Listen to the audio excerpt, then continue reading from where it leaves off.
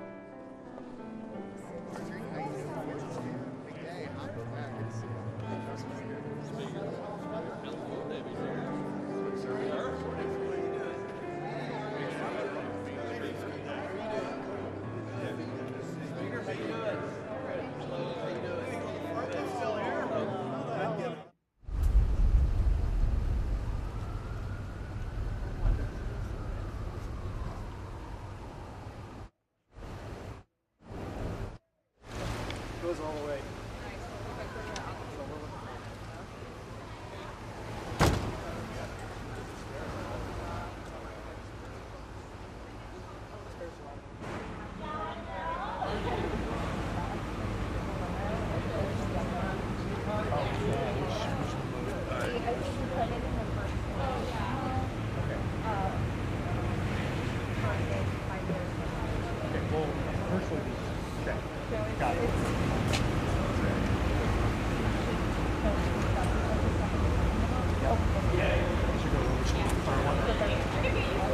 That's where pioneers are.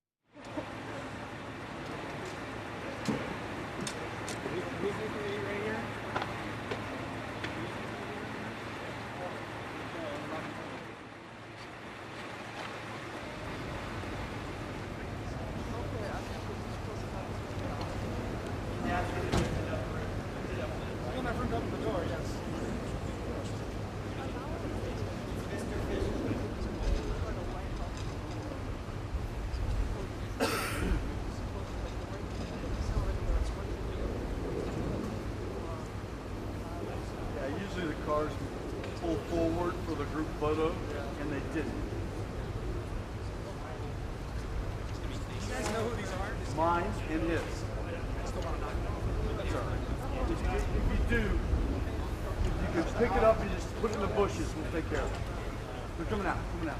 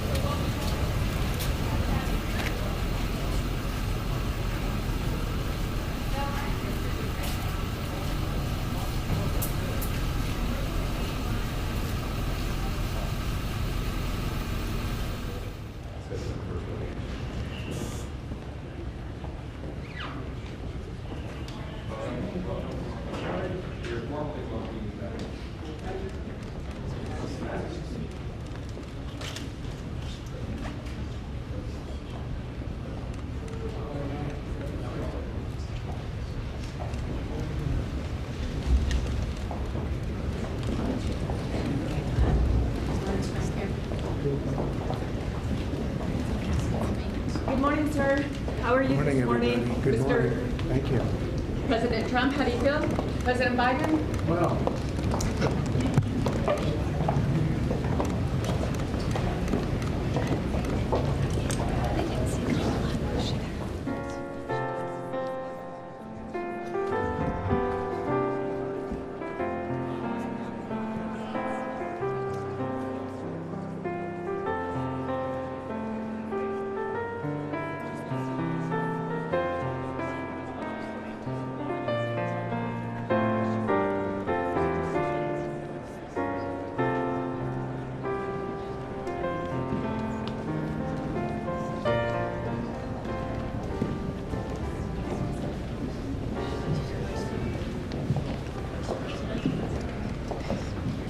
Good morning, Mr. Vice President. How do you feel?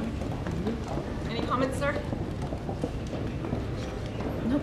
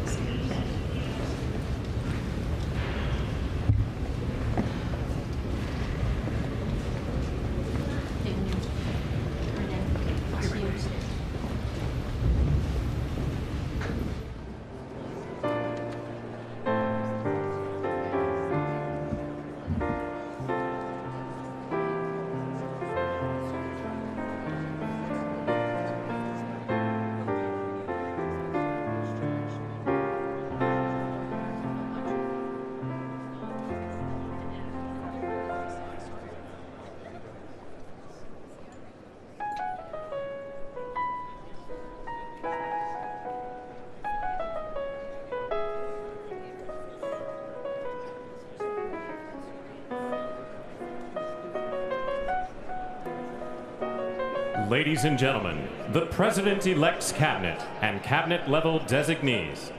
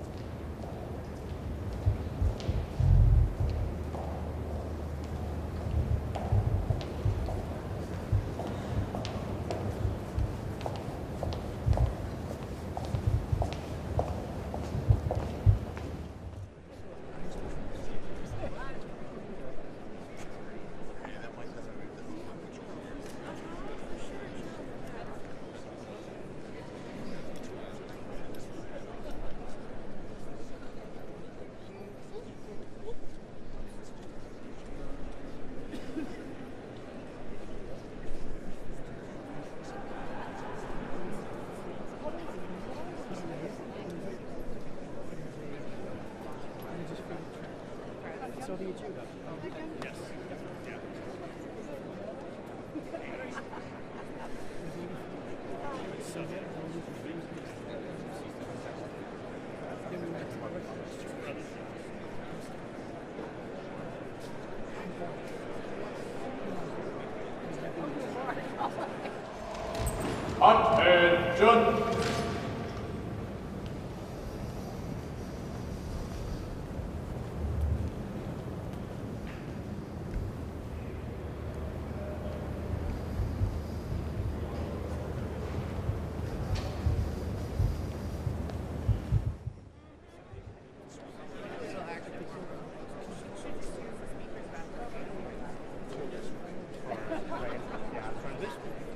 Just trying to catch her eye.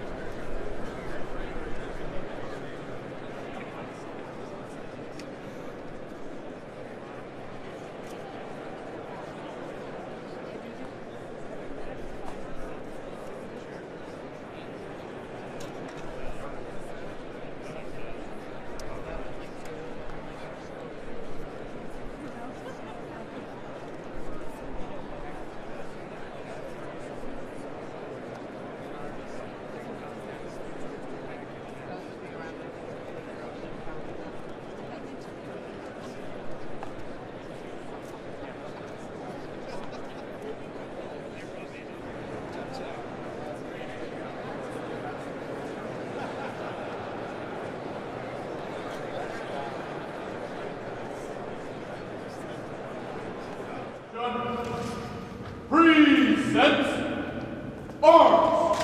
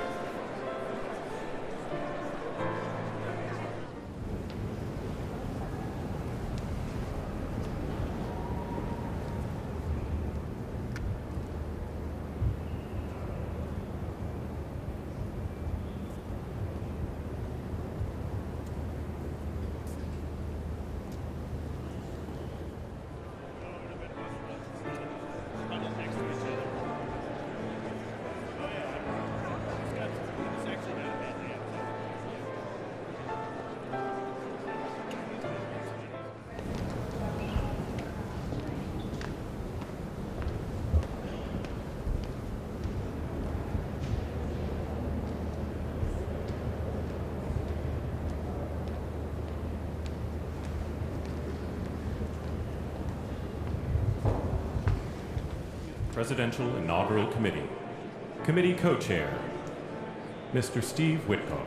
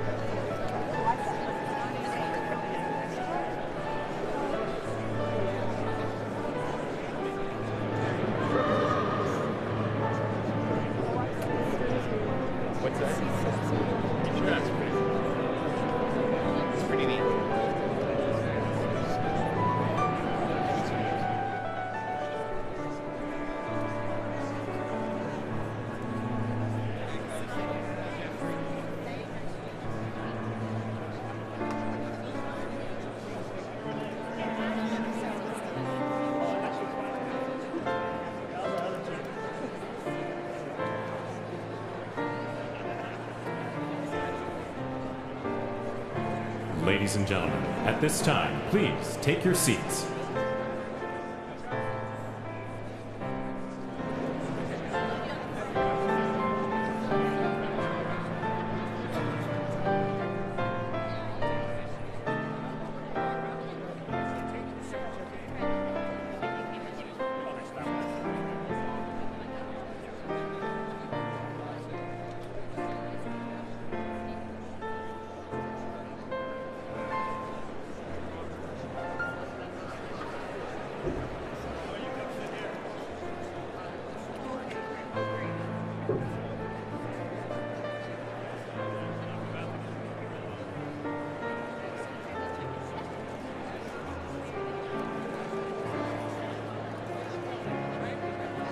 Ladies and gentlemen, at this time, please be seated.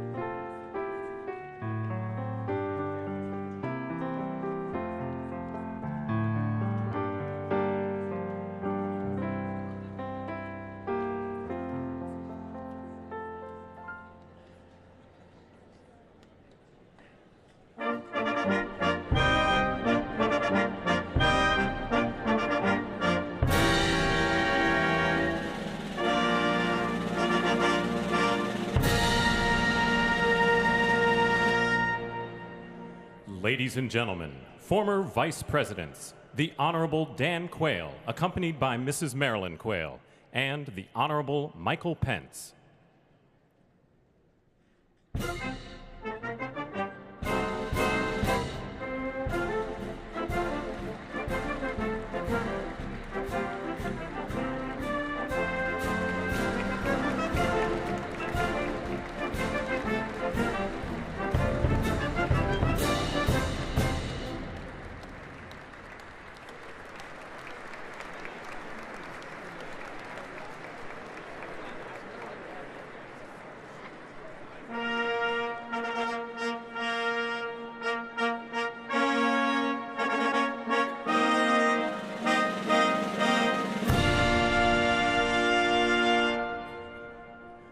Ladies and gentlemen, the 42nd President of the United States, the Honorable William J. Clinton, accompanied by the Honorable Hillary Rodham Clinton.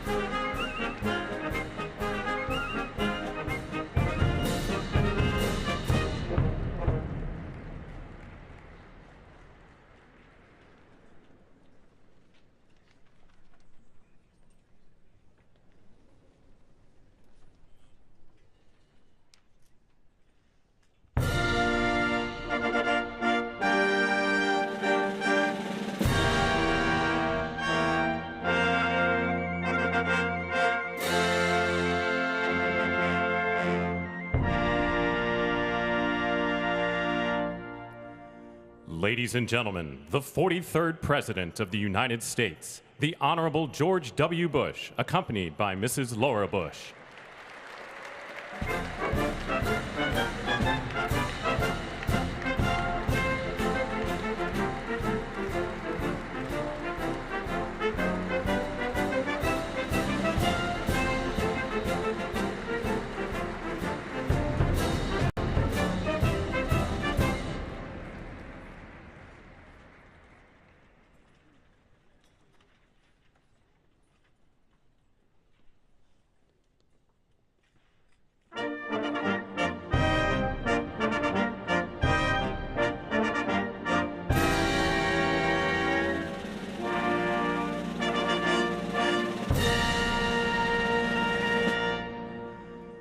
Ladies and gentlemen, the 44th President of the United States, the Honorable Barack H. Obama.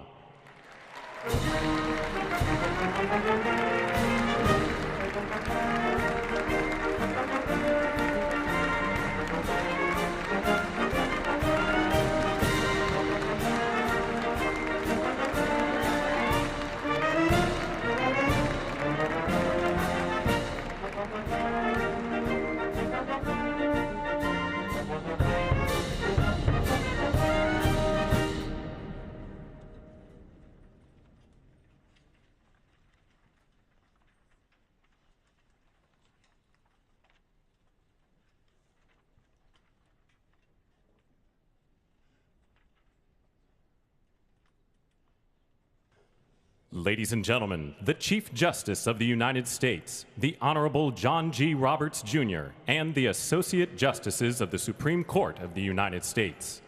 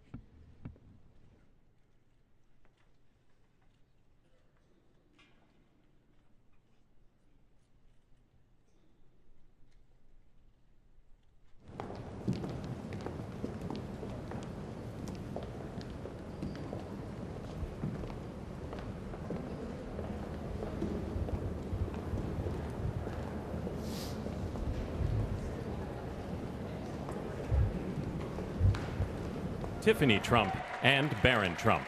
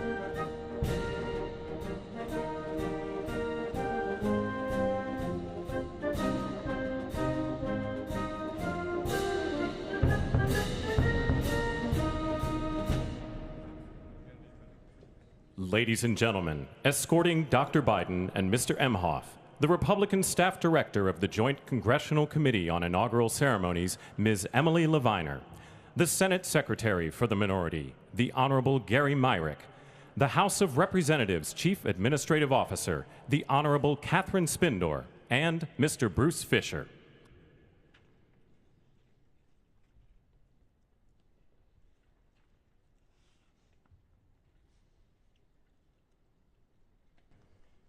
Ladies and gentlemen, Dr. Jill Biden and Mr. Douglas Emhoff.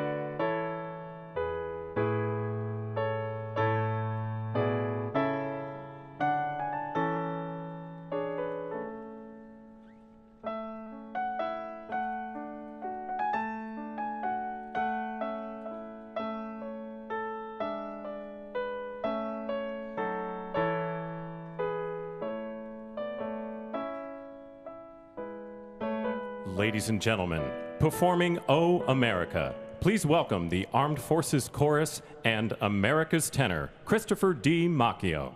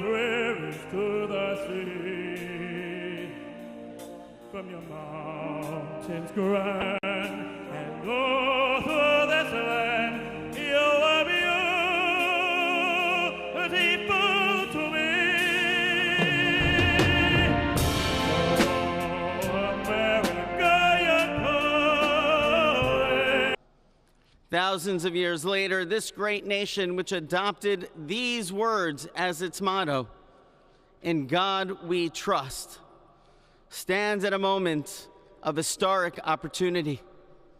Americans are searching for meaning. Our merciful Father, help us rise to meet this moment. Bless President Donald J. Trump and Vice President J.D. Vance with the strength and courage to choose the right and the good. Unite us around our foundational biblical values of life and liberty, of service and sacrifice, and especially of faith and morality, which George Washington called the indispensable supports of American prosperity. Guide our schools and college campuses, which have been experiencing such unrest, to inspire the next generation, to pair progress with purpose, knowledge with wisdom, and truth with virtue. Hear the cry of the hostages, both American and Israeli, whose pain our president so acutely feels. We are so thankful for the 3 young women who yesterday returned home, and pray that the next 4 years brings peace to Israel and throughout the Middle East. Almighty God, grant all Americans the opportunity to realize our shared dream of a life filled with peace and plenty, health and happiness, compassion and contribution. Stir within us the confidence to rise to this moment. For while we trust in God, God's trust is in us, the American people.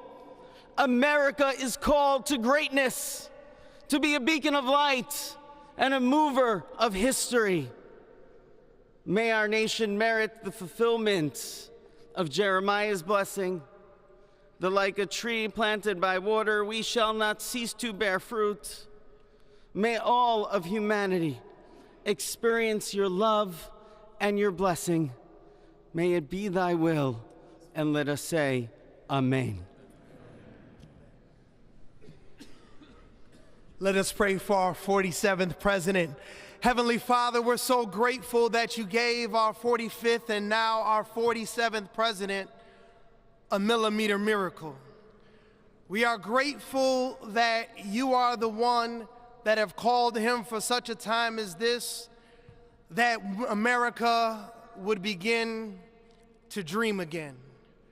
We pray that we would fulfill the true meaning of our creed, that we hold these truths to be self-evident, that all men are created equal. We pray that you use our president, that we will live in a nation where we will not be judged by the color of our skin, but by the content of our character. Heavenly Father, in the name of Jesus, we are so grateful today that you will use our 47th president so we would sing with new meaning, my country, 'tis of thee. Sweet land of liberty, of thee I sing. Land where my fathers died, land of the pilgrim's pride, from every mountainside. Let freedom ring, and because America is called to be a great nation, we believe that you will make this come true. So let freedom ring. From the prodigious hilltops of New Hampshire, let freedom ring. From the mighty mountains of New York, let freedom ring. From the heightening Alleghenies of Pennsylvania, let freedom ring. From the snow-capped Rockies of Colorado, let freedom ring. From the curvaceous hilltops of California, but God, we're asking you not only that, let freedom ring from Stone Mountain, Georgia. Let freedom ring from Lookout Mountain of Tennessee. Let freedom ring from every hill and every molehill in Mississippi, from every state, every city, every village, and every hamlet. And when we let freedom ring, we will be able to speed up that day where all of your children, black men and white men, Protestant and Catholic, Jew and Gentile, will be able to sing in the meaning of that old Negro spiritual, free at last. Free at last. Thank you, God Almighty. We are free at last. If you believe where the Spirit of the Lord is, there is liberty. Come on, put your hands together and give your great God great glory.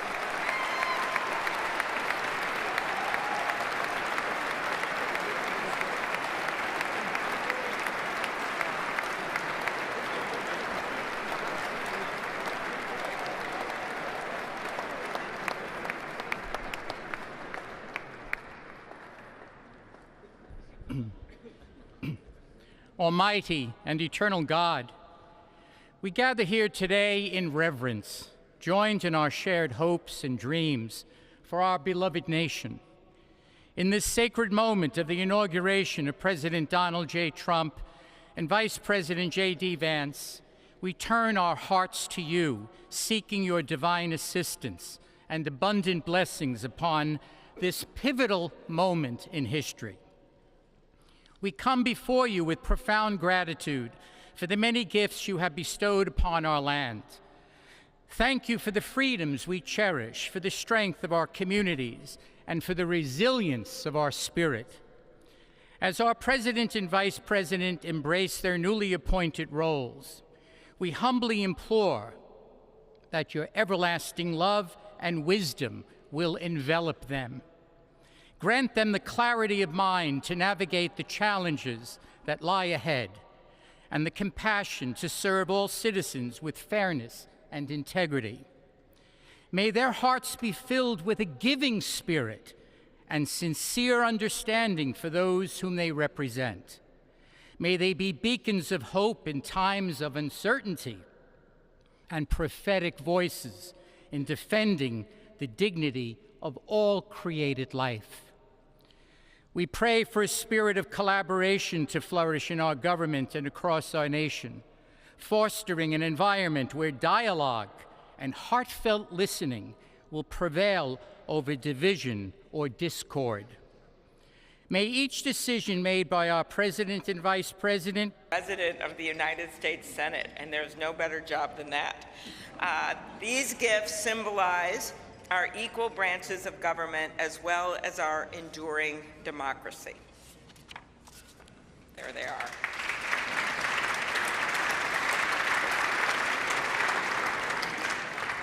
I will now invite Speaker of the House, Mike Johnson of Louisiana, to give the toast to the Vice President.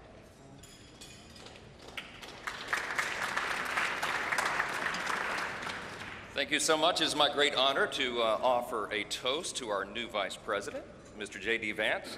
J.D., you wrote something very poignant in your memoir, actually many things very poignant, but let me quote you here. What separates the successful from the unsuccessful are the expectations they had for their own lives. That's really meaningful. That expectation is a powerful thing. We remember the people in our lives who provided that to us. We all need that. Everybody needs hope and encouragement. They need a greater expectation. We need people in our lives who will make us look farther and reach higher.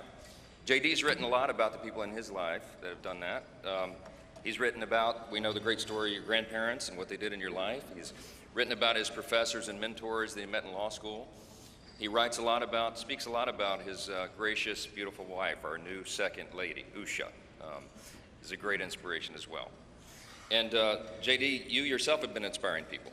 Your story really has. It's one of the reasons that I believe God has raised your platform as he has, because you've been so faithful to tell that story and to inspire so many others. And so our hope and our prayer is, as you continue to do this, that as you go to help us execute on the America First agenda, that you also do what you've been doing so well all along, and that is providing a model for what is possible in America. What a great story, what an inspiring story you've had, and it's just getting started. I pray specifically that you inspire a lot of the young men in America. Some of them feel hopeless and stagnant sometimes, and you're a great example to all of them and to all of us, that if you work hard and you play by the rules and you do the right thing, you can make a better life. You're now the Vice President of the United States, my friend. So everyone, will you please join me in raising a glass to our own mentors, the people who inspired all of us, to the possibilities of our own future, to these great new horizons. What a perfect choice this was for the painting, the artwork today, and to the great example of our new Vice President, Mr. J.D. Vance. You're here.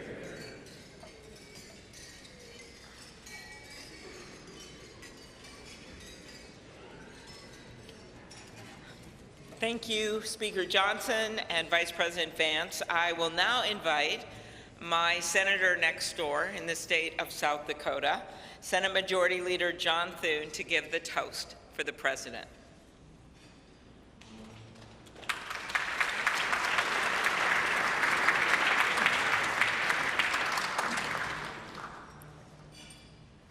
Well, Mr. President, Madam First Lady, congratulations. It is an honor for all of us to be able to be here today with you on this historic day as we celebrate your inauguration. Mr. President, one of the most important influences in my life when I was getting started in politics was Ronald Reagan. His philosophy of limited government, his belief in peace through strength, the strength of his convictions, were all things that appealed to me. But I was also drawn by his optimism and by his belief in America. And Mr. President, those are qualities that I see in you. One of the things that resonated throughout your campaign was the unshakable belief in our country and in her citizens. You remind us of everything that's possible in America. I'm looking forward to working with you over the next 4 years to build up our great country. It says in the scriptures that if you ask for wisdom, it will be given to you and given to you generously. And so I pray, and our prayer is, that God will richly bless you in the years ahead and grant you not only strength, but wisdom. And ladies and gentlemen, I ask you to join me in raising a glass to the President of the United States, President Donald Trump. Hear, hear.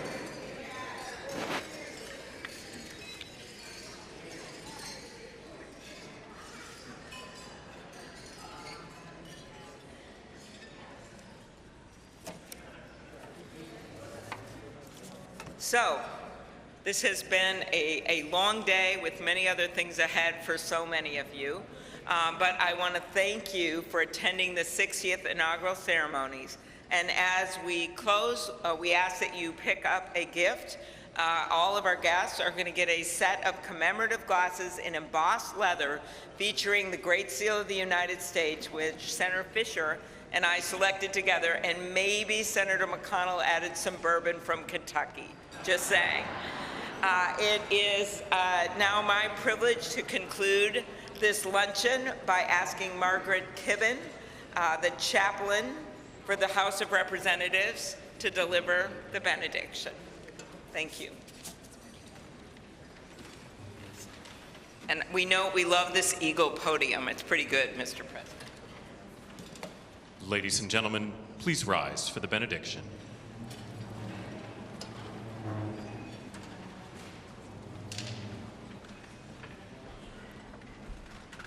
Would you pray with me? Holy and merciful God, having witnessed another successful moment in the experiment that you have entrusted into the hands of the American people, we pray your blessing on our 47th President of these United States, Donald J. Trump, and Vice President James D. Vance. Ensure that this mantle of singular responsibility that you have laid upon our President's shoulders remains secure in your will and safeguarded in your keeping. Uphold him as he preserves, protects, and defends the Constitution to the best of his abilities, relying on your divine help. God of power and might, grace and mercy, grant that your spirit of counsel has access to the President's heart to search it, to his mind to examine it, to his will to test it, that his faithfulness would bear witness to your truth. Surround him with angels and advisors who will serve as your agents to guide and guard him, caution and encourage him to remain upright and blameless in your sight. Buckle the belt of truth around his waist. Place the breastplate of righteousness over his heart. Fit his feet with readiness, that your gospel of wisdom and justice will shine forth throughout. Congressional Committee on Inaugural Ceremonies and the official party depart National Statuary Hall.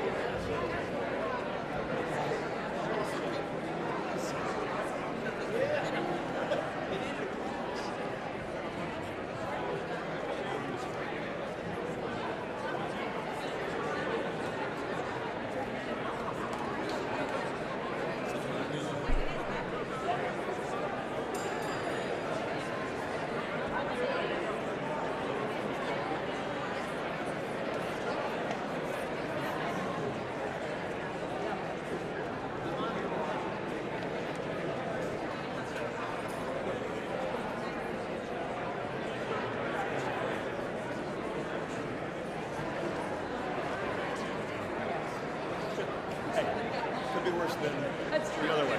Right.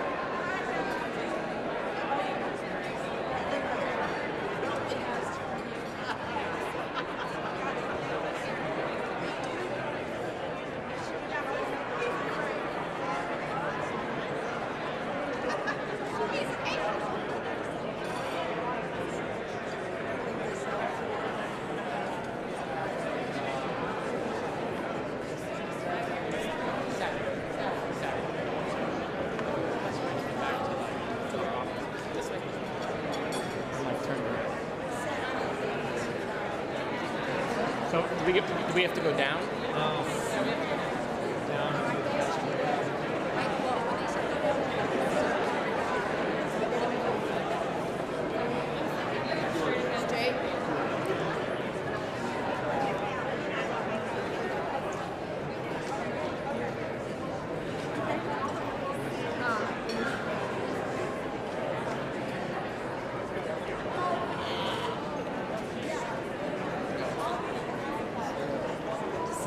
Step to the governor's mansion, and then 1600 Pennsylvania.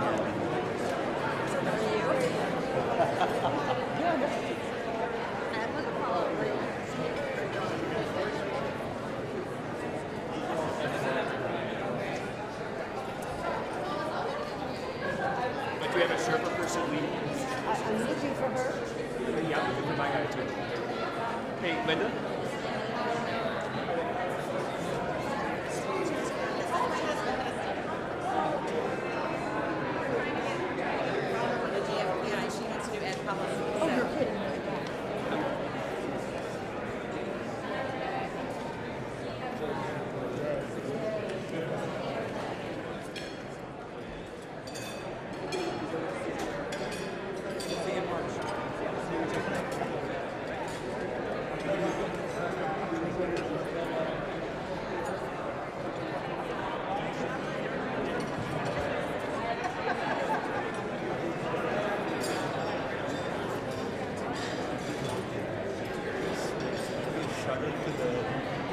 Villa Hotel, and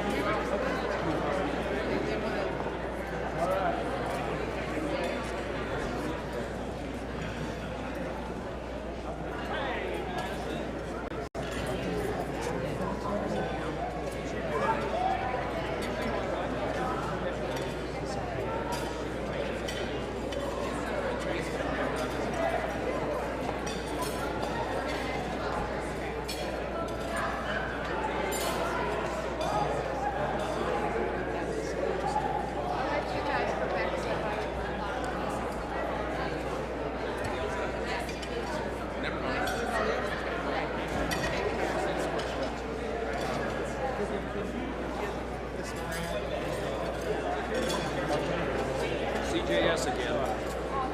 You too? I'm Jerry Moran. Hello there. Hello, Cynthia.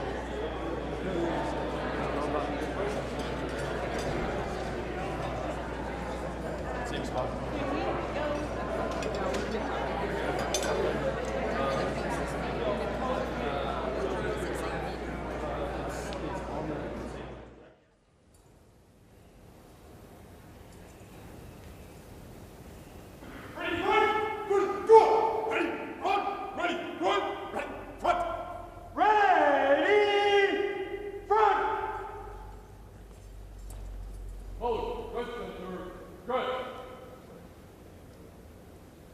Officers, just center.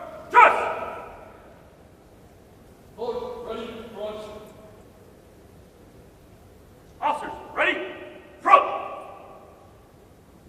Ceremonial. Ceremonial. At ease. Hold, stand at ease. Attack. Ceremonial. At ease.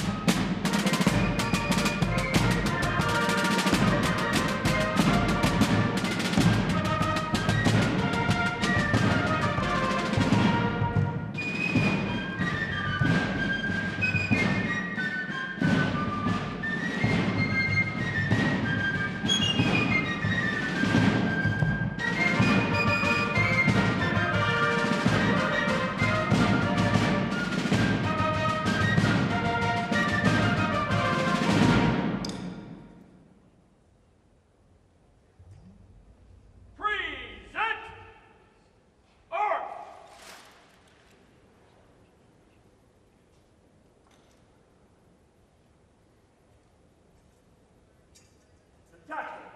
Present. Arms.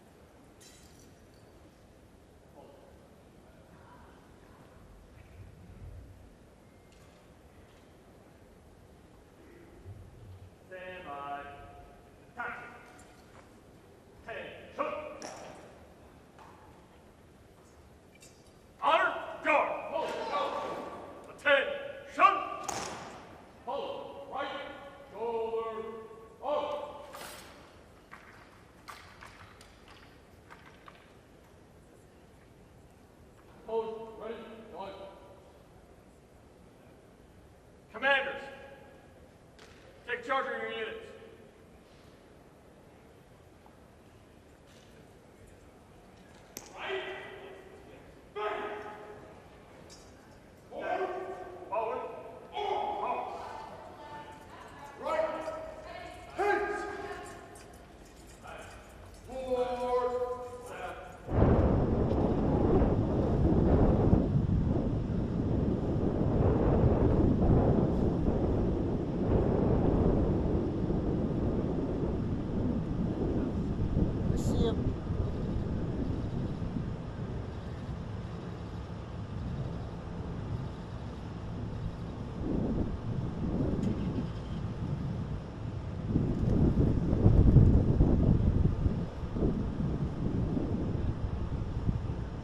That was it. Got in the passenger side, I think. Or sorry, the driver's side. Well, we'll find out.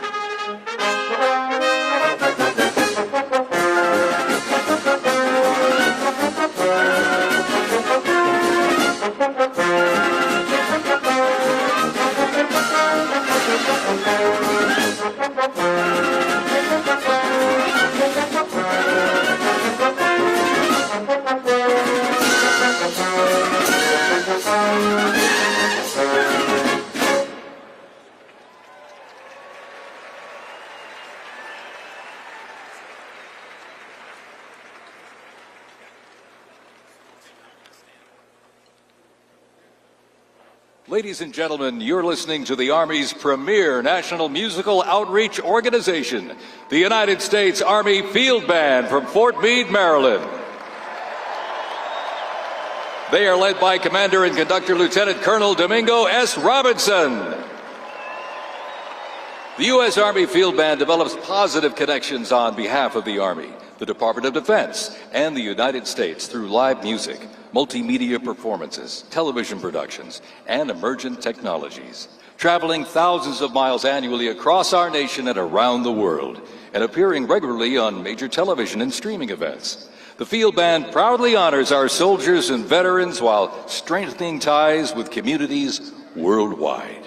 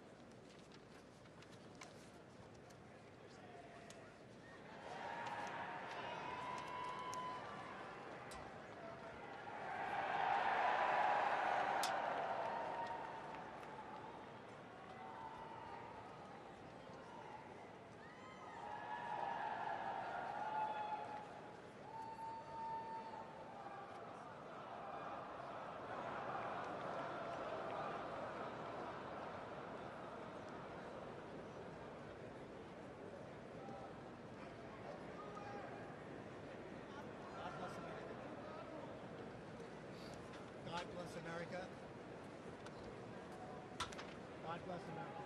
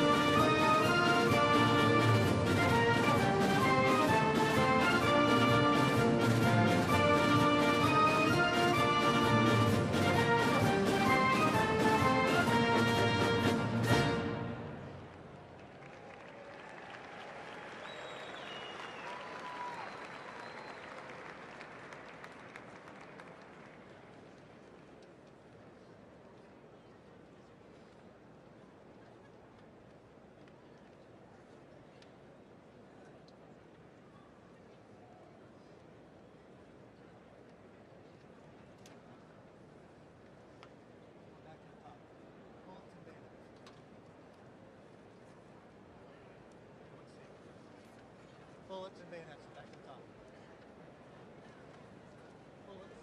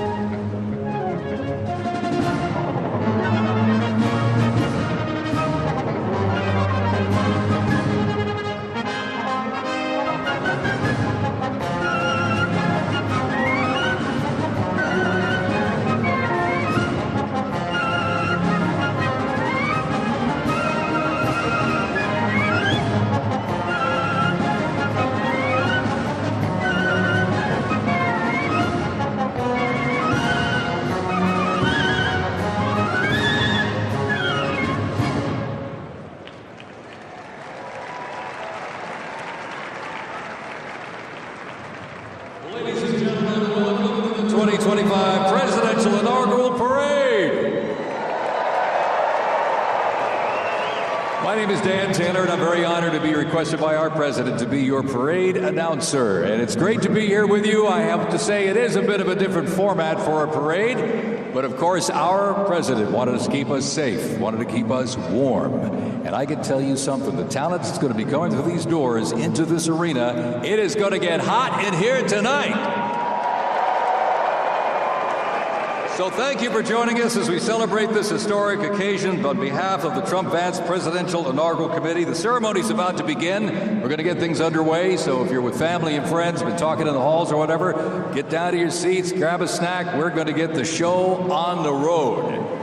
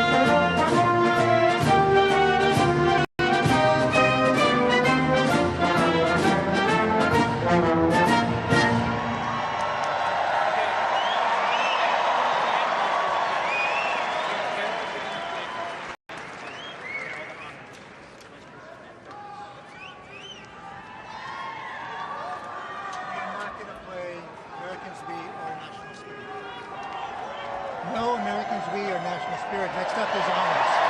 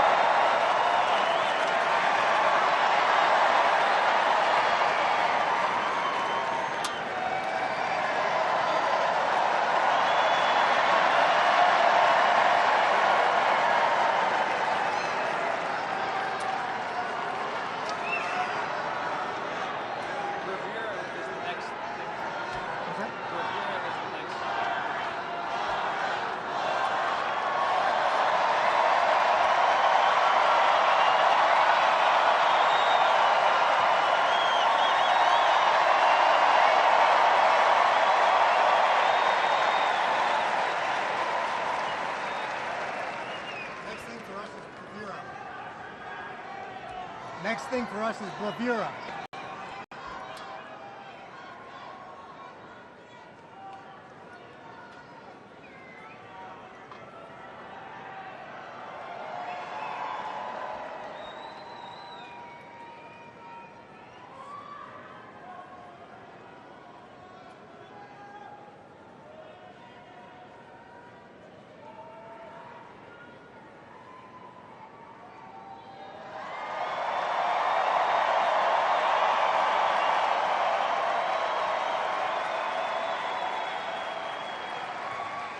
Ladies and gentlemen, we'd like to welcome the official fanfare music group of the President of the United States. Under the direction of Major Aaron Morris, the U.S. Army Band Herald Trumpets performing their fanfare that's actually written for the 47th President of the United States. Listen to this, it's amazing. This is Brass and Glory.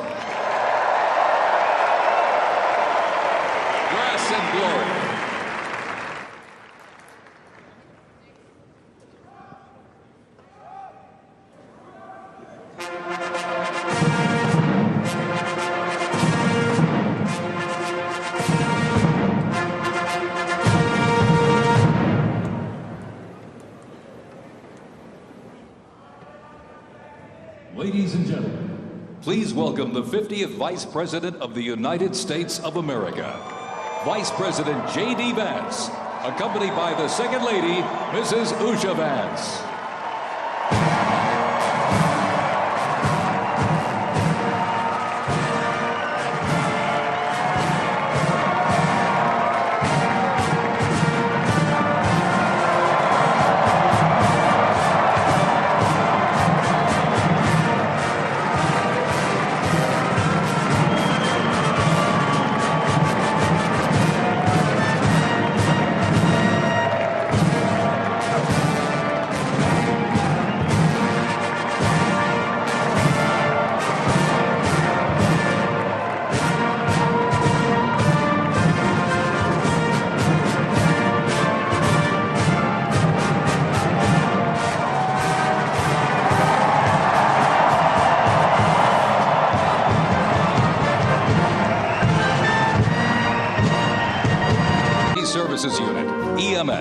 911 radio dispatch, and hospital personnel, who all heroically stepped into action during the horrific attack. They are also paying tribute to the courageous service of first responders nationwide.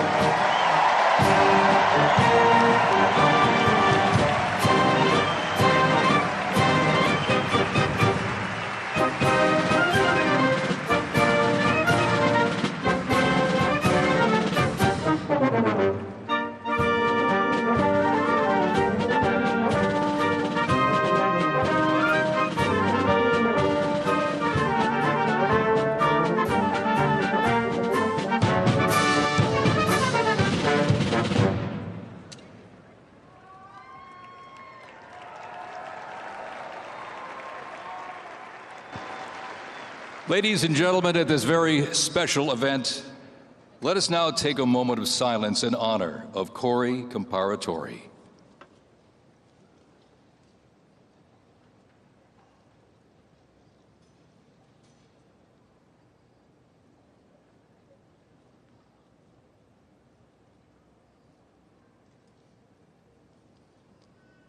Thank you very much, ladies and gentlemen.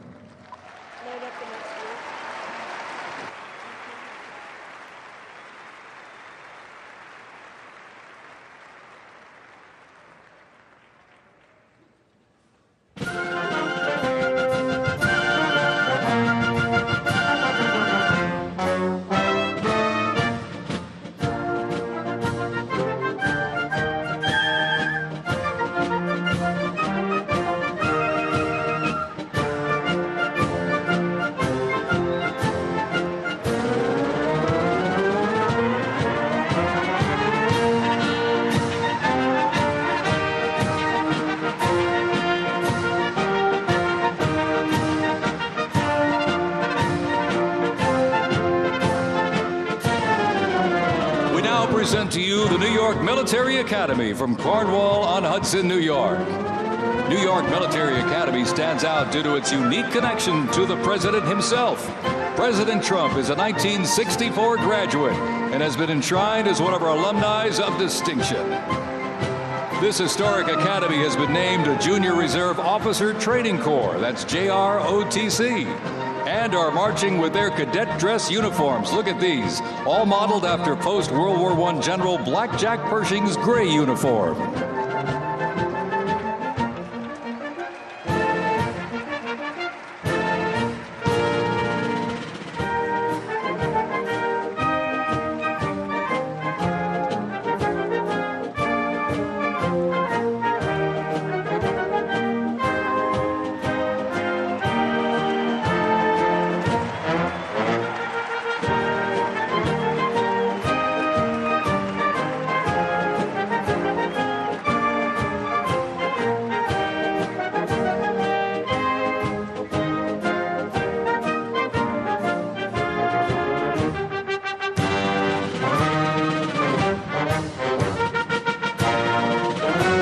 Introducing the Palm Beach Police and Fire Honor Guard unit, representing the town of Palm Beach, Florida.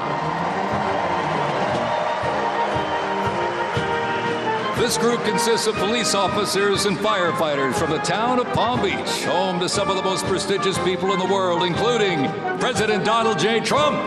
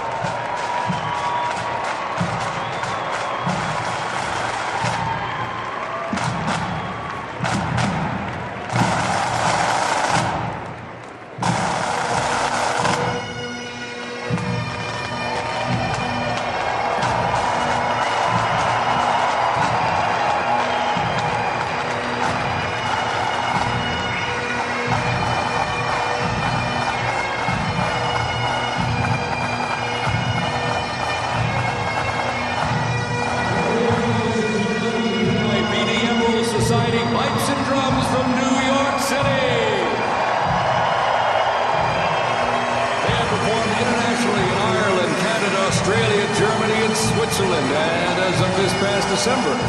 The band has had the distinct honor to perform at the 75th commemoration of the attack on Pearl Harbor in Oahu, Hawaii. The band has also played for hospitalized children, military veterans, as well as the 1980 and 2005 presidential inaugural parades, and His Holiness Pope John Paul II. The NYPD Emerald Society Pipes and Drums formed way back in 1960. And you know, they are the oldest, largest police pipe band in the United States, comprised of all active and retired police officers of various ranks and assignments. Listen to those bagpipes. Let's hear it for them, folks.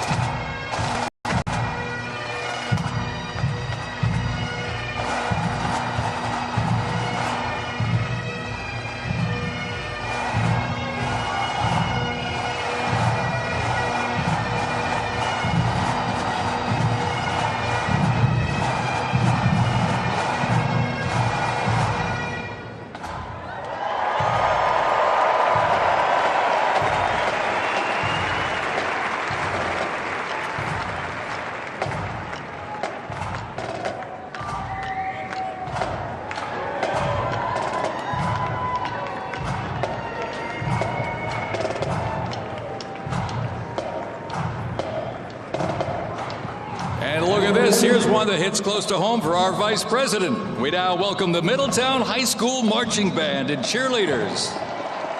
They're traveling all the way from Middletown, Ohio to proudly represent their school, our nation, and outstanding alumni, including our new Vice President of the United States, J.D. Vance.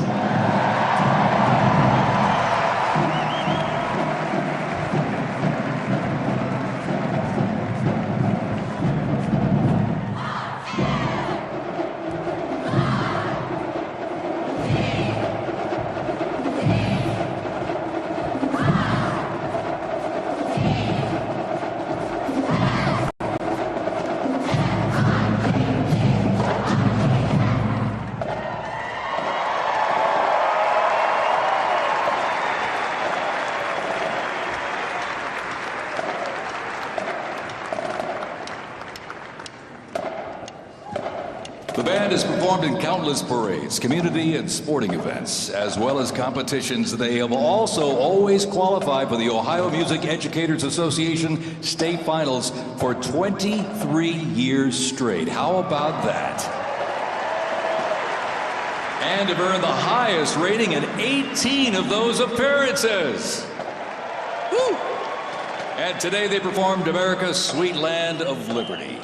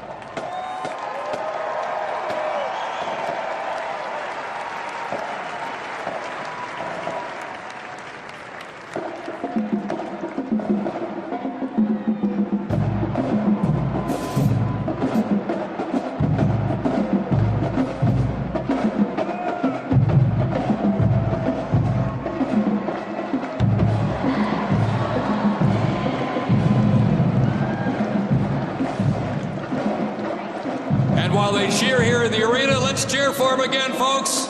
From our VP hometown, Middletown High School Marching Band.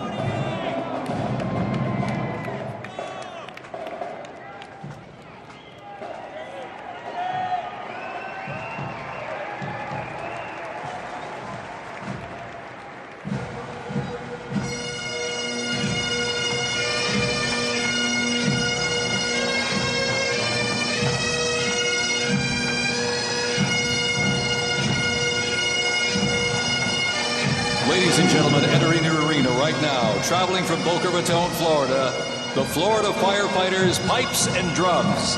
And they are well seasoned when it comes to civic events. They've played and participated in parades, memorials, and other ceremonial events across both the United States and Europe.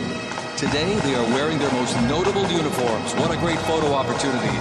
Consisting of the Glengarry headgear and kilts. And they are proud to honor their fallen brothers and sisters each and every day.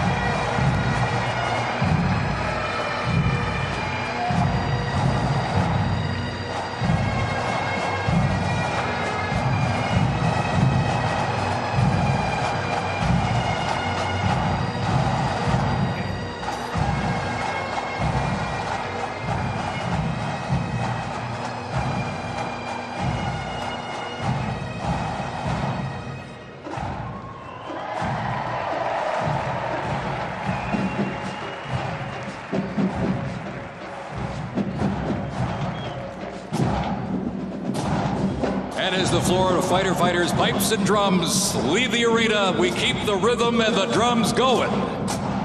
Please welcome the Stewart's Creek High School Marching Band. Traveling all the way from Smyrna, Tennessee, they are proud to represent the volunteer state in the 2025 Presidential Inaugural Parade.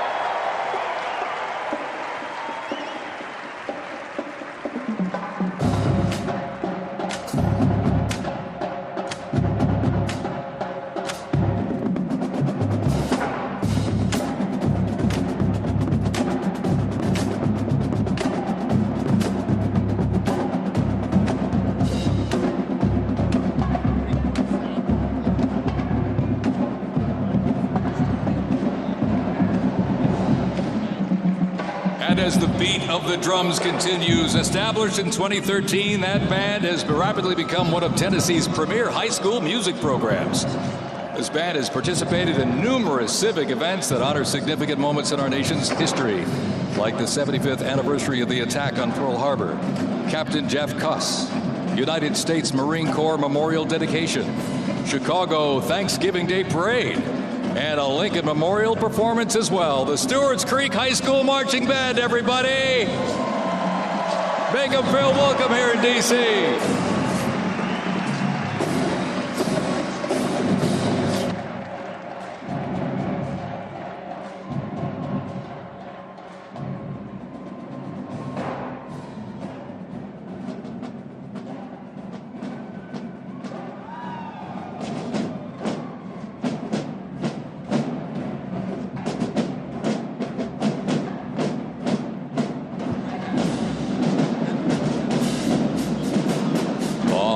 Ladies and gentlemen, now welcoming the Mississippi Valley State University Band. They're traveling all the way from Itta, Mississippi. Look at this, gang. This is the Mean Green Marching Machine. They are proud to represent historically black colleges and universities at the 60th Presidential Inauguration.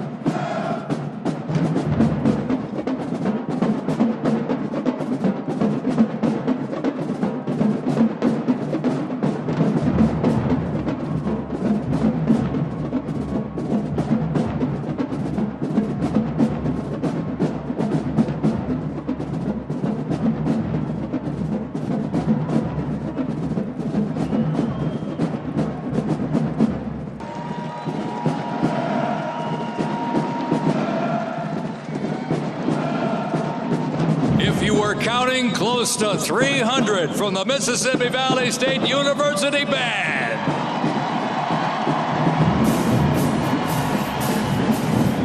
You know, since its founding, the band has consistently played a significant role at their university and across the United States. They have performed for athletic events, Mardi Gras parades, Rose Bowl parades, and many, many more.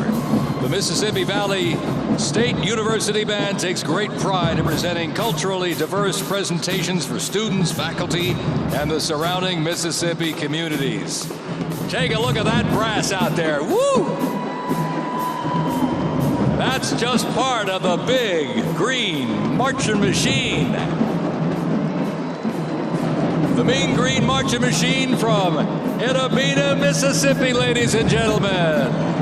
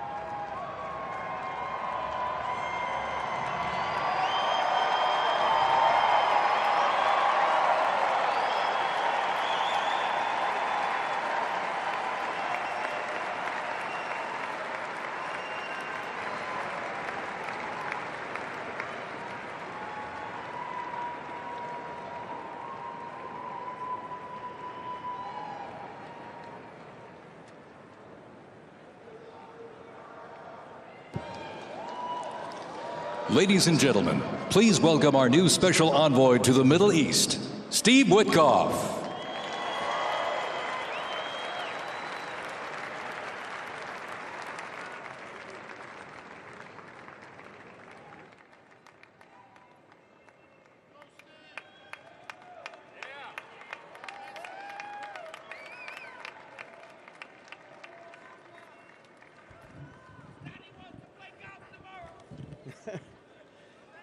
Good evening, everybody.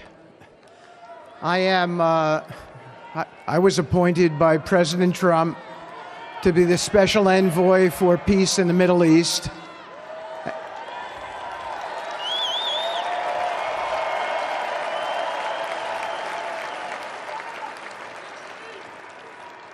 And I'd like to describe to you some of the things we're doing and how it informs on President Trump's policies.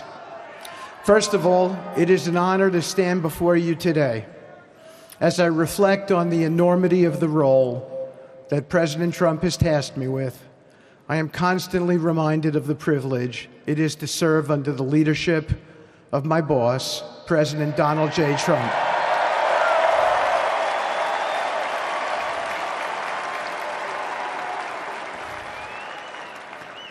His presidency has provided a clear, bold vision for the Middle East, and it is this vision that guides every step I take in the mission.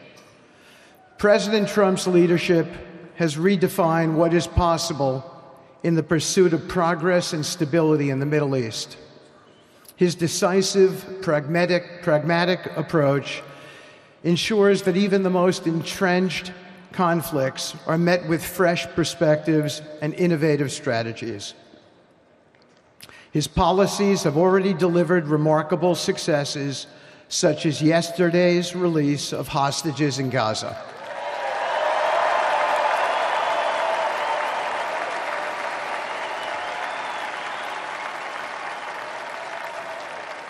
Thank you. This achievement demonstrates the strength of President Trump's leadership and the respect he commands on the global stage. It is yet another example of his ability to deliver results in the most complex and challenging situations. The Abraham Accords, a testament to his vision and determination, have also brought historic progress to the region, transforming old rivalries into new alliances. These agreements are not merely symbolic. They represent a practical roadmap for peace, economic cooperation, and mutual respect across nations. My role, as President Trump has tasked me, is straightforward yet profoundly challenging: to turn his vision into actionable outcomes. He sets the agenda, he lays the framework, and he inspires people like me into bold action. My responsibility is to implement his vision, engaging with leaders across the region to find pathways towards sustainable peace and stability. And let me tell you, having Donald Trump as a boss makes this task not only possible, but far more effective.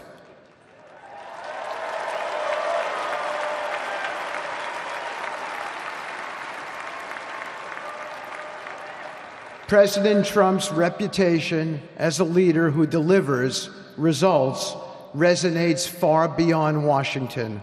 Leaders in the Middle East know he means what he says.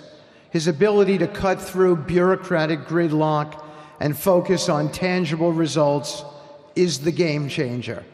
It allows me to approach delicate negotiations with the confidence that the full weight of the United States is behind me. The principles President Trump has laid out for our approach to the Middle East and foreign policy in general are fourfold, and they are clear. 1, respect for sovereignty. Every nation deserves the right to determine its own destiny, free from the interference of external powers. 2, economic prosperity as a bridge to stability. Through economic partnerships and investment, we can build a foundation for cooperation that transcends historical grievances. 3, courageous diplomacy. Real progress requires difficult conversations and bold decisions, and it is through these that trust is built and maintained. And finally, 4, reciprocity and accountability.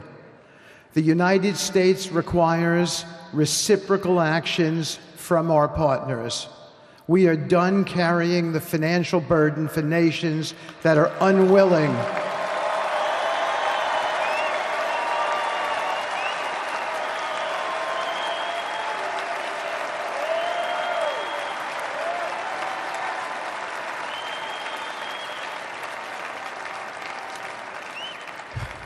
We are done carrying the financial burden for nations that are unwilling to fund their own progress. The days of blank checks are over.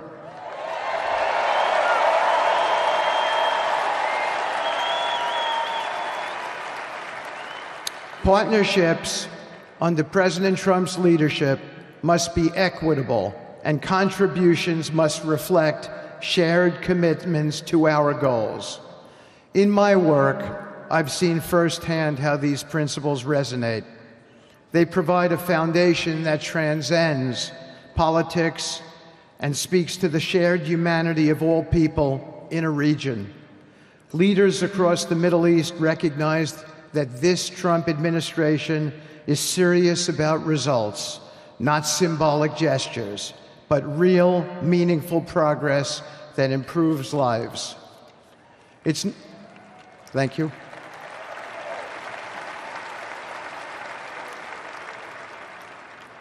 It's not always easy. There are moments of deep challenge and frustration. Decades of mistrust cannot be undone overnight. Yet I take comfort in knowing that I am not in this alone. President Trump's clarity of vision ensures that I never have to question what success looks like. His leadership provides the confidence and direction necessary to navigate these complexities. As we move forward, my commitment is to continue the work of advancing President Trump's vision for the Middle East. Whether through expanding the Abraham Peace Accords, fostering economic development, or facilitating dialogue between long-standing adversaries, my focus remains on actionable results. Let me close by saying this: a stable and prosperous Middle East is not an unattainable dream. It is a goal within our reach, made possible by strong leadership and unwavering commitment. Under President Trump's guidance, we are proving that the impossible can become reality. Thank you, but I have one more thing to say. We have some special people for me to introduce you to tonight. President Trump has been talking to them as well. They are the families of hostages from Israel who have been in Gaza for the last year and a half. There are many of them here today. Several of the families have lost children and loved ones, and they're here because they're part of an effort to retrieve their bodies so they can be buried in a proper way. Several have children who are still in captivity. There is an American family here whose loved one is scheduled to come out in 14 days, and they're going to be meeting the president tonight. So let's give them all some love and a big hand. Come on up.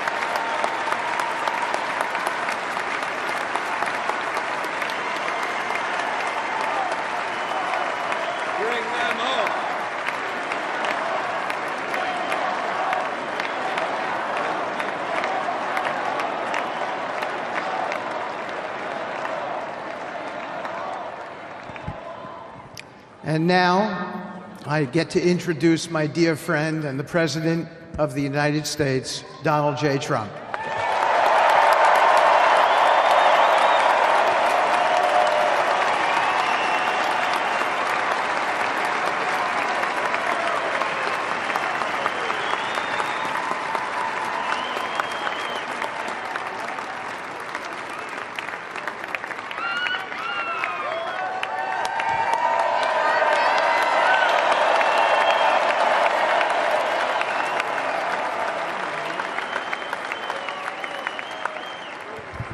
Thank you very much, everybody. Appreciate it. Thank you.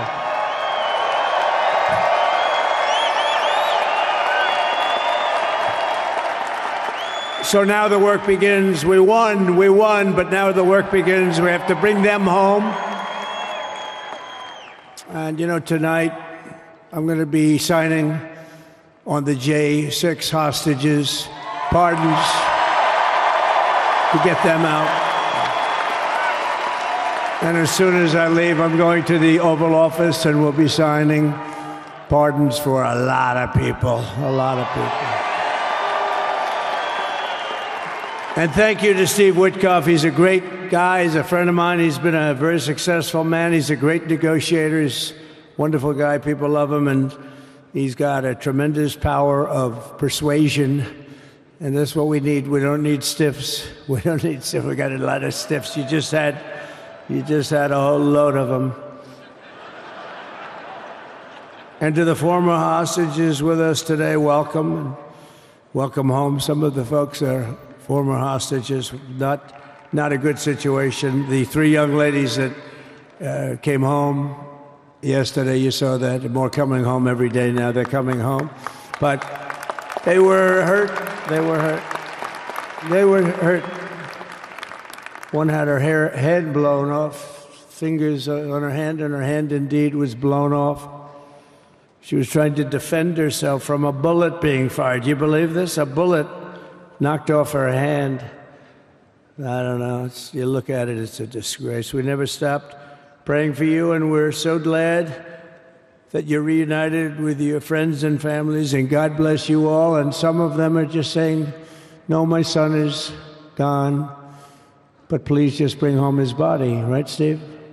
Many of you have told me that your son is gone, but bring home his body. It should have never happened. 3 years, it's ridiculous. Should have never happened. Wouldn't have happened. I also want to express my tremendous gratitude to the hundreds of thousands of proud American patriots who came from all across the country to join us in this celebration. It's a celebration of a big win.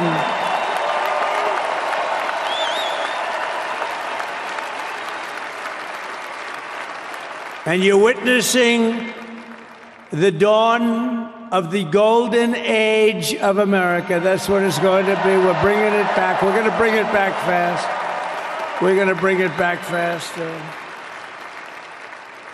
Let us also thank the incredible service members, National Guardsmen, police, Secret Service, and law enforcement personnel who are keeping us all safe, even though, and they are great people. New York's finest.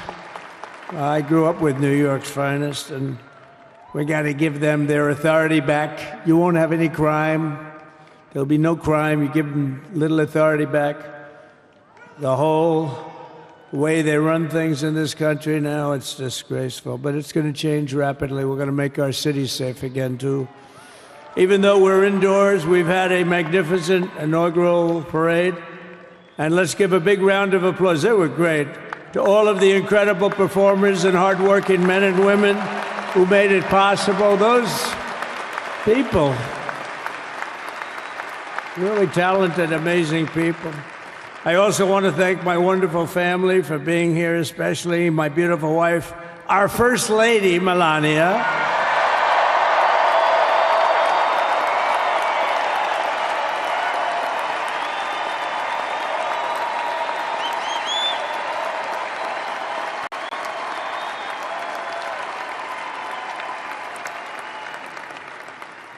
I love our First Lady. And also, JD. How good has JD been? And his beautiful wife, Usha. How good is JB? JD has been great. He's another good negotiator, Steve. He's a great negotiator, too. We need negotiators in this country. But so many of the people on the stage behind, not only family members, as an example, Lara Trump, the wife of Eric. She was the head of the Republican Party, along with my friend Michael. Stand up, the two of you. What a job. What a job they did. They worked so hard. They knew there'd be rigging, but they said, we're going to make it too big to rig, and we did. We made it too big to rig. We won every swing state by a lot. We won the popular vote by millions and millions of votes. We won the whole ball of wax. And now we're going to go and drill, baby, drill, and do all the things that we've wanted to do and bring your costs down, your prices down, and make our country safe. So thank you very much, Michael. Thank you very much. What a job you've done, Michael. I'm never moving you, you know. He was thinking about getting a nice job in the administration. I said, no, I'm leaving you right where you are. You've done a very good job. We're not moving you, Michael. I'm sorry. Anyway, thank you very much. Appreciate it. Appreciate it very much. Right here with us also in the arena, I'm about to sign some very important executive orders of our new administration.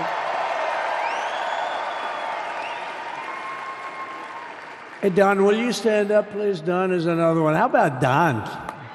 This guy.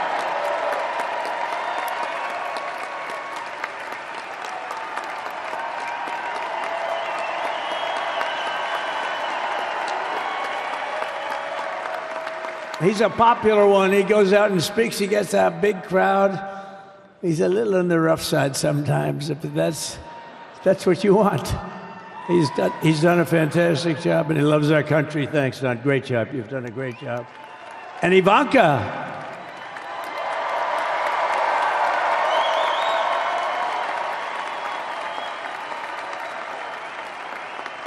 And you know, Jared negotiated the Abraham Accords, which are it's the biggest deal made in the Middle East in many, many years, and it's really something. Jared, stand up, Jared. The Abraham Accords.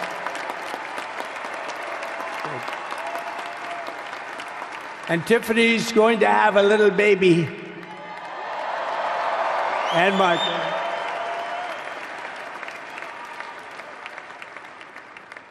And then I have a very tall son named Barron. Has anyone ever heard of him?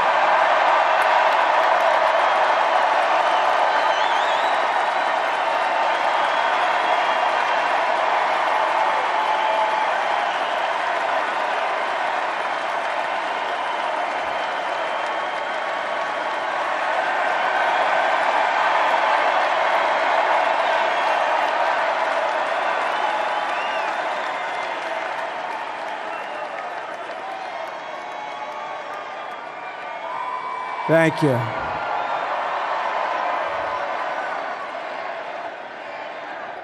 He knew the youth vote. You know, we won the youth vote by 36 points.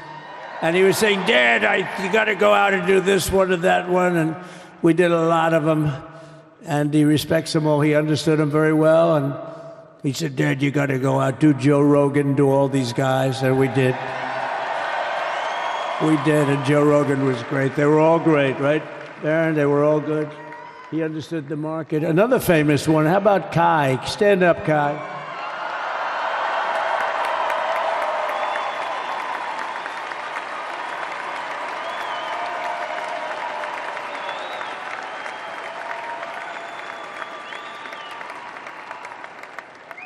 Is that Byron Donalds back there? Stand up, Byron. Stand up. What a future this one has. What a future. That's great, Byron. Thank you very much. And how about Lutnick, Secretary of Commerce? He's going to take in more money than any country has ever even thought about. He's going to take in some money. And we have many others. Look, I'm not going to go through it, but we're going to sign some orders right now, and that's really what I want to do. So we're going to sign executive orders. First, I'll revoke nearly 80 destructive and radical executive actions of the previous administration, one of the worst administrations in history. Maybe not one of them, the worst. Anybody that would allow millions of people to pour through our borders from jails, prisons, mental institutions, insane asylums, gang members to be taken off the streets of Venezuela and deposited in our country, and many, not just Venezuela. You know, crime in Venezuela is down 74% because they took their criminals and gave them to us through an open border policy of the previous administration. All over the world, they're emptying their prisons into our country. They're emptying their mental institutions into our country. It stops as of 1 o'clock this afternoon. Okay, it stops.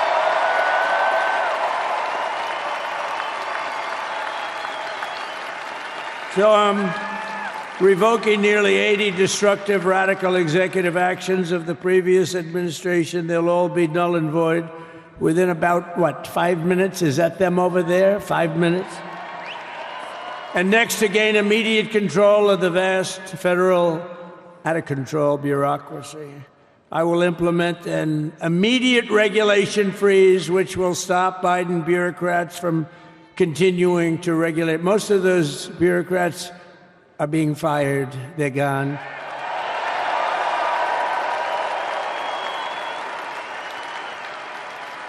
Should be all of them, but some sneak through, but we have to live with a couple, I guess.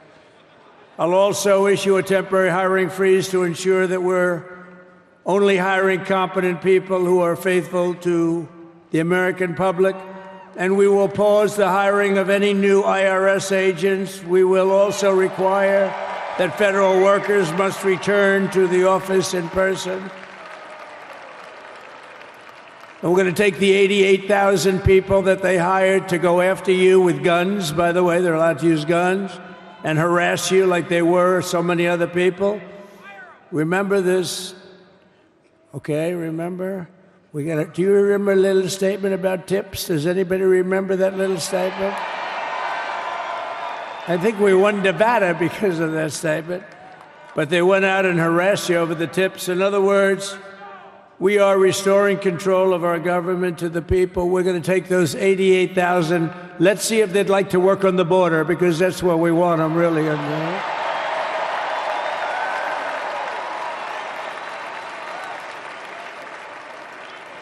So we're going to have no tax on tips, right? No tax on tips.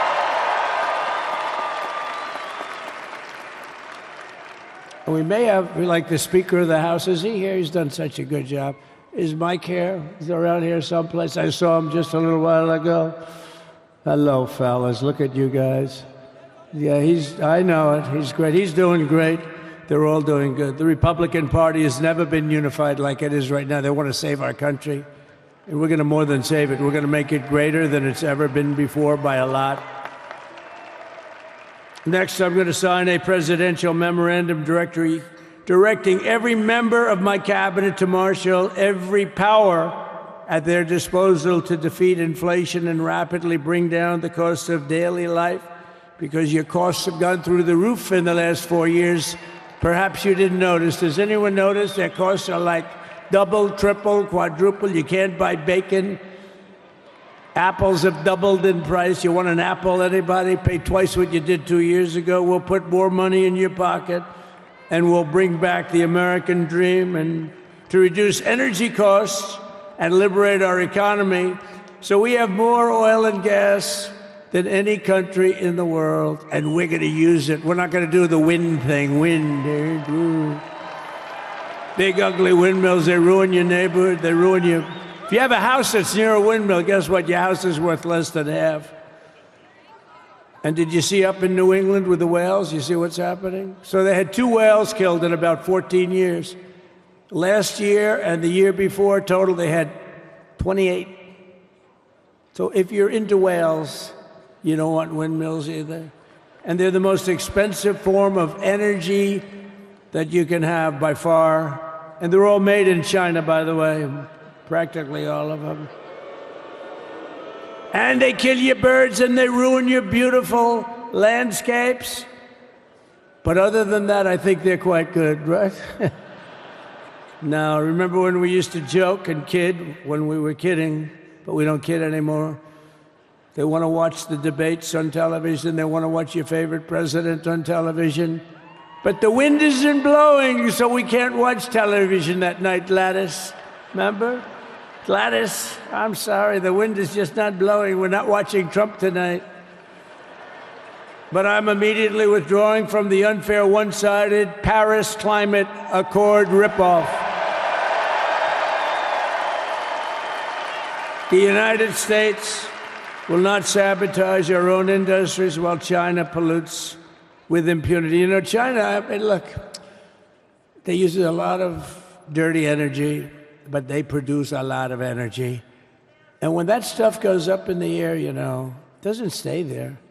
It's not like you got a wall. We love walls, don't we? Not like you have a wall around and it doesn't. It floats into the United States of America after 3.5 to 5.5 days. It floats across the oceans and it comes right over your neighborhood and it falls into your neighborhood.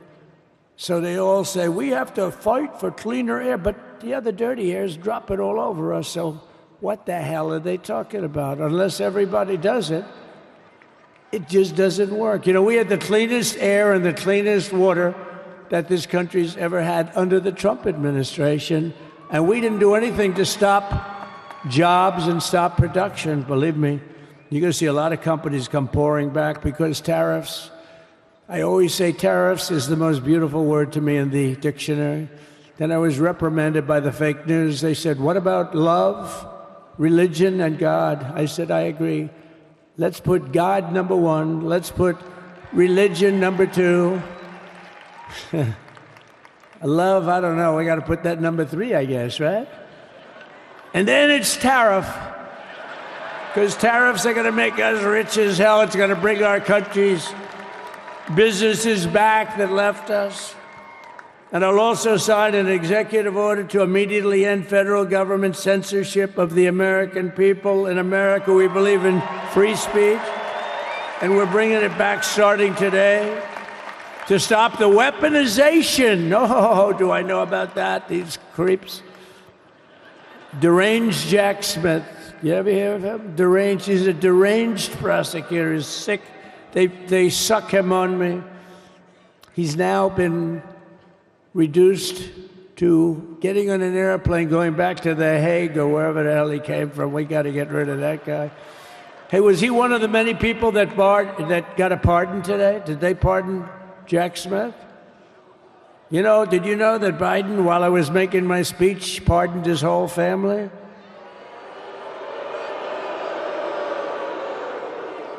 The brother, the whole deal was pardoned. Can you imagine that? While I was making my speech. Did everybody hear my speech? Did you like my speech?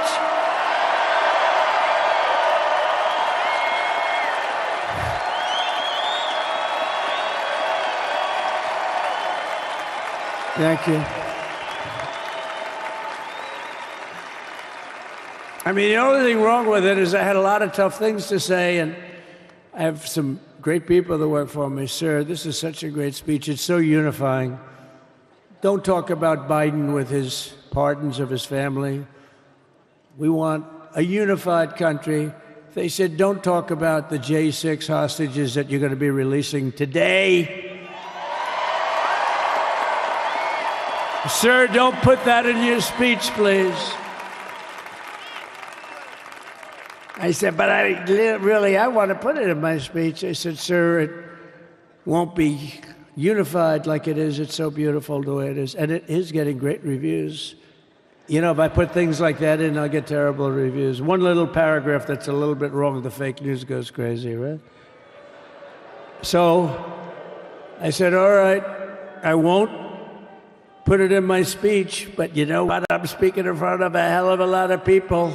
at a place called Capital One Arena, and I'll talk about it there. So we're going to be going over the beautiful Oval Office, one of the great offices in history. Even if it wasn't beautiful, it's the Oval Office, but it is beautiful. And we love the Oval Office. It all starts with the wars start and end there. Everything starts and ends at the Oval Office. We love it. But we're going to go to the Oval Office. We're going to release our great hostages that didn't do, for the most part, they didn't do stuff wrong. You take a look at what went on, and look what happens in other parts of the country. In Portland, where they kill people, they destroy the city, nothing happens to them. In Seattle, where they took over a big chunk of the city, nothing happened. Minneapolis, where they burned down the city, nothing happened. Essentially nothing happened. All they want to do is go after the J6 hostages. A 76-year-old grandmother was arrested the other day because she was looking, I think because she was looking at the Capitol or something like that. No, we're not going to put up with that crap anymore.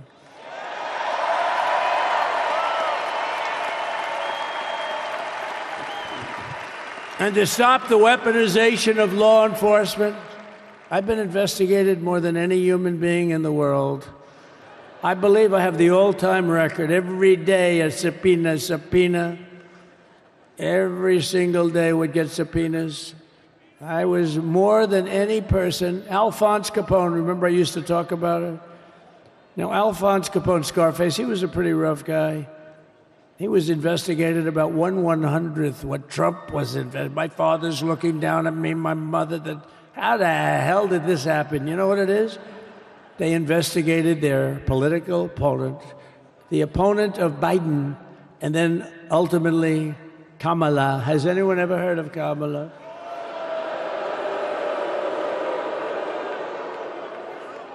We had to beat two opponents, you know? We had to beat Biden, then we beat him. Now he goes on top. The guy was like 39 points down. I think I could have beaten Trump. They should have left me in, I would have beaten. No, his debate performance wasn't the best, right? That's what killed him. And then they had a change, and that's like you get into a fight. The great Dana White spoke last night. We love Dana White, right? UFC. That's like he puts in two fighters. One of them's getting creamed, getting really beaten, and they say, all right, take him out. Let's put somebody else in to finish up the fight. That's what they did to us. They gave us somebody new, but we took care of both of them. So we beat actually two opponents. But to stop the weaponization of law enforcement and our government, I will also sign an order directing every federal agency to preserve all records pertaining to political persecutions under the last administration, of which there were many, and beginning the process of exposing any and all abuses of power, even though he's pardoned many of these people. Can you believe it? He's pardoned them. You know why he did it while I was speaking? Because that way I couldn't speak about it. I was speaking. I didn't know he did it. I finished my speech, and they said, sir, he pardoned his whole family. I said, ooh, can I go back out there and talk about it? Somehow that wouldn't be very elegant. Our First Lady would say, please don't do that. But we have plenty of time to talk about it, and we will. We're doing all of this on our very first day in office. You know, don't forget, we've been in this position, really, where we won the primaries in record time. We were the fastest win of a primary ever in political history, which is a very nice thing. It's nice to know. Well, the second election was rigged, so we knew we were doing well. And if it wasn't, you know what? If it wasn't, I would have never run. But the third one was just a monster. Boy, was that a big one, huh? That was a big one. On the second one, we got like 10 or 12 million votes more than the first one. How about that? We did great on the first one. We did much better on the second one. But bad did we do well on the third one. So we're gonna have some fun. It's very simple. We're gonna make our country great. We're gonna make our country great again. We're gonna make America great again. How good a name is MAGA, though, right? You know? I was going to say, keep America great, but unfortunately it wasn't great. Can't say keep it great. It will be great again, but CAG, keep America great, CAG, I don't think it's ever going to replace MAGA. Does anybody like CAG? I don't think so. It's never replacing MAGA. Nothing will ever replace MAGA. MAGA was the most successful political operation, political movement in the history of our country, maybe in the history of the world. Let's see what happens, because we're not finished yet. We're not finished yet. We got a long way to go. But we're doing this on the very first day in office, and in just a few moments, I'm not only signing the release of the J6 hostages, I'm signing other things that you're going to love. Oh, you're going to be happy reading newspapers tomorrow, and the next day, and the next day, and the next day. So I just want to thank, I mean, look at this place. It's full to the rafters. You don't have any. Look at those people up there. You don't have any empty seats. And by the way, the Capital One owners, they are so good. We got to root for their teams because they have been so great to MAGA, to us. And I just want to thank Ted and everybody. You guys have been fantastic. And the ice hockey team's doing great. Ovechkin's pretty good, right? They're doing great. So I want to thank them, Capital One arena owners. They have been absolutely fantastic. And thank you once again to everyone. And I can only tell you, you're going to be very happy. You're going to watch a lot of good things happen. We got to stop some wars that are happening and going on. Some stupid things are happening. The war with Ukraine would have never happened, and it has. As you know, Israel would have never been hit on October 7th, and none of you would be up here. None of you would even know anything about this tragedy that you're going through right now. But Iran was broke. Anybody that bought oil from Iran, they couldn't do any business with us. You're not going to do business with America. China passed. Everybody passed. They were broke. They didn't have money for Hamas. They didn't have money for Hezbollah. And your sons would be alive, and they certainly wouldn't be incarcerated like they are. It's a shame, but we're getting a lot of people out in a short period of time. So I'm going to go right over to here, and I'm going to sign in front of you. Is that okay? Good.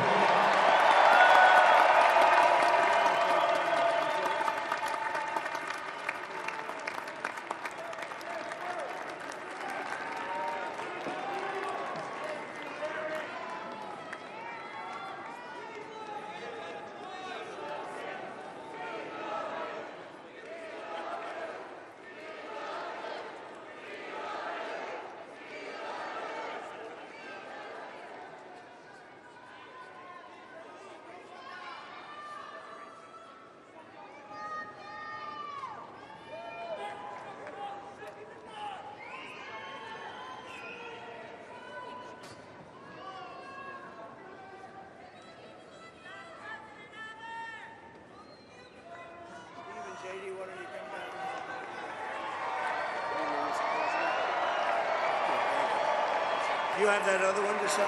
Sorry, what's it? You have the other one to sign? We don't have it over here yet, sir. We'll have it for you back at the Oval.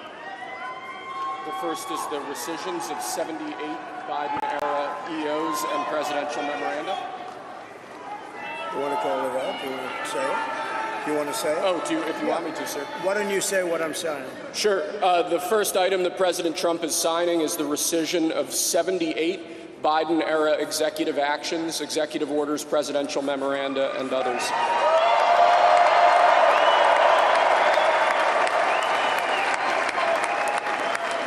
Thank you, sir.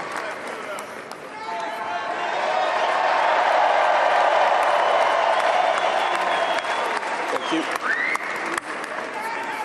The second item, President Trump, is a regulatory freeze, as you announced in your speech, preventing bureaucrats from issuing any more regulations until we have full control of this, the government and this administration.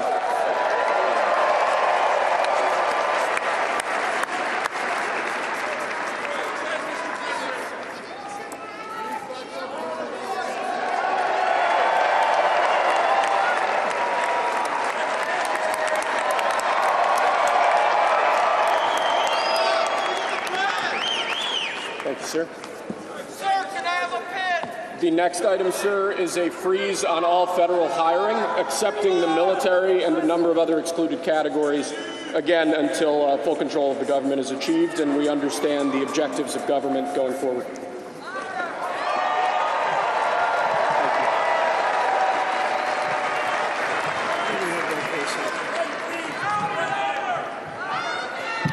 Could you imagine Biden doing this? I don't think so.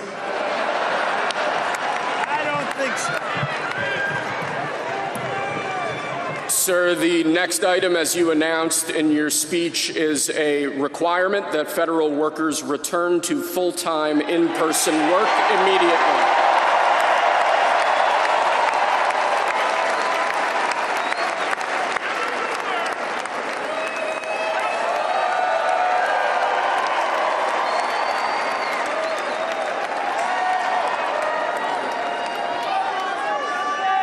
Thank you, sir.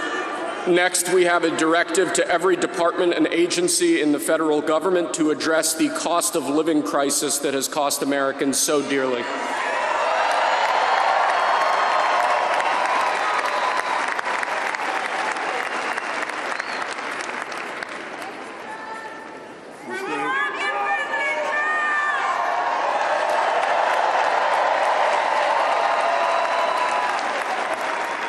Thank you, sir. The next item here is the withdrawal from the Paris Climate Treaty.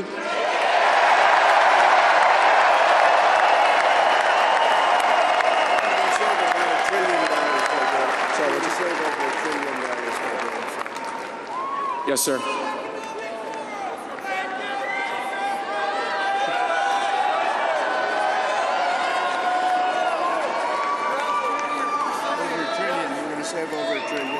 We're going to save over $1 trillion by withdrawing from that treaty.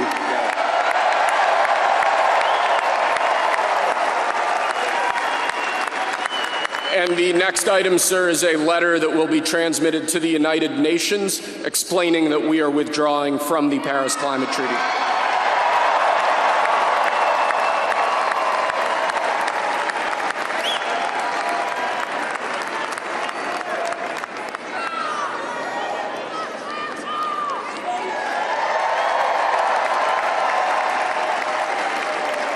Thank you, sir. This next item is a directive to the federal government ordering the restoration of freedom of speech and preventing government censorship of free speech going forward.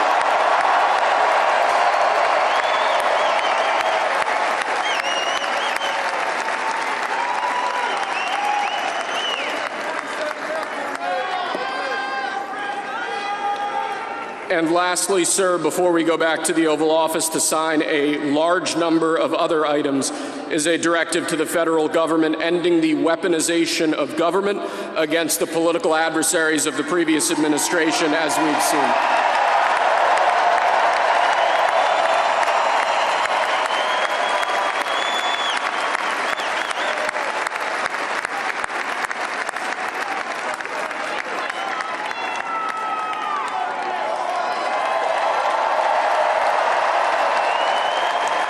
Thank you very much, sir.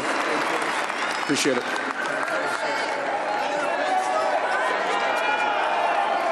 Pretty fun job.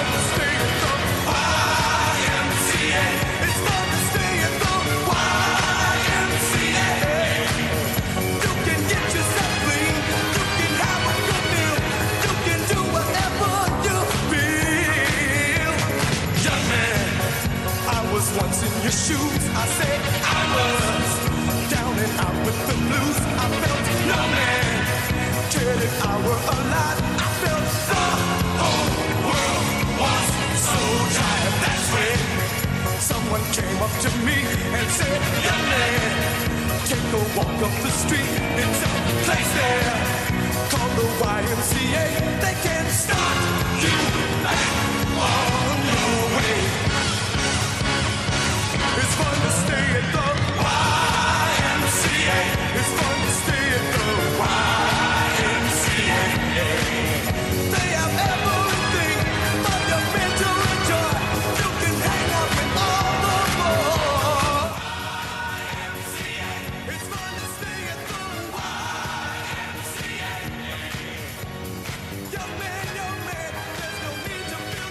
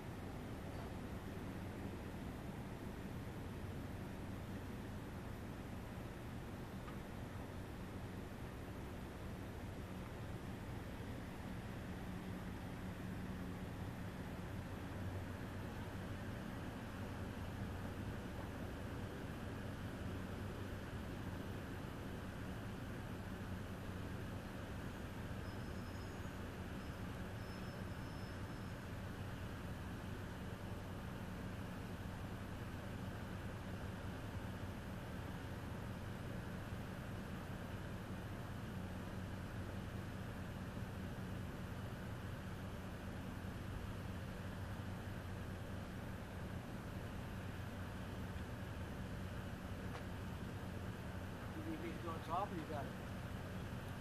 I should be able to just swing it in.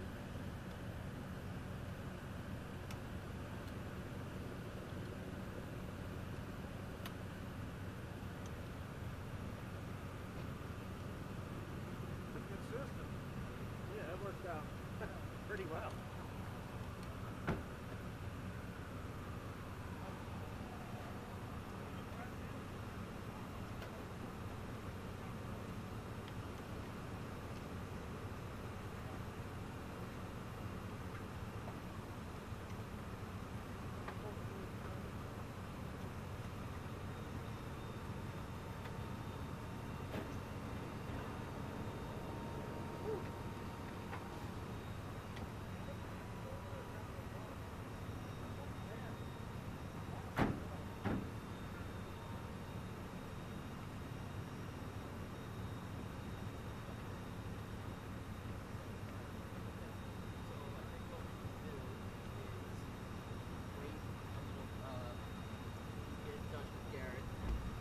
Sure we're good to have everyone.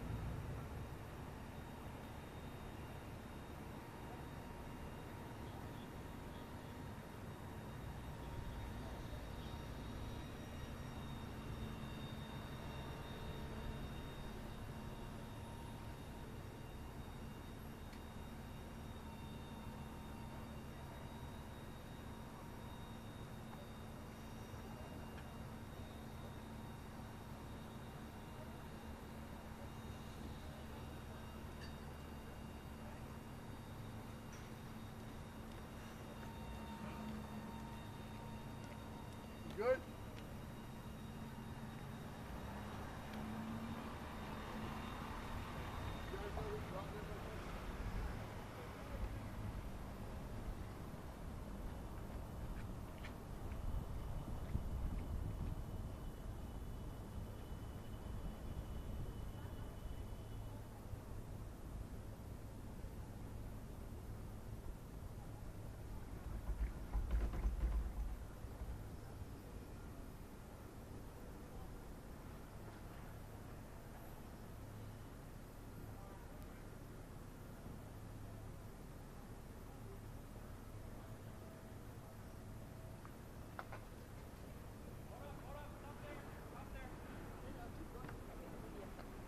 He was talking about the pedestrians. Oh. Hey, Sarge, you want me to put, I'm assuming you want me to put this back, right? Yeah. It's a little further out. That's the remnants of it. But it's from that ballard. I think it's windshield wiper fluid.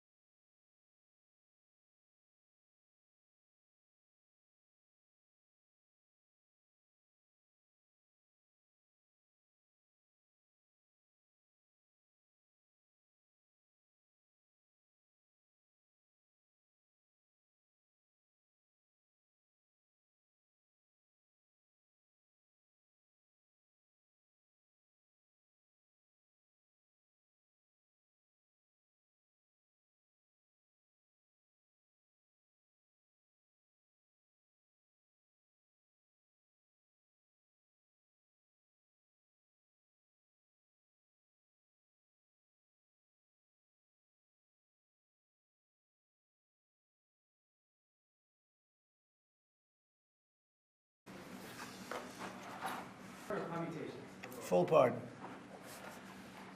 We have about 6 commutations in there where we're doing further research.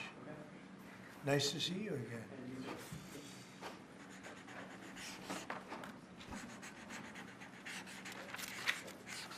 So this is a big one. Anything you want to explain about this? We hope they get them. We hope they come out tonight. They're expecting it. Approximately 1,500 people. Six commutations.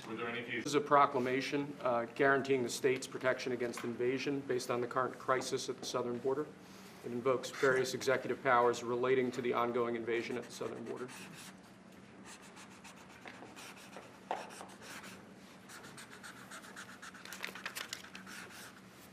Mr. President, what makes you confident that those are not going to be blocked by the courts? I don't think they will. I don't think they can be. They're very straight up. Why don't you take that and go over here? Could you get him here, not on the side angle? Do you mind? Just go right over here with your friends. Okay? Sir, this is an executive order realigning the United States refugee admission program to better align with American principles and American interests.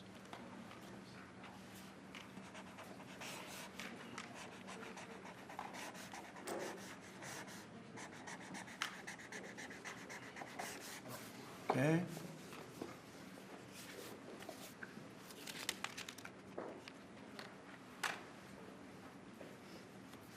Thank you, sir. Would you think about ordering? Would you think about ordering U.S. Special Forces into Mexico to take them out? U.S. Special Forces into Mexico to take them out? Could happen, but now it's a mess, right? Sir, can we expect ICE raids starting tomorrow in major cities? What does that mean? Can we expect ICE raids in major cities? I don't want to say when, but it's going to happen. Has to happen, or we're not going to have a country left. This is actually an executive order designating the cartels and other organizations to be foreign terrorist organizations. That's a big one. Yes, sir. People have wanted to do this for years. So they are now designated as terrorist organizations, foreign. And Mexico probably doesn't want that. But we have to do what's right. They're killing our people. They're killing 250, 300,000 American people a year. Not 100, like has been reported for 15 years. It's probably 300,000. This is an executive. Mexico doesn't want that. How are you going to deal with this? I don't know. You'll have to ask them. Sir, this is an executive order entitled Protecting the American People Against Invasion, which again deals with the southern border and the unprecedented admission of... To keep America safe. Very simple. It's a big question, though. That's a very big question. Who is going to be the first foreign leader that you plan to meet, or who are you going to call tomorrow on your first day? I've already been meeting people. I've been meeting them. I've been talking to them. I met with Prime Minister Trudeau, like all Governor Trudeau. I met with numerous foreign leaders. Go ahead. Sir, this next order relates to the definition of birthright citizenship under the 14th Amendment of the United States. Yeah, that's a good one. Birthright. That's a big one. What about that one in the courts? That one is likely to be challenged. Could be. We think we have good grounds, but you could be right. I mean, you'll find out. It's ridiculous. We're the only country in the world that does this with birthright, as you know. And it's just absolutely ridiculous, but we'll see. We think we have very good grounds. Sir, people have wanted to do this for decades. Sir, this is a proclamation declaring a national emergency at the southern border of the United States. That's a big one. A lot of big ones, huh? You know what that means, right? President Trump, did President Biden leave you a letter? He may have. Don't they leave it in the desk? I don't know. Oh. What's in there? Thank you, Peter. It could have been years before we found it. Wow. Thank you. What does it say on the outside? Maybe we should all read it together. Let's read it. Well, maybe I'll read it first and then make that determination. That sounds great. Peter, thank you very much. I may not have seen this for months. With the passing of the torch. I did. I left him one in the desk just like this. What are you talking about with them all? Unification of our country. You know, I didn't know that he gave a pardon to his family because he did it during my speech. He didn't tell you in the limo? No, he didn't tell me. No. He did it. They released it during my speech. I mean, during my speech. So all I could do was say, excuse me, I'd like to come back and speak some more. So, no, we were surprised by that. It's bad precedent, obviously. Where are you thinking on tariffs on Mexico, given these actions you're signing on the border? Well, we're thinking in terms of 25% on Mexico and Canada because they're allowed vast numbers of people. Canada's a very bad abuser also. Vast numbers of people to come in, fentanyl to come in. When do you think you would enact those? I think February 1st. Are you planning on giving notice of that? I think we'll do it February 1st. 25% on both, sir? Sir, On each. On each, yes. this is an executive order taking a large number of executive actions to secure our southern border.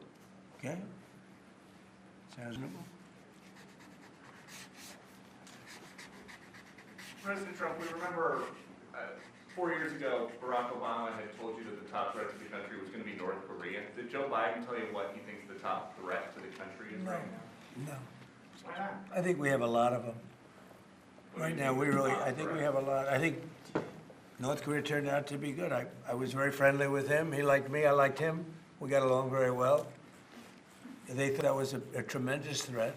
Now, he is a nuclear power, but we got along. I think he'll be happy to see him coming back. And I think he has tremendous condo capability. He's got a lot of shoreline. Thank you, sir. Are we going to work with countries from South America to coordinate on immigration? About who? About immigration in general. This is an executive order. I'm fine with legal immigration. I like it. We need people, and I'm absolutely fine with it. We want to have it. We need it because we're going to have a lot of companies coming to avoid tariffs. You know, if you don't want tariffs, all you have to do is build your plant in the U.S. So we're going to have a lot of workers coming in, but we have to have legal immigration. Do you have a date in mind for when you want to put in on the China tariffs that you talked about? Which one? 60%? No. You're talking about which? Say it again. The China tariffs, the broad China? tariffs? Well, as you know, I put on large tariffs on China, and they've really been forced to leave them.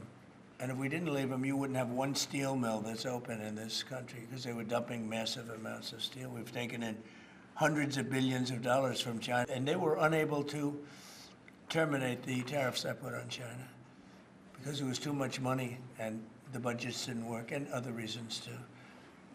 No, I mean, we're going to have meetings and calls with President Xi. I spoke to President Xi last week, as you know. Did you know that? I had a very good phone call. Where do you stand with NATO at this moment? Are you planning to leave your NATO allies? No, NATO has to pay more money. NATO has to pay 5%.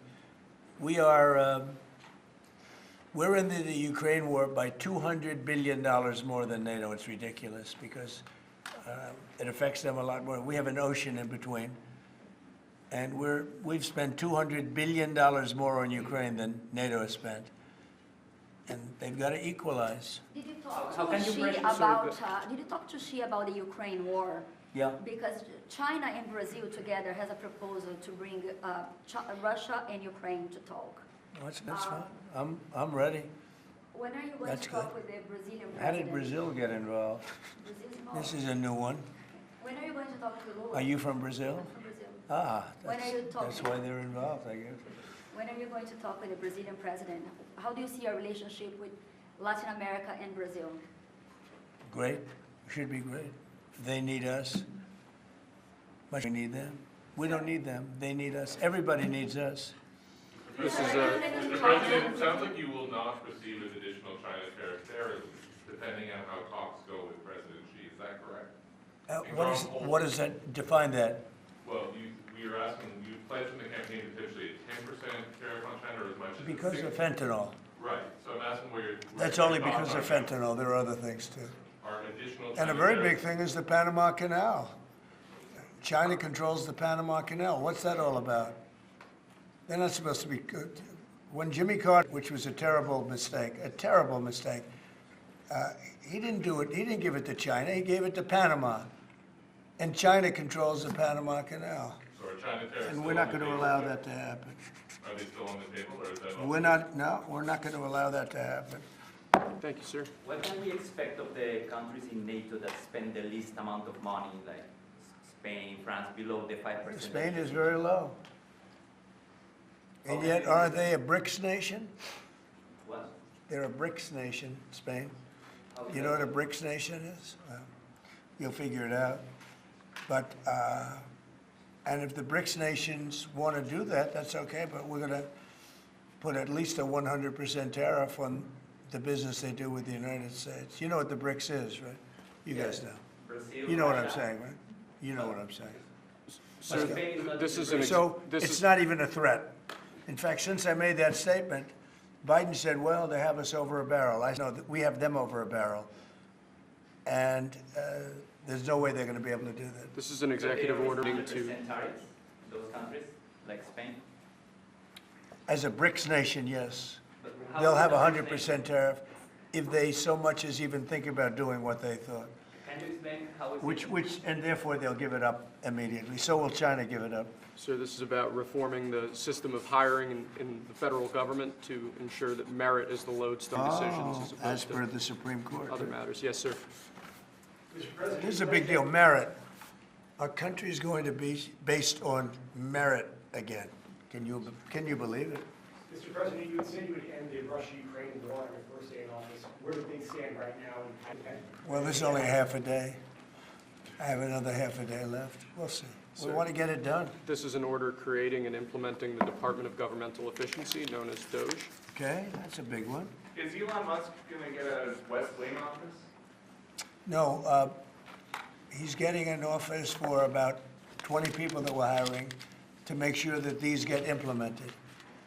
We have a problem in this country. You sign an executive order, it doesn't get done for 6 months. As an example, when we allowed the J6 hostages to go out, it might not be approved under the old days for 2 weeks, 3 weeks, 6 months. You know, they had a good ruling from the Supreme Court, and it's like nothing happened. That ruling was 6 months ago, you know that. And it was like they didn't have a ruling. They've been treated very unfair. The judges have been absolutely brutal. The prosecutors have been brutal. Nobody's ever treated people in this country like that. Mr. President, are you commuting the sentences of anyone who assaulted a police officer on January 6th? Well, we're looking at 2 police officers, actually, that Washington police officers who went after an illegal, and things happened, and they ended up putting them in jail. They got 5-year jail sentences. You know the case. And we're looking at that in order to give them we got to give them a break. But is there clemency in your actions today for anyone? Well, it would be a who pardon. assaulted That would be a police pardon. officers? The one I'm talking about would be a pardon. Here you go, sir. This is Should an. there be punishment for the people who assaulted law enforcement officers that day? Well, I will say this. They've been in jail for a long time already. I see murderers in this country get 2 years, 1 year, and maybe no time. So they've already been in jail for a long time. These people have been destroyed. What they've done to these people is outrageous. There's rarely been anything like it in history, in the history of our country. And even people that were aggressive, and in many cases, I believe they happen to be outside agitators, but, you know, what do I know, right? But I think they were outside agitators. There were outside agitators involved. And obviously the FBI was involved because Ray admitted the FBI was involved. Didn't he say 23 people, indirectly or directly, were involved? And it was then 26. That's a lot of people. Now we have, we got to take care of these people have been treated so badly. It's never happened before. What happened in Seattle where they took over a big portion of the city? What happened in Portland where they burn down the city every day and people die?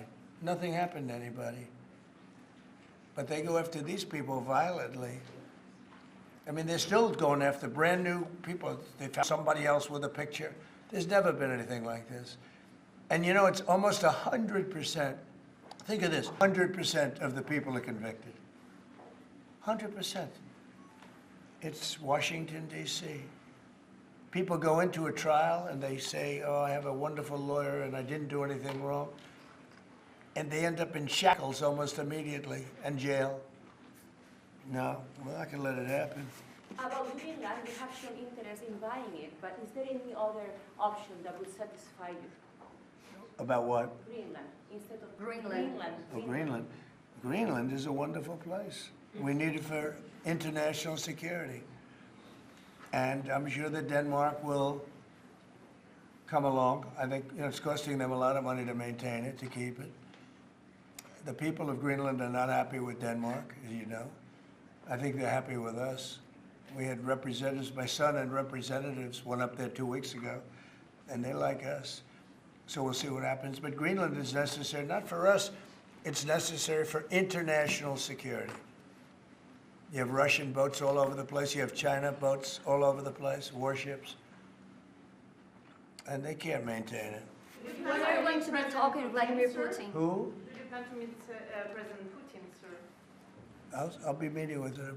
When do you plan? I don't know. I can't. It's being set up. What your first trip foreign that might be, sir? So the first foreign trip typically has been with UK. But I did it with Saudi Arabia last time because they agreed to buy $450 billion worth of our product. I said, I'll do it, but you have to buy American product, and they agreed to do that. They bought $450 billion. It was the least reported story I've ever been involved in. And now, where are you planning to go now? Well, I don't know. If Saudi Arabia wanted to buy another 450 or 500, we'll up it for all the inflation. Mr. President, you say you were going think to I'd end the probably go wars first day. How do you plan to end the Ukraine war? Well, we're going to try and get it done as quickly as possible. Do you want to push Israel and Saudi Arabia? It should have never started. You know, the war with Ukraine and Russia should have never started. It would have never started if I were president. Will you push Israel and Saudi Arabia to normalize relations? I don't think I have to push them. I think it's going to happen, but maybe not quite yet. But they'll end up being in the Accords, the Abraham Accords. President Trump, I think Saudi Arabia will end up being in the Abraham Accords. this year? You know, soon, not in a very long way. Ooh, look at that, it says TikTok.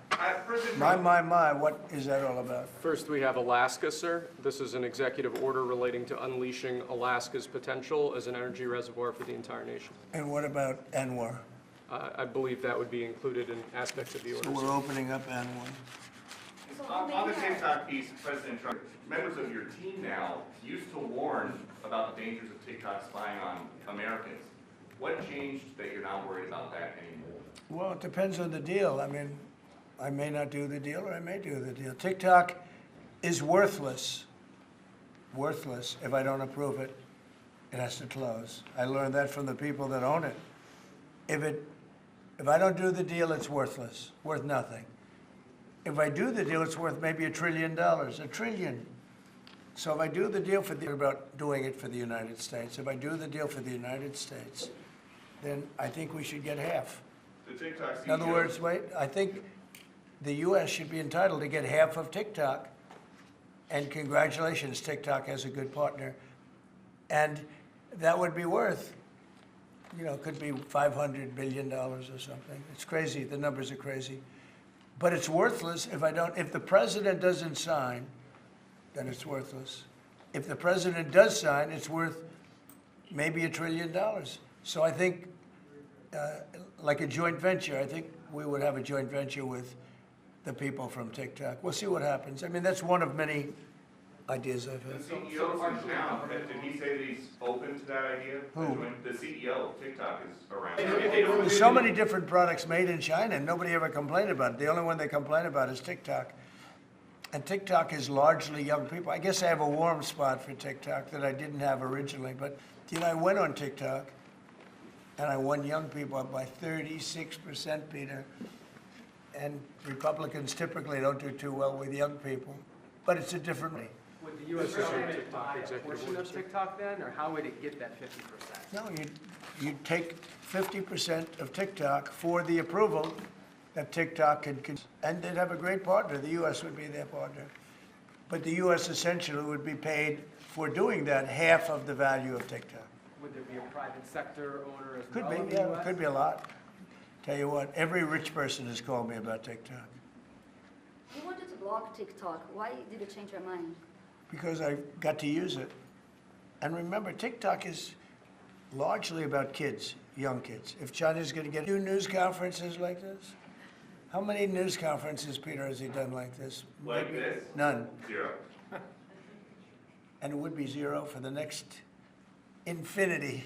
For infinity, it would be 0.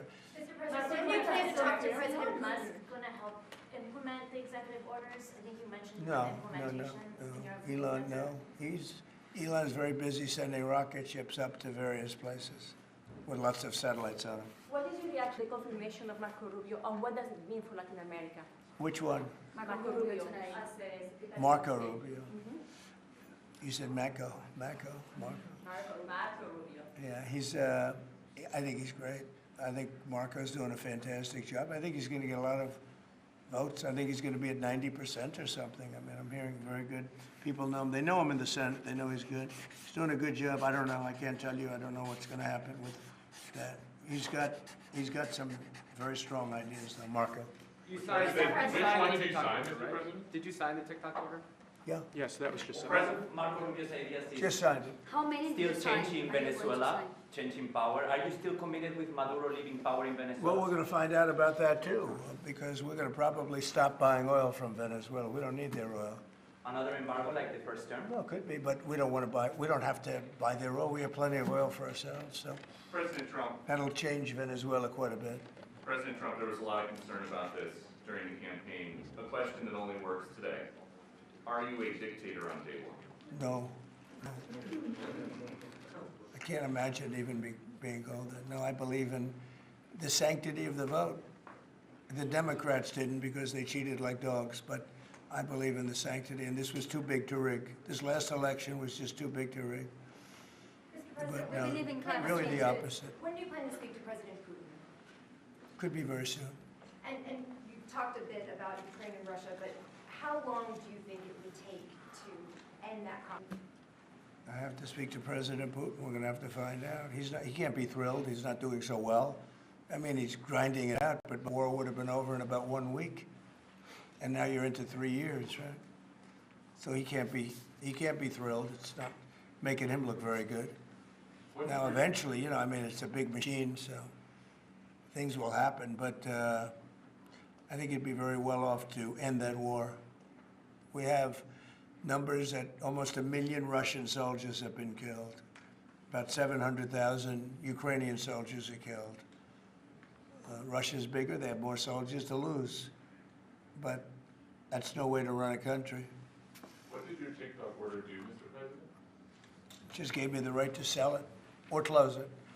Essentially with TikTok, I have the right to either sell it or close it. And we'll make that determination. And we may have to get an approval from China too, I'm not sure. But I'm sure they'll approve it. And if they don't approve it, it would be somewhat of a hostile act. Well, I don't know. I think you have a lot of people that would be interested with the United States as a partner. Mr. President, what was it like walking into the Oval Office this evening? Oh, what a great feeling. One of the better feelings I've ever had. Do you like this town better now than in 2017? Well, we're very experienced now. You would say nobody's ever had experience like I have. I've dealt with some very good people. I've dealt with some very bad people, and I know who the bad ones are and the good ones are. Don't forget, I was very successful in primarily the real estate business. And people used to say, who's worse, a politician or a vicious real estate developer? And I'd always say, the real estate developer is far worse. But after about 3 months and getting to know scum like Adam Schiff and other people like that, I said, no, actually, real estate people are quite nice by comparison. You said you plan to speak with President Putin soon. What about President Zelensky, and what's your message? Yeah, I would, but he's told me he wants to make a deal. Zelensky wants to make a deal. I don't know if Putin does. He might not. I don't know. He should make a deal. I think he's destroying Russia.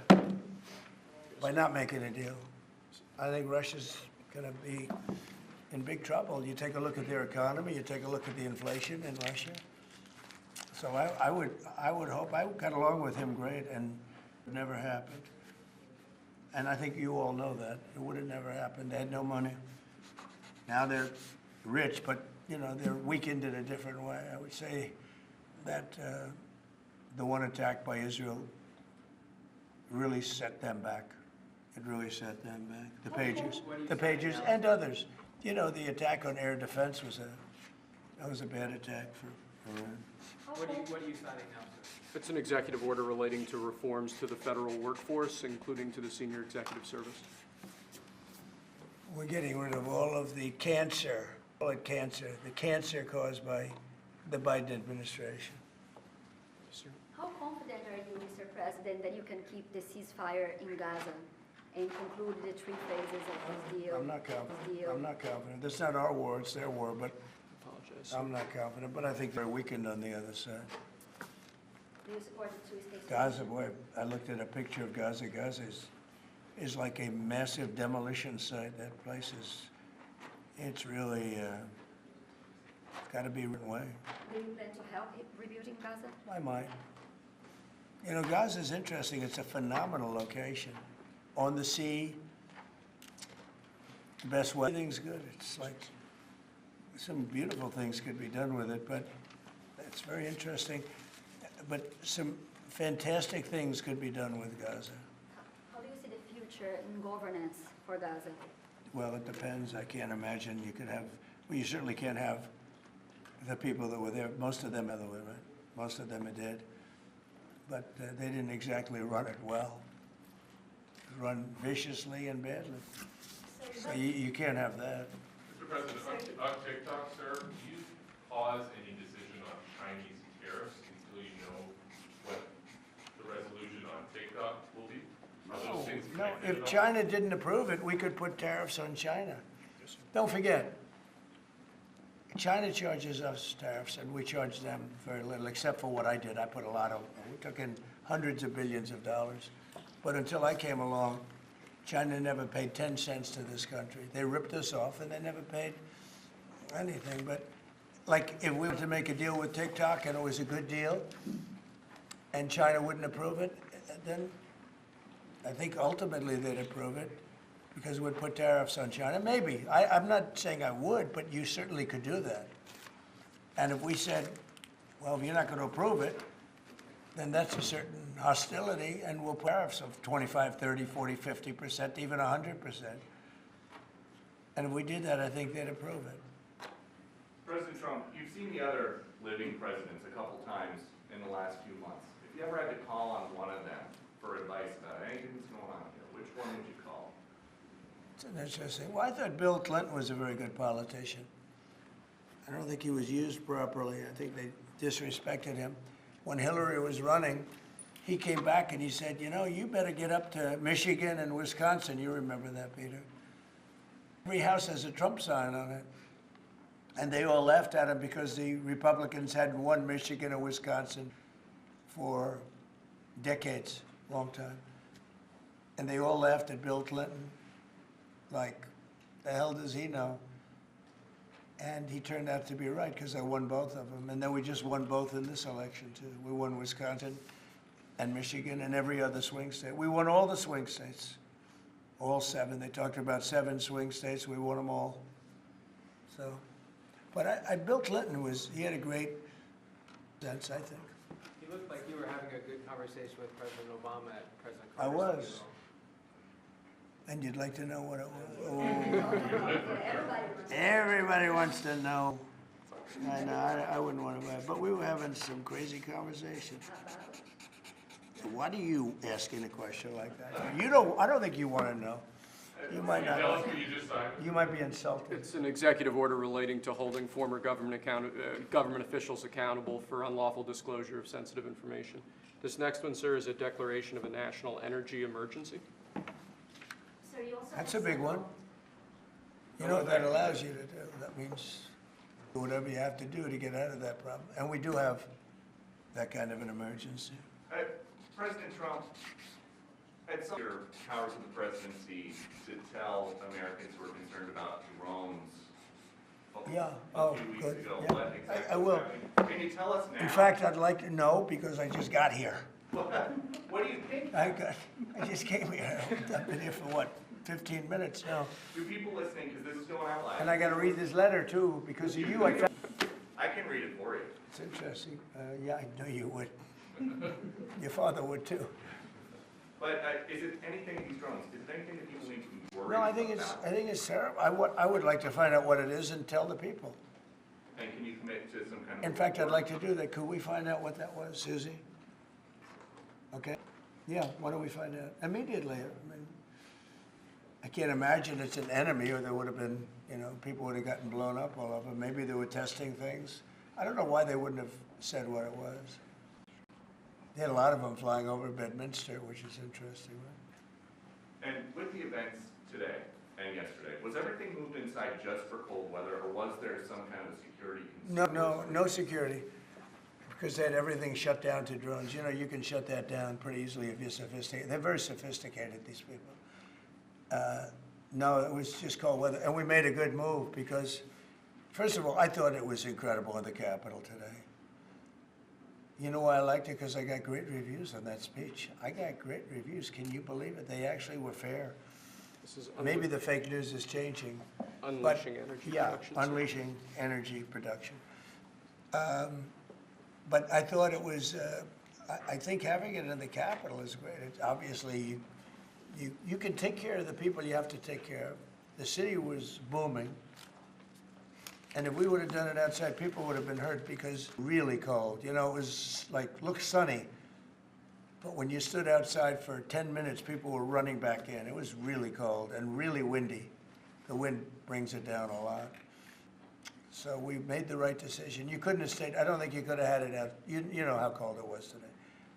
It was, people went out for a little while just to test it. They couldn't stay out more than 10 minutes. They all came back in. So we would have had a disaster if we did that, and people would have been hurt. The unlawful disclosure, EO, is that related to the Hunter Biden situation? Which one? The one on unlawful disclosures by federal officials, is that related to? No, I think it's just more general than that. It's not Hunter Biden. I was surprised that President Biden would go and pardon his whole family, because that makes him look very guilty. I could have pardoned my family. I could have pardoned myself, my family. And I said, if I do that, it's going to make me look very guilty. I don't think I'd be sitting here, frankly. If I did that, I don't think I'd be sitting here right now, because I would have shown that you're guilty.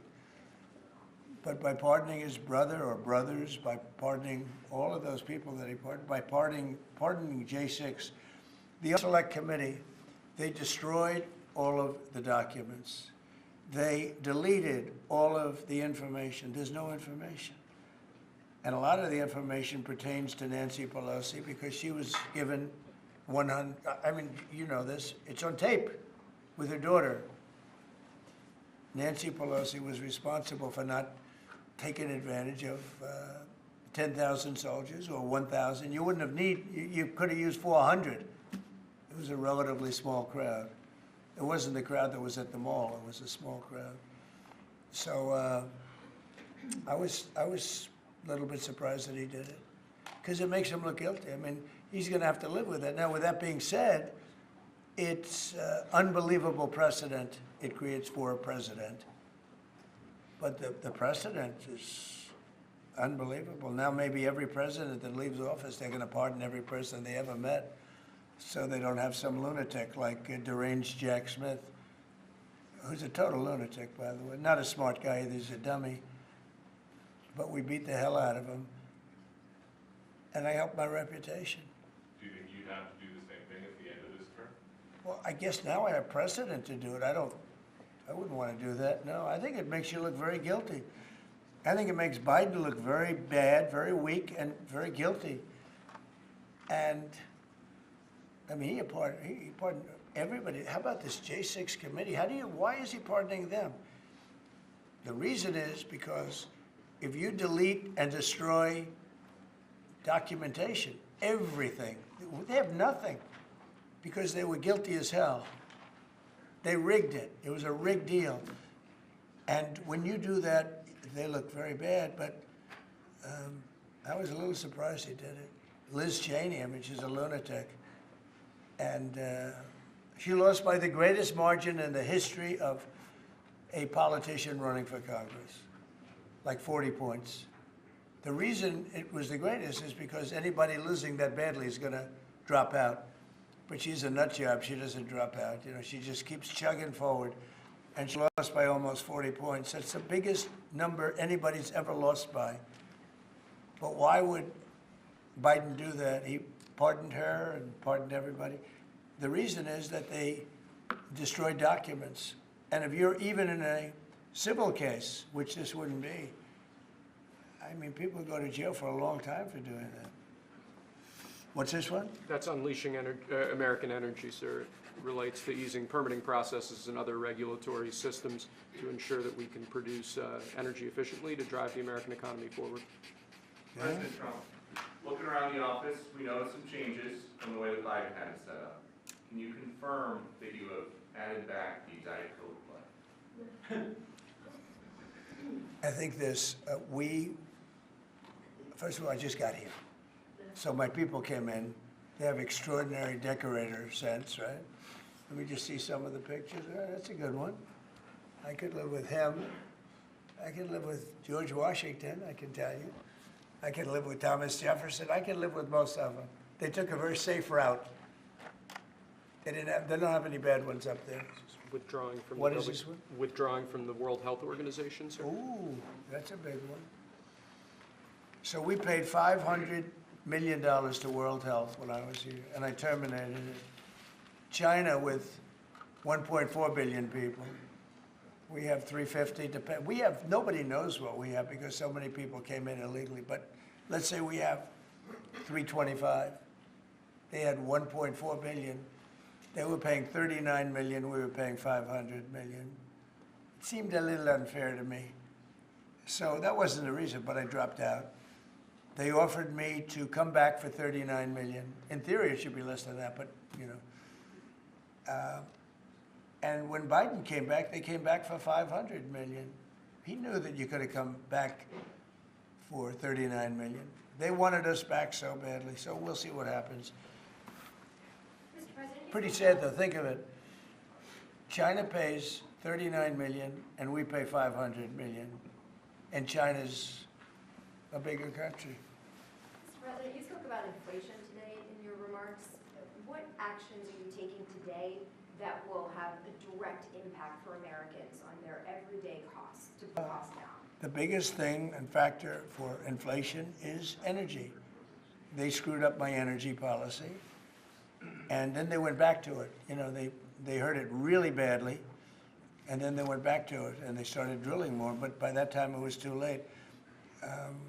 Many of these things that we're signing and that Doug Burgum is going to be signing, and Chris Wright, who's phenomenal at, you know, Energy, Department of Energy, we're going to be taking a lot, we're going to make a lot of money from energy.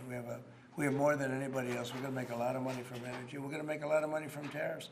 You know, European Union charges us, they have a VAT tax of 20%, but it's really much higher than that. And that's the equivalent, almost the equivalent of a tariff. And they're tough. They're very tough. They don't take our cars. They don't take our farm product. They don't take almost anything. And yet we take their cars and we take their farm product. We take a lot from them. So, you know, we have like a $300 billion deficit with the European Union. So we'll straighten that out with either tariffs or they have to buy our oil. The one thing they can do, our oil and gas, the one thing they can do to catch up quickly, buy our oil and gas. Will you travel, And they should do that. Will you travel to China this year? Yeah, it could be. I've had the invite. Mr. President, she's President, invited I would you do it, to yeah, come this year. I would do it. talking about the European Union and the tariffs, like, what do you mean when you say that European Union country like Spain is part of BRICS? That are what? BRICS. Oh, BRICS. No, I was talking about BRICS. BRICS are 6 nations. I think it's 7 nations. And they were looking to do a number in the United States. And if they do that, they won't be happy about what's going to happen to them. Are you still considering a universal tariff, Mr. President, on all countries? I may, yeah, but we're not ready for that yet. We may put it, wrap it, because essentially all countries take advantage of the U.S. We don't make any good deals in the U.S. It's amazing in a way that we exist. We don't make good deals. We don't have any good deals. We have a deficit with almost, not all, there are a couple, I won't tell you their names because I don't want them to find out about it because they'll feel stupid.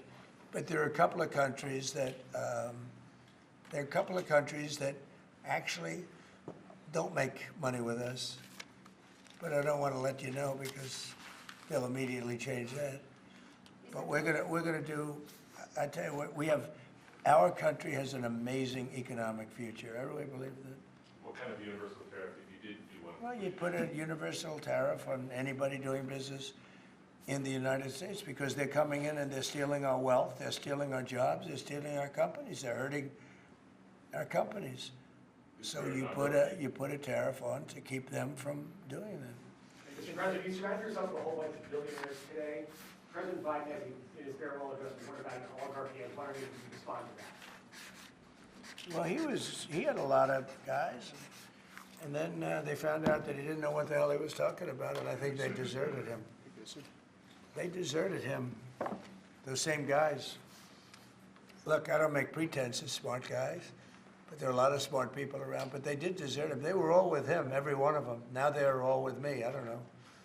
It's not gonna get anything from me, I don't need money. But I do want the nation to do well, and they're smart people, and they have, they create a lot of jobs. And if they don't do it, China's gonna do it. What they've done is they've taken industries and they've taken it away. They outsmarted China. And, we sort of like that. It's okay. They've done a great job. A lot of them, not all of them. Protecting women from radical gender ideologies. Ooh. Mr. President, going back to the World Health Organization, you were the president during COVID. Don't you see the importance of an organization like that to coordinate a global response? Sure, I do, but not when you're being ripped off like we are by the World Health.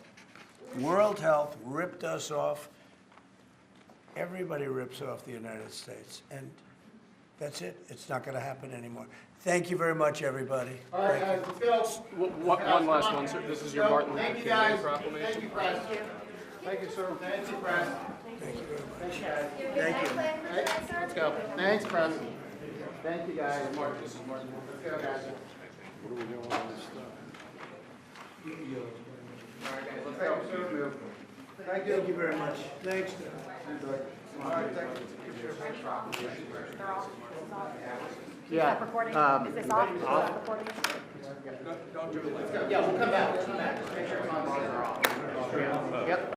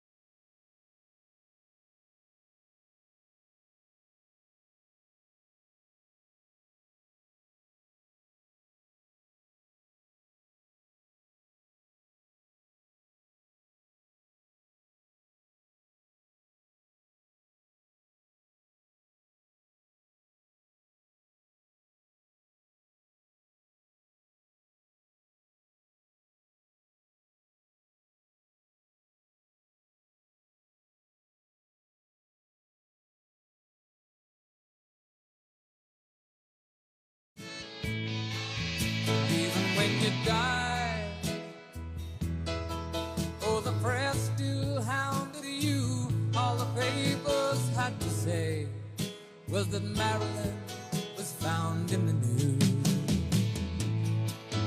And it seems to me you lived your life like a candle in the wind, never knowing who to cling to when the rain set in. And I would have liked to know you, but I was just a kid. Your candle burned out long before your legend ever did.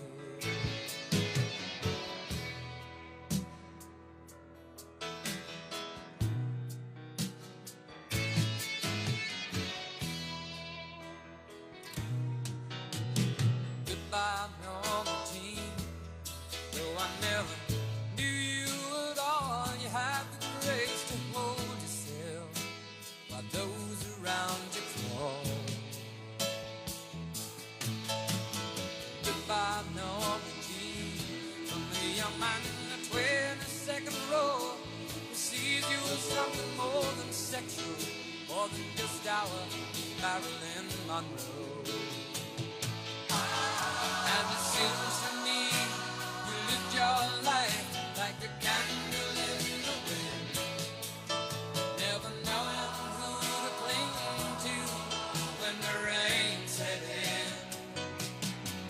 And I would have liked to know you, but I was just a kid.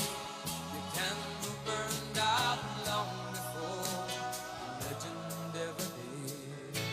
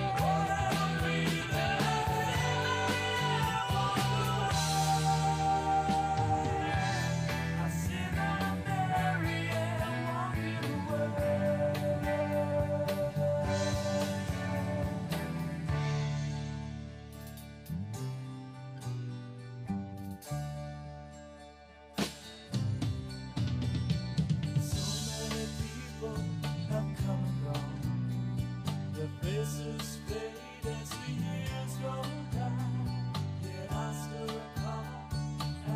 I'm feeling.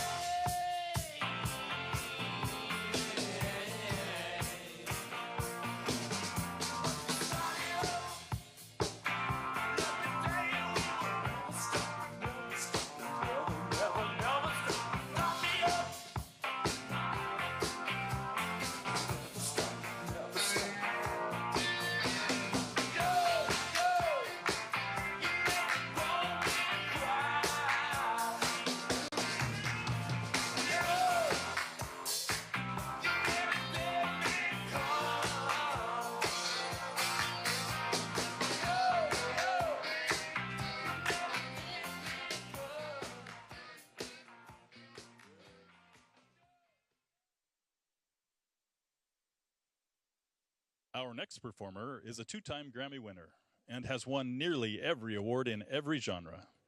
He holds the record for a debut album to debut at #1 and stayed there for a record-breaking 17 weeks with Some Gave All. Also holds the world record for the longest consecutive #1 song of all time with this song.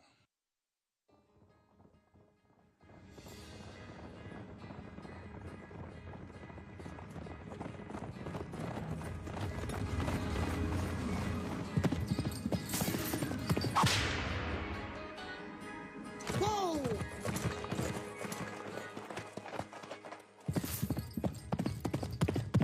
Whoa! Boss, I'm flabbergasted. Why we stop? When you see a black man on a horse going that fast, you just gotta let him fly. You right. That's a horse. That is a horse. Daddy? Ugh. Whew. That was rough.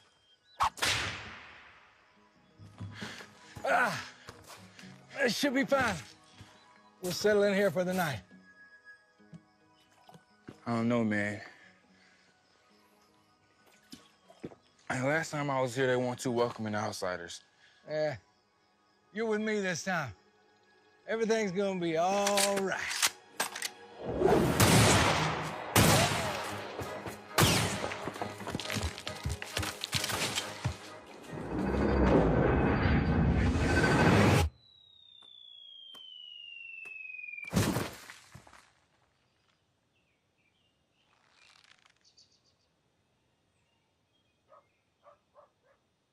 Mama.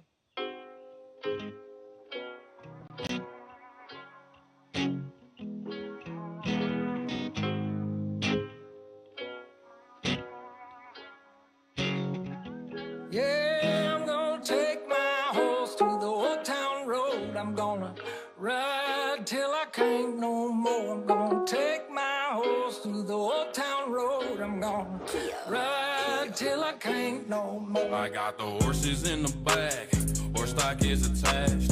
Head is matted black, got the bushes black to match. Riding on a horse, ha, you can whip your Porsche. I've been in the valley, you ain't been up off that porch. Now, can't nobody tell me nothing. You can't tell me nothing. Can't nobody tell me nothing. You can't tell me nothing. Riding on a tractor, lean all in my blood. Cheated on my baby, you can go and ask her. My life is a movie, but riding in boots. Cowboy hat from Gucci, Wrangler on my booty. Okay, you got me. It's all good. You cheated, though. That horse got like a V12, but I ain't even worried about it. I just hit a flock and I'm up. I seen you before. You from Compton, right? Huh? I'm sorry. Hey, Quan, get the children off the animal, please. That's his property. We don't do that. You know what I mean? I apologize about that. You have a good day. Get off my car. Can't nobody tell me nothing. You can't tell me nothing. Can't nobody tell me nothing. You can't tell me nothing. Yeah, I'm gonna take my horse to the old town road. I'm gonna ride till I can't no more. I'm gonna take my horse to the old town road. I'm gonna ride till I can't no more.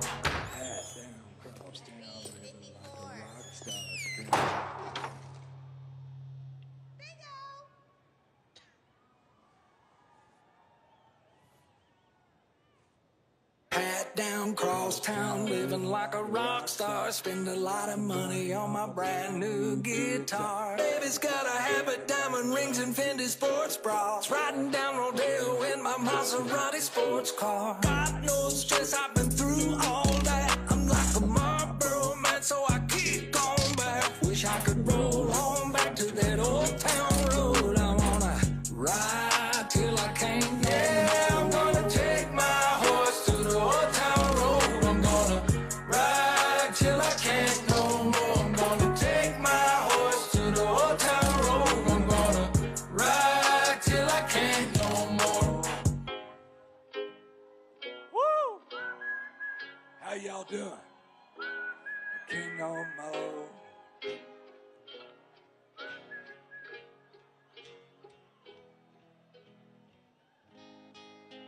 Never seen nothing that fast in my life. Never. Oh, God. Right, faster than a speeding bullet. Faster than a speeding bullet with grease on it. With grease on it? Hair grease. Hair grease. Look at him go. Boogity, boogity, boogity. Boogity, boogity, boogity. Boogity, boogity. I think y'all was just getting warmed up, to be honest. You want to do a little more of it?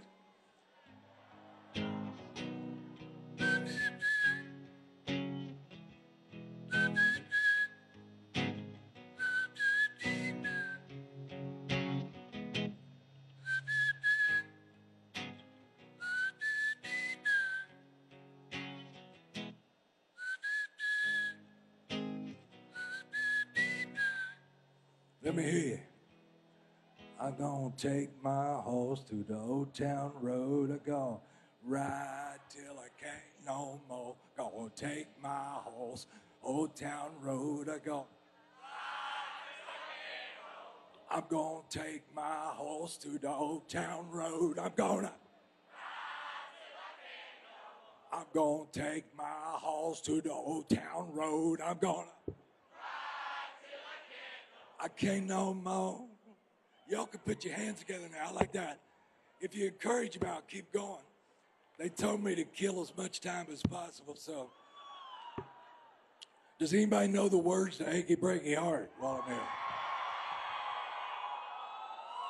I'll try a little bit. Let's see what happens.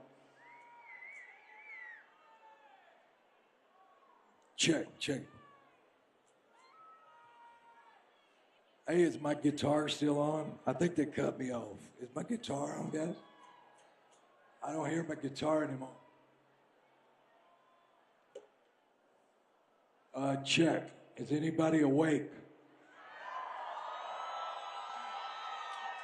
I don't hear it. Do y'all hear this? Where's everybody at? Check. Is anyone back there? Can somebody turn my guitar back on? We're going to sing a little bit more. Y'all want to sing more, or you want me to just get the hell off the stage? I don't give a damn. Y'all probably tired of listening to the music over and over. And I says, you know what? These people want to party. They want to party. Here he goes. Hold on. I bet I got excited and unplugged it. Yeah, volume's up. See, it's not on.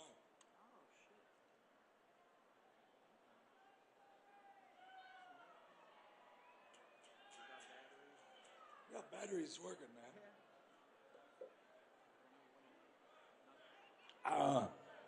Well, let's see. I could try like this. I mean, after what Carrie Underwood did today, wasn't Carrie Underwood fabulous? Carrie Underwood, you were amazing today. They had technical difficulties too. And in life, when you have technical difficulties, you just got to keep going. Or as President Trump would say, you got to fight. Woo! How good was it to see our president back in command, President Trump?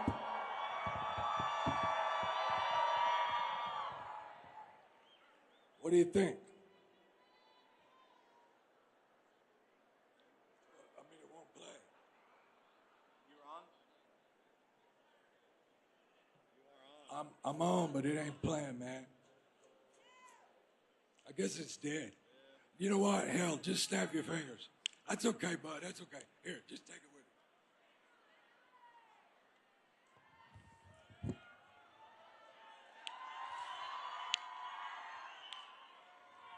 you. You can tell the world you never was my girl. You can burn my clothes up when I'm gone. Come on, like this. Or you can tell your friend just what a fool I've been and laugh and joke about me on the phone. There you go. You can tell my arm, go back to the farm. Or you can tell my feet to hit the floor.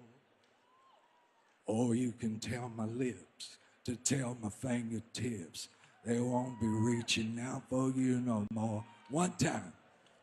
Don't tell my heart, my achy, breaky heart. I just don't think you'd understand.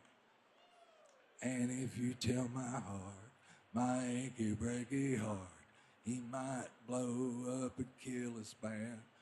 Ooh, woo. Thank you. Good night.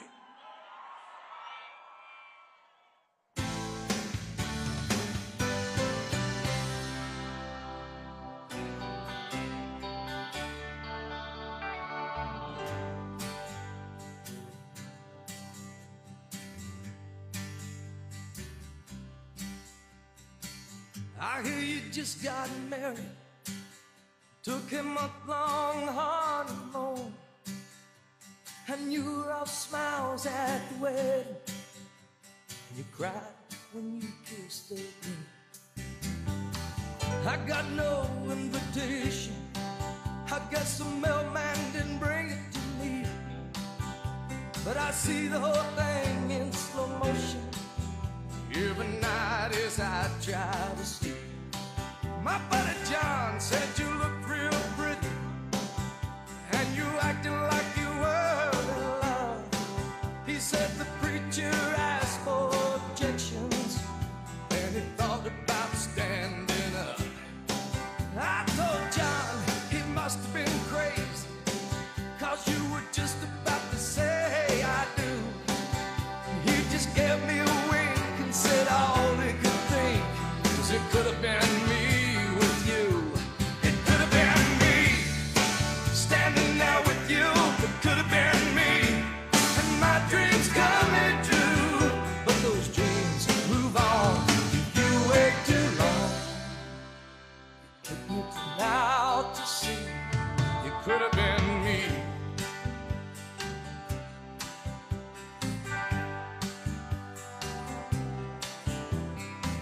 I don't guess I ever told you that I went out and bought you a ring.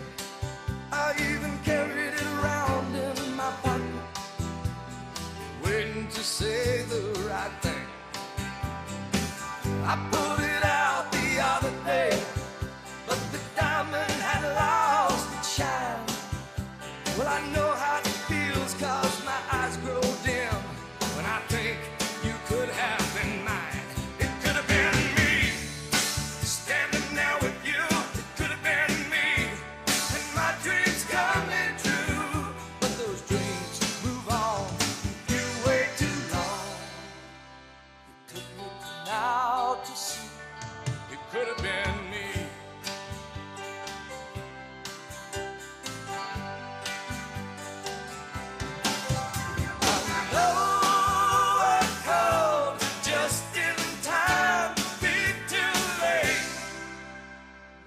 Dreams move on if you wait too long. It took me now to see that it could have been me standing there with you. It could have been me and my dreams coming true. But those dreams move on if you wait too long. It took me now to see it could have been me. Could have been me. Could have been me. Could have been me. Could have been me. Could have been me. Could have been me.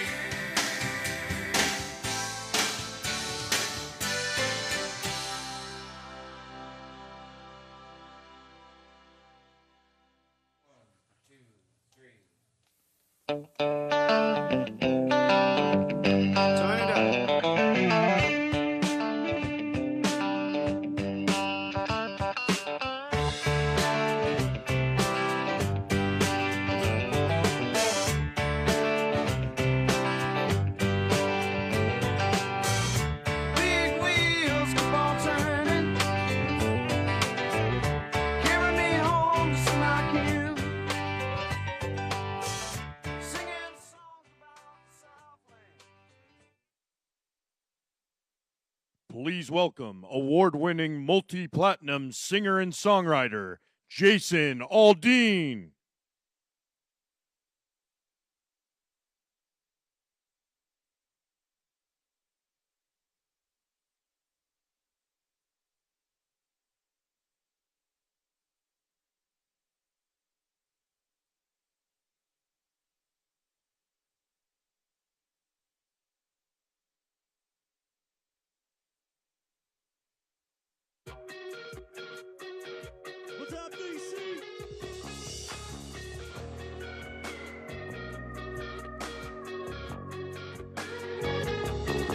Please let me thank you for tearing my t-shirt, stirring up dirty in the back of my mind.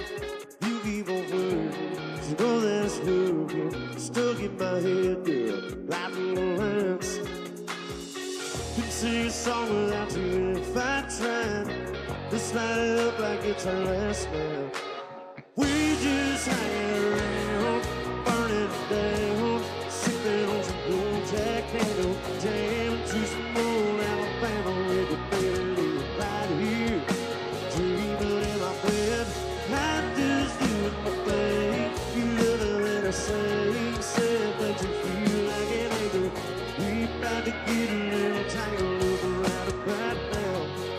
So girl, let's keep burning it down, burning it down. Girl, when you want it, know that I'm on it, know that I love loving upon you. Let's hit the switch and let our shadows dance, and light it up like it's our last chance. We just hanging around, burning it down, sipping on some gold Jack Daniels, jamming to some old Alabama with your baby leave right here, dreaming in my bed. I'm just doing my thing. You love it when I sing, said makes you feel like an angel. We about to get a little tangled up right about now. So girl, let's keep burning it down, burning it down, burning it down, burning it down, burning it down, burning it down, burning it down. Here we go. I wanna rock it all night, baby. I wanna crawl through the dark just to feel your heartbeat against me. Here we go. I wanna rock it all night, baby. I wanna crawl through the dark just to feel your heartbeat against me. Let's go. How you guys feeling tonight? You must be feeling pretty damn good.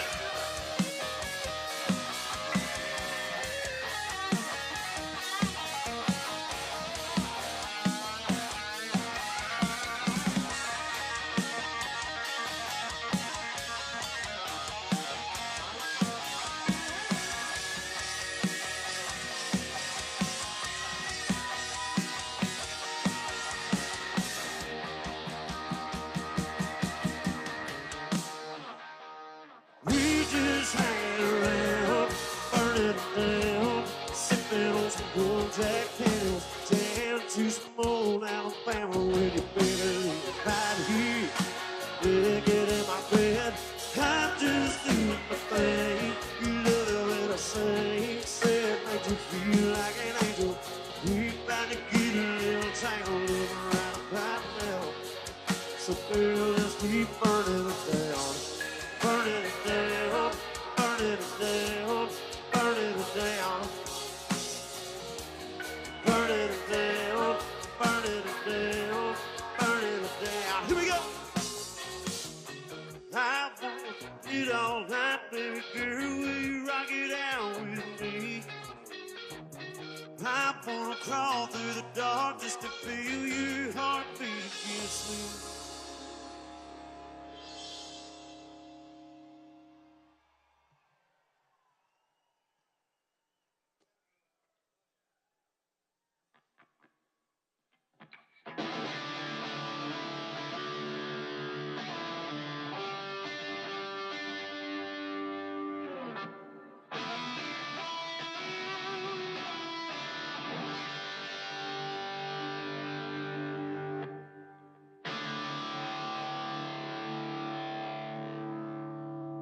It should have left its mark on us. We should have left that mark on it. Let the world know we were here. With everything we did, lay a lot of memories down.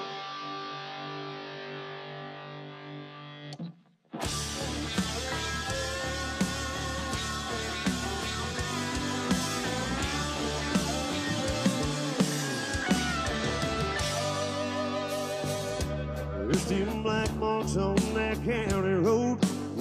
drag race our pickups, Mustangs, weathered on sun rain. To this day up on that overpass, even underneath the new paints, you can still see the alley road carry me. Take a ride around, there ain't no doubt. We should have left its mark on us. We should have left our mark on it. Let the world know we were here. Everything we did, lay a lot of memories down, like tattoos on this town.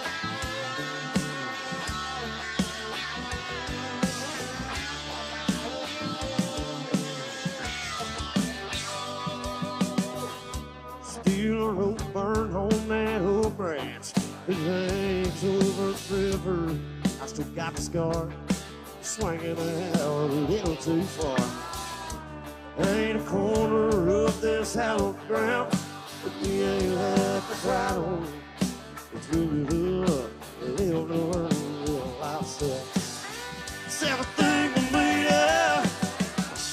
We should have left its mark on us.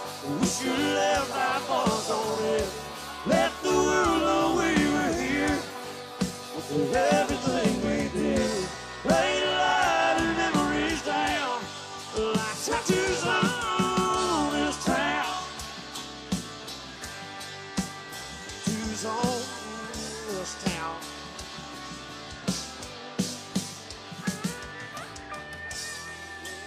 New York is the ride. Should have left its mark on us. We should have left that mark on it. Let the world know we were here. Everything we did, laid a lot of memories down. We'll always be hanging around like tattoos on this town. Tattoos on this town.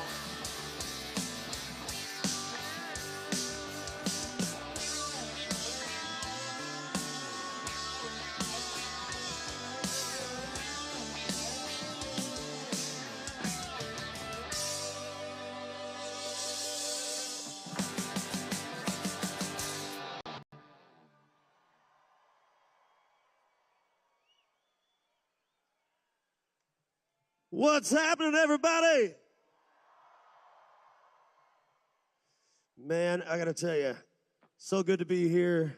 And they asked us to come up and play for maybe a little while longer, so we might be up here for a little while for you guys tonight, if that's all right.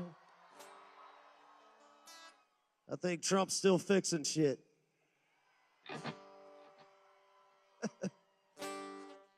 Well, thank you guys so much. I can't tell you how honored I am to be here and be a part of this inauguration festivities here. So thank you guys for allowing us to get up and play you guys a few songs tonight. We're going to try and have as much fun as we can. And if you guys know the words of these things, sing along, drink up, and let's have a good time. Here we go.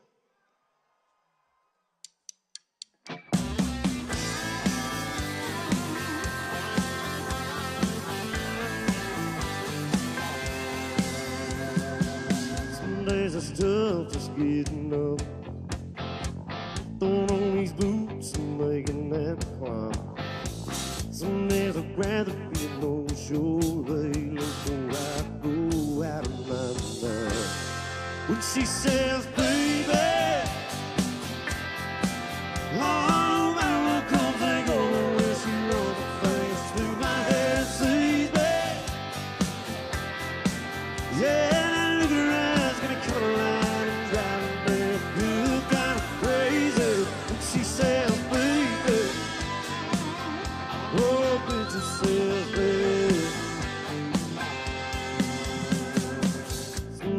Come home fighting me, feel like running my fist through the wall. Is it even worth what I'm fighting for anymore? It's torn all the hell with it all. She says, baby,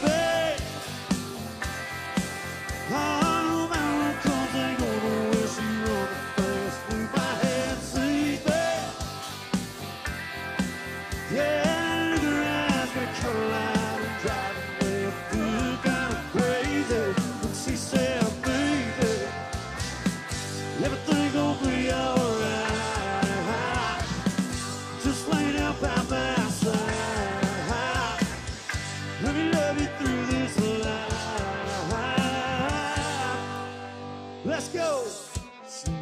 fixed out of faith.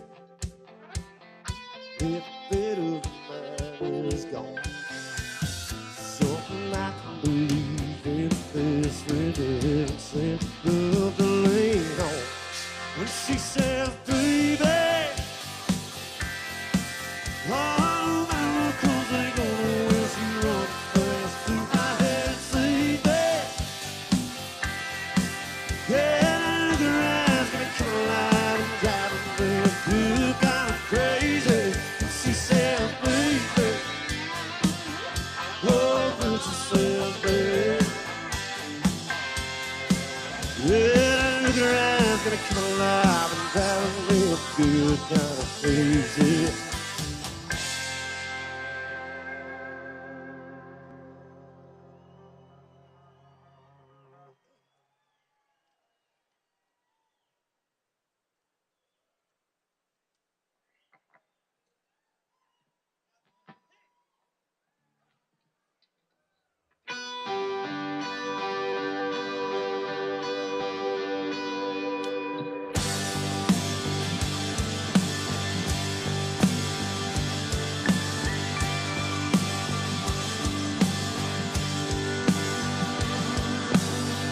Couple guys in first class on a flight from New York to Los Angeles. Gotta make small talk, kill time, flirting with the flight attendant. 30,000 feet above, could be Oklahoma. Just a bunch of square cornfields and wheat farms, man, it all looks the same. Miles and miles of back roads and highways connecting little towns with funny names.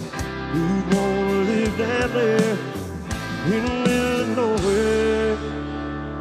They never drove through Indiana. That man who plowed that earth, planted that seed, busted his ass for you and me.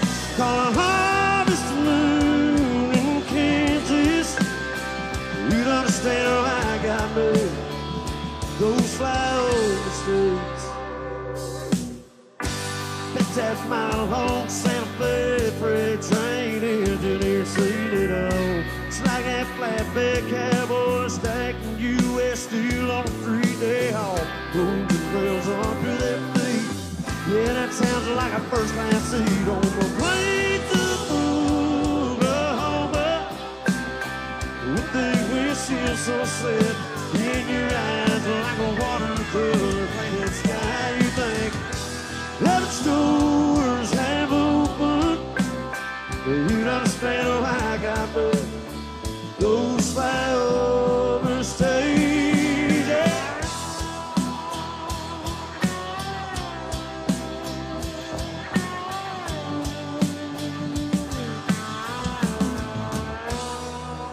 Take a ride across the Badlands. Feel that freedom on your face, breathing all that open space. Meet a girl from Carolina, and you'd understand how I got moved. You might even want to plant your stake in those flyover states.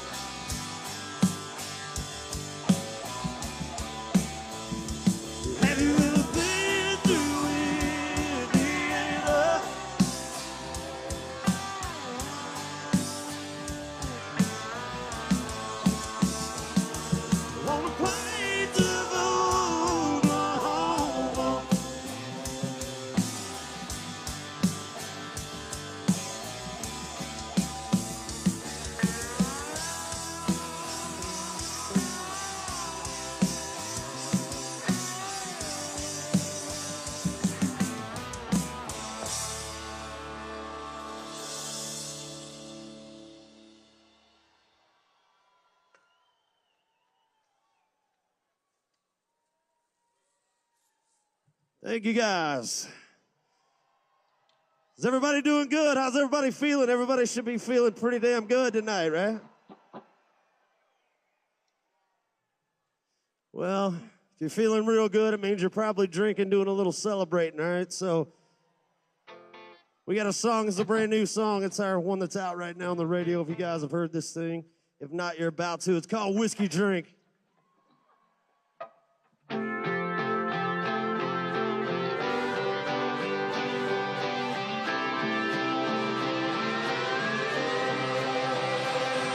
Whiskey drink.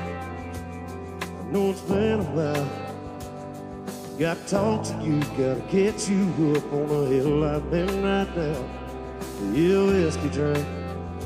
Now you won't believe the things I said, the way she left, the way the leaving all went down.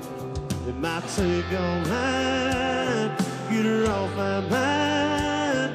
Need you one more time. Yeah, be a good friend. Come on, kick in a whiskey drink. I don't wanna think about who she's with, the way she is, or how my vessel now. Come on, cigarette. Yeah, smoke out that regret. Pour a straight song, make a memory gone before you let me leave. Come on, whiskey drink. Oh.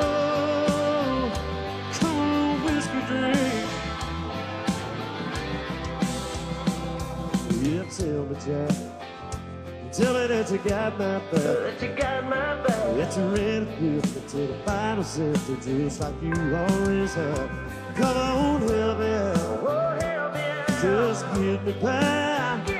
Gotta be hungover, then come sober, still hung up on goodbye. So come on, whiskey drink.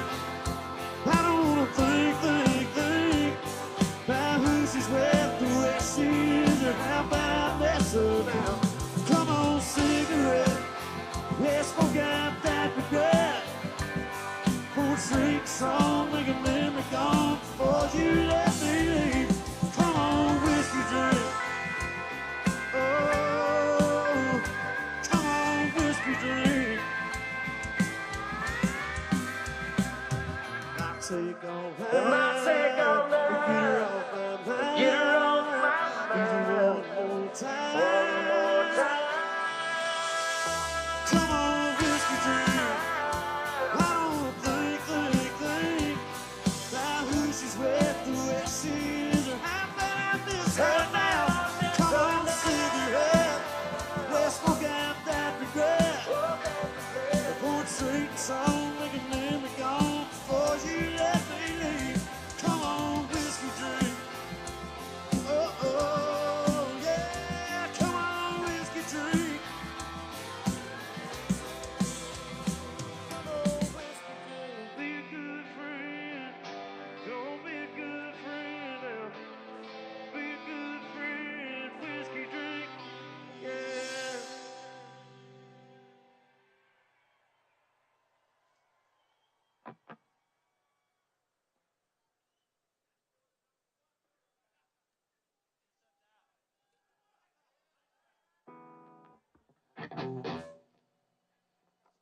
We hope you're right.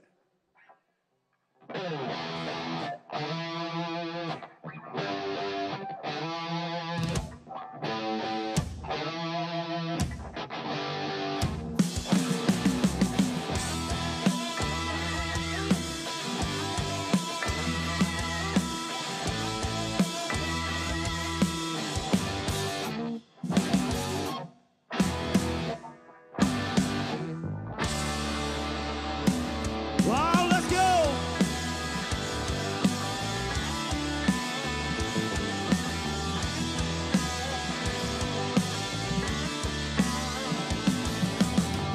Going round and round all day, baling some hay, stacking it all up. Hey, wait for the sun to go down, roll into town, shine the old truck up, swing by the quick stop, grab a couple rocket tops, and ease on out your way.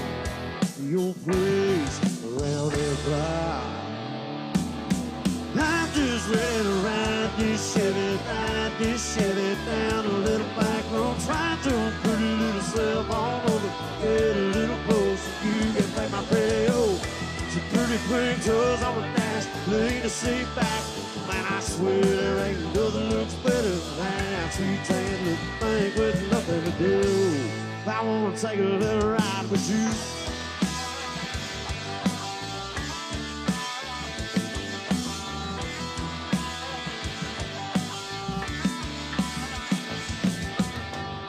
You ain't no straight on cut off, since you wanna get lost out in the moonlight.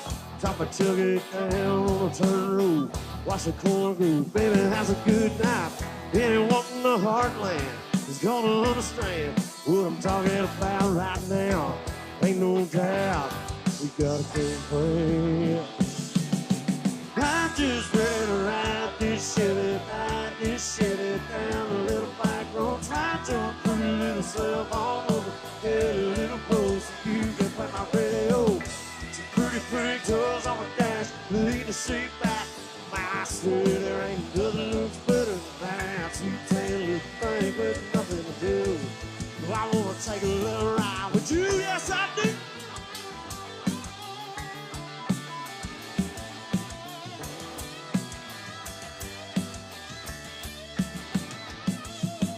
I'm just ready to ride this Chevy down a little back road. Try to put a little self on over, get a little closer. You can play my radio. Some pretty toes on the dash, lean the seat back. Man, I swear there ain't nothing looks better than that. Two-tan little thing with nothing to do. Well, I wanna take a little ride with you. Yeah, I'll take a little ride with you. Well, I wanna take a little ride with you.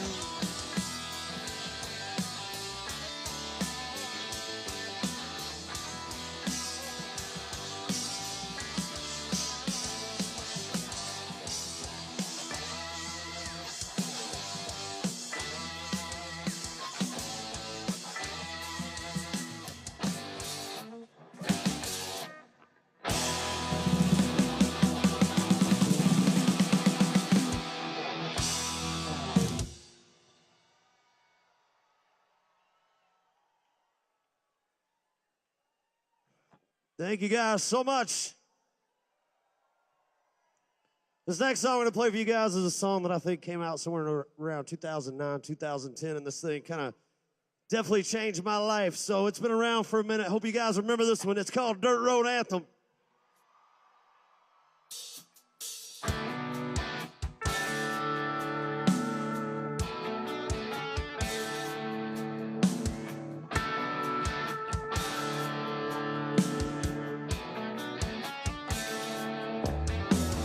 Chillin' on a dirt road, laid back, swerving like a George. Smoke going out the window, and ice cold beer sitting at a console. Memory lane up in the headlights, it's got me reminiscing on a good time. Turning on the real line drive, and that's right, I'm hitting Easy Street one time. Day, Fox Farm was a place to go.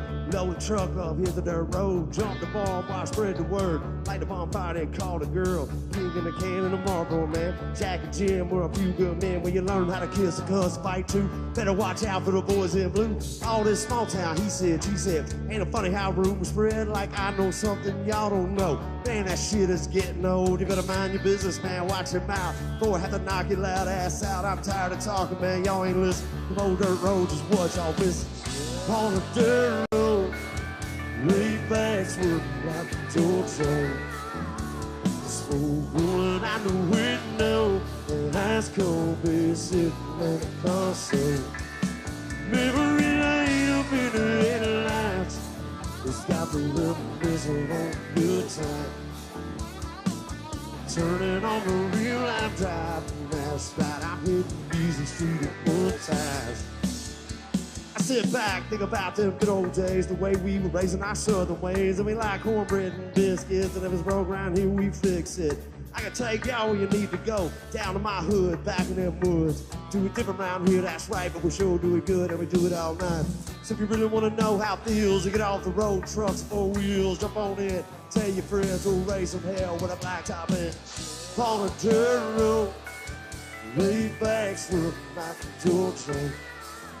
Smoke rolling out the window, and ice cold beer sitting in the console. Memory lane up in the headlights, it's got me reminiscing on a good time.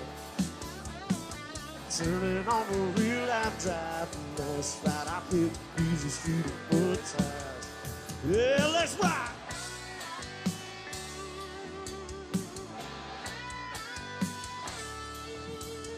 All right, y'all sing it one time. Here we go.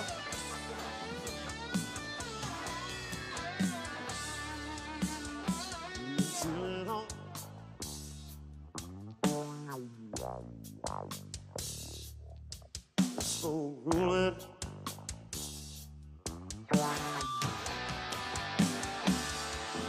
Memory lane up in the headlights, it's got me reminiscing on the good times. Turning on the real life drive, and that's right, I did the easy street of good time. Get your hands in the air one time.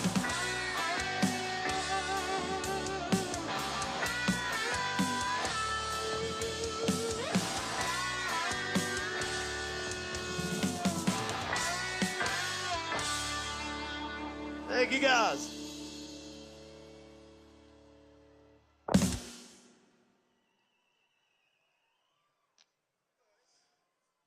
Thank you, guys. Well, this next song kind of stirred up a little bit of some shit.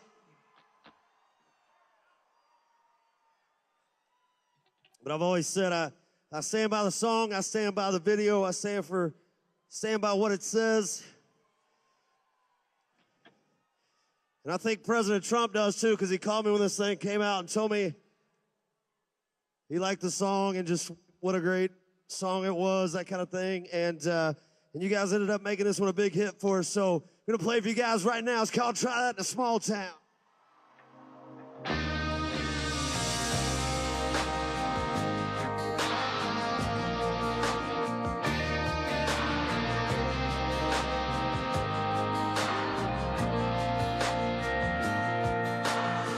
Suck on somebody on the sidewalk, carjacking old lady at a red light, pull a gun on the owner of the liquor store. You think it's cool like the fool in the light, cuss out a cop, spit in his face, stomp on the flag and light it up.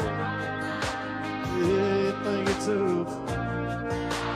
Try that in a small town, see how far you make it down the road. Round here we take care of our own. Cross that line, it won't take long for you to find out. I reckon when you don't, try that in a small town.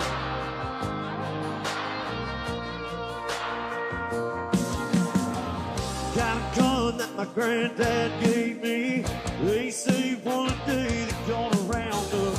That shit might fly in the city. Good luck, try that in a small town.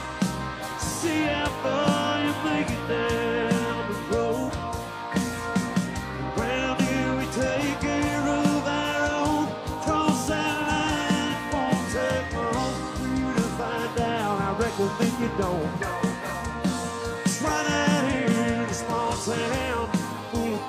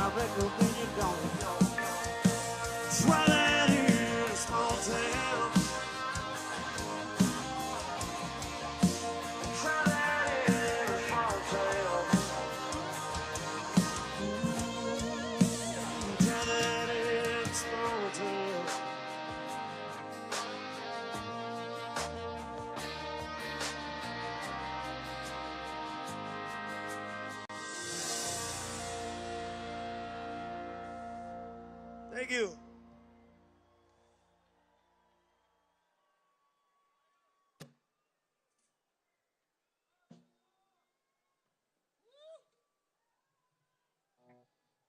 I don't know if you guys have been to Nashville lately, but it's this song is pretty good representation of what's going on there right now. Little country rock and roll for you called Crazy Town.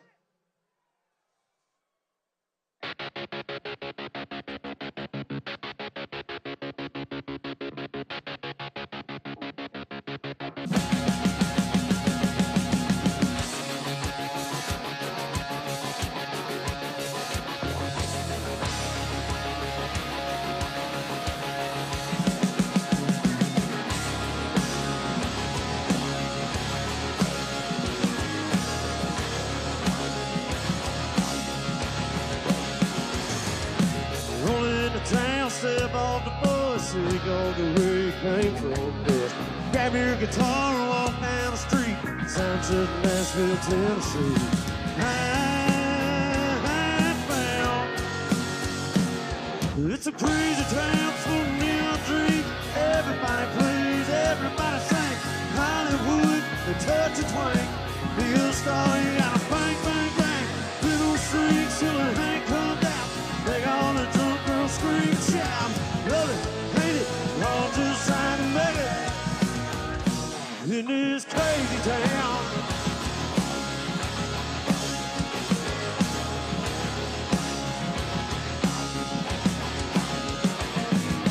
Pay dues and you play for free, and you play for a honky-tonk best to lose. Cut your teeth in the smoky bars, live off the tips from a pickle jar. Till find a new sound. When you smile in the record band shoots you down. Crazy town full of neon dreams. Everybody plays, everybody sings. Hollywood, the touch of twang. Be a star, you gotta bang, bang, bang. Little strings till the hand comes out. They all the drunk girls scream and shout. Love it, hate it, we're all just trying to make it in this crazy town. Get on.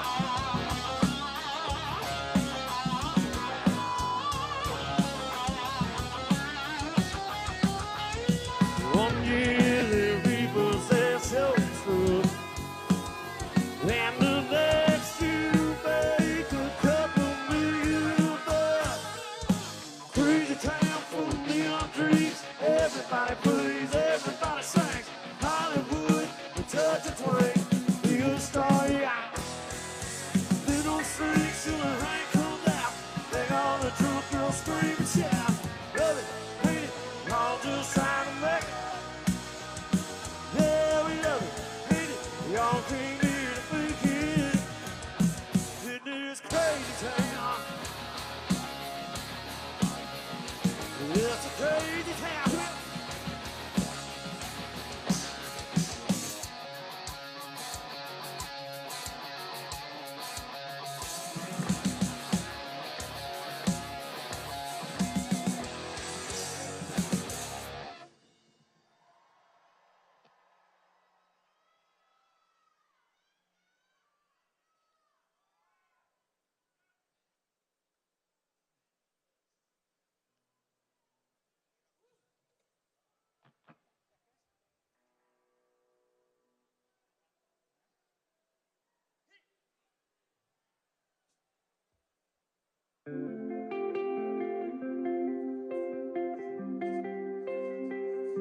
The trouble with a heartbreak, heartbreak, heartbreak. Don't let anybody tell you it's gonna be easy. It ain't easy. Don't let anyone tell you they know what it's like. When they say, get out on this town, meet somebody new, get lost in the crowd. All I see is you. Don't let anybody tell it's gonna be easy.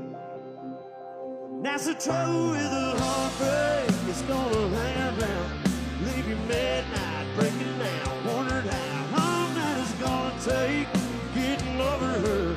It's a cane drown, whiskey down, kinda hurt. Yeah, you can burn the four wheels up that road, but they're trouble with a heartbreak. That's the trouble with a heartbreak.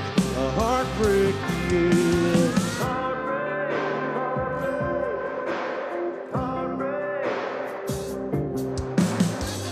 Think about where she is and who she's driving crazy. Driving me crazy. Can't see her review sunset. Now think about us. Well, I still think about us. That's the trouble with a heartbreak. It's gonna hang around, leave you midnight, breaking down, wondering how long that it's gonna take getting over her. It's a can't drown, whiskey down kind of hurt. And you can burn that four wheels up that road, but there ain't no way never can't go. That's the trouble with a heartbreak. That's the trouble with a heartbreak. A heartbreak, yeah, yeah. Oh yeah, that's the trouble with a heartbreak.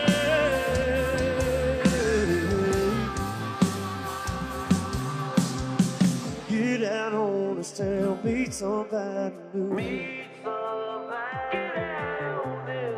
Get lost in the crowd, all I see is you.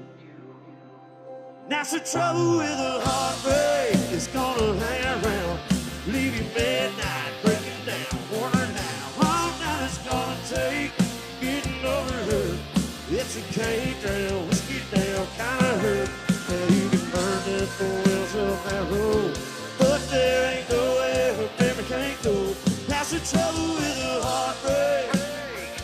That's the trouble with a heartbreak. A heartbreak, yeah.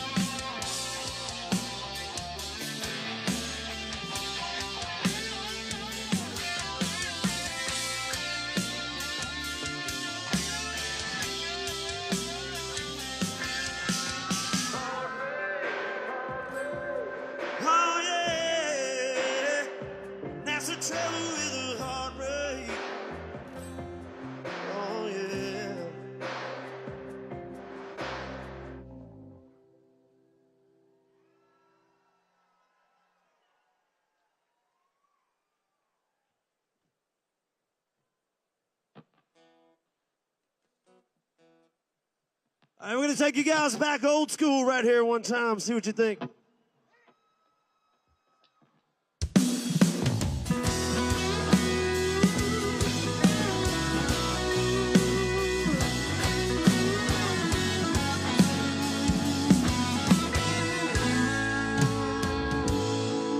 Little shiny little baby with your rag top down, sitting in a drive bus you wouldn't get out. Dogs roam barking and wagging around. I just laughed and said he gon' get out. She had on a new dress and she curled her hair. She was looking too good not to go somewhere. Said, what you wanna do, baby? I don't care. We can go to the show, we can stay right here. I can take you for a ride on my big green tractor. We can go slow, make it go faster. Down through the woods, out through the pasture, long as I'm with you, really don't matter. Drive a family lap, drive if you want to, girl. You know you got me to hold on to. We can go to town, baby, if you'd rather. I'll take you for a ride on my big green tractor.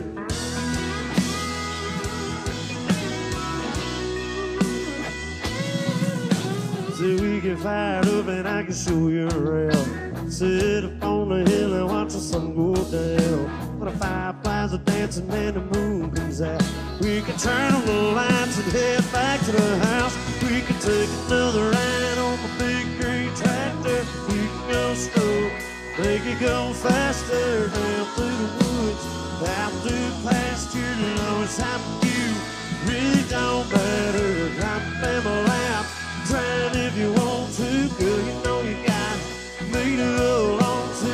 We go to town, baby, if you'd rather. I'll take you for a ride on my big green tractor. Just let me dust off the seat. Put your pretty little arms around me. Here we go.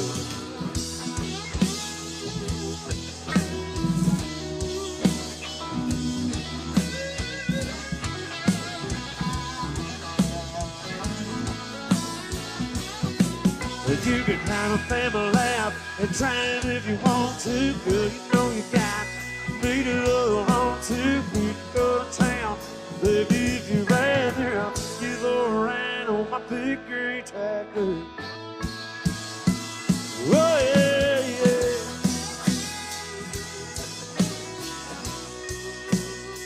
yeah. We could go to town. We could go another round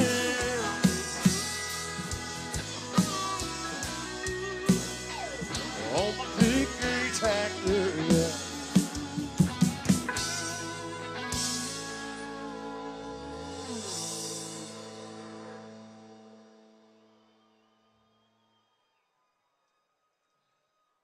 All right, well, I think it's getting closer for time for President Trump to get here, so I think we should pick up the pace just a little bit. You guys like country music at all? You like rock and roll at all? Well, cool. We're gonna put the two of them together for these next few songs and have some fun with you guys. So here we go.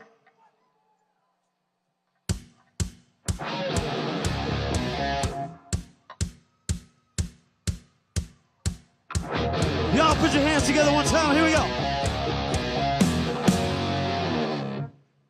You got it. Keep it going.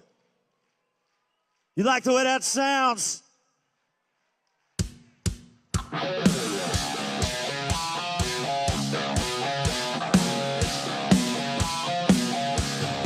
Let's go!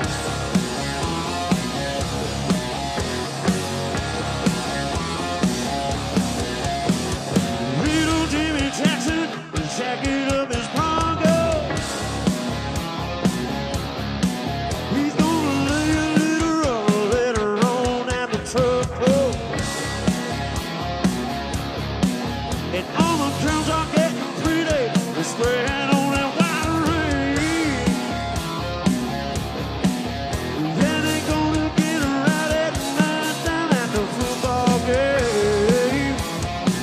Yeah, we let it rip. We got the money, let it rip. Yeah, we got the gas to give the wow. Yeah, but that's the way we get down.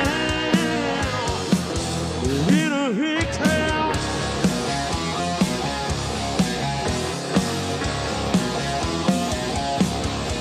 Well, you can see the neighbor's butt crack laying on his single. This woman smoking Pall Malls, watching Laura Ingalls. Granny's getting left, she's heading out to bingo. Yeah, my buddies and me are going muddy down on Blue Hole Road. You know, we let it rip. We got the money, let it roll. Yeah, we got the gas to give the wow. Yeah, but that's the way we get down. In a hick town.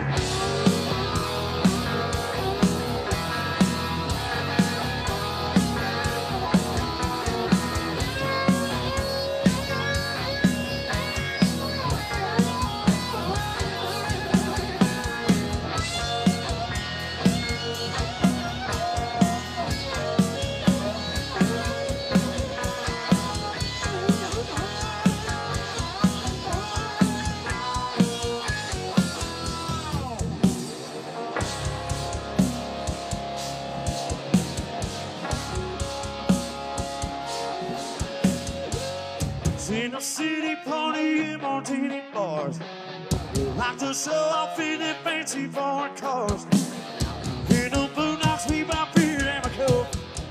Crank out crinkle speakers with that country radio. We let it rap. We got the money, let it roll.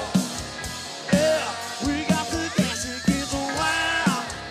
Yeah, but that's the way we get down. Oh, and let it rap. We got the money, let it roll. Yeah, we got the gas, it's fucking wild. Yeah, but that's the way we get down. In a hick town. In a hick town. Yeah, that's the way we get down. In a hick town. Yeah, in a hick town.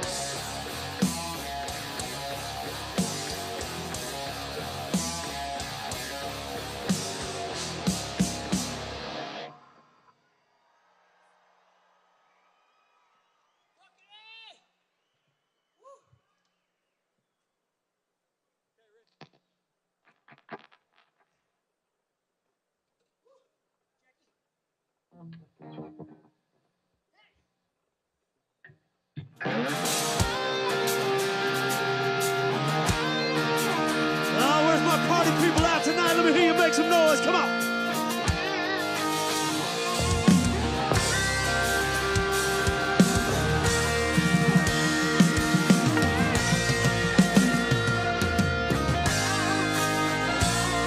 Well, don't we ain't nothing cut and places. Got the cover off the 68. I fire up and let them horses sing a little pretty thing. A little tail like Georgia Dream. Yeah, she's rockin' them rolling jeans. Baby, we got going on Saturday. You know, we got it. It's gonna be a party. Out of town to fight, have a pile. Four-wheel drives and big bull ties. Muscatine and wine. Oh, baby, you can find me. The back of a jacked up tailgate. Sitting around and all these pretty things. Here down in that Georgia playing out by please. The bottom of a real top country. Chilling to some skin and some mud. Let's get this thing started. It's my kind of party.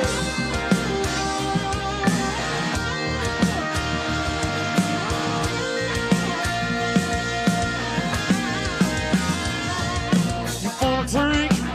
Good, baby, just do your thing. Give up the keys. Well, I'm trying to, you can stay with me. And after a while, sneak away from the bonfire. Bonfire of moonlight and down the riverside. Got you sipping on some moonshine.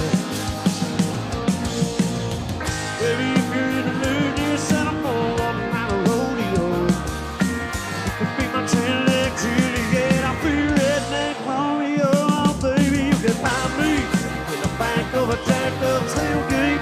Sitting around to all these pretty things. Here down in that Georgia playing out by please. The bottom of a real tall country. Chilling with some skin and some love, Hank. Let's get this thing started. It's my kind of party.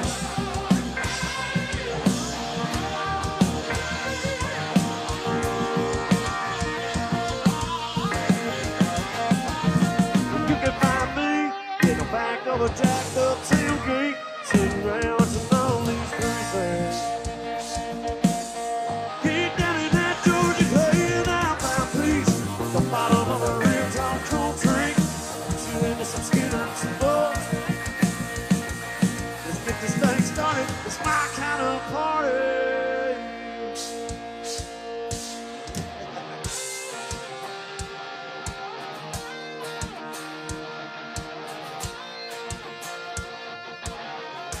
You guys ready to crank it up one time? Here we go.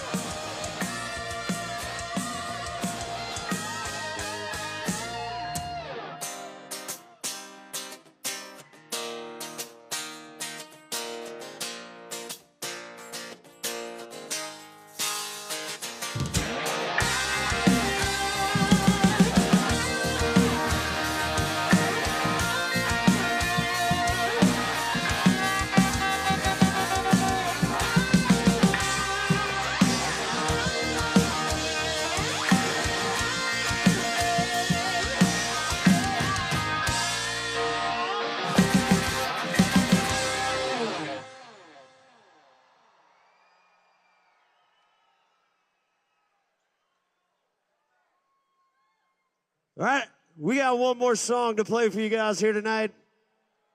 Once again, thank you guys for hanging out. Thanks for listening. I don't know, just glad to be here. It's a huge day for our country. Time to get this shit back on track. So I'm really excited to be here and be a part of it. And I don't know, we're gonna leave you guys with one more. Hope you guys dig this one. It's called She's Country.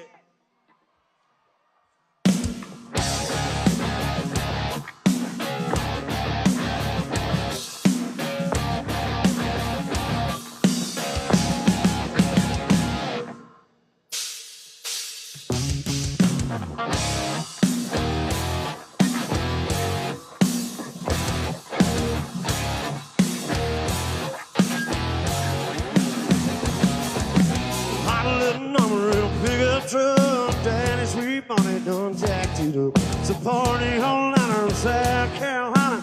Bad man was down from down in Alabama. She raging, raging. Lunatic from Brunswick, dosage on the beach with a thick southern drawl, 6 wheel ball. Brother, she's all country. She won't cowboy boot to a down home boot. She's country. Hey, a song she plays to the prayer she prays. And that's where she was born and raised. I ain't afraid to stay country. Brother, she country.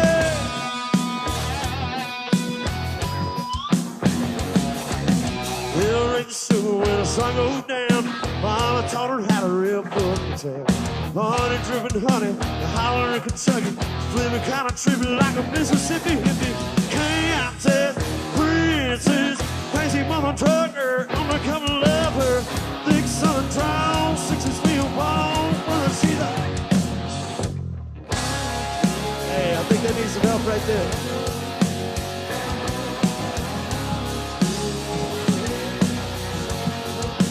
You guys, hey, security or whoever, we need to have somebody down right here, I think. So. Medical deal.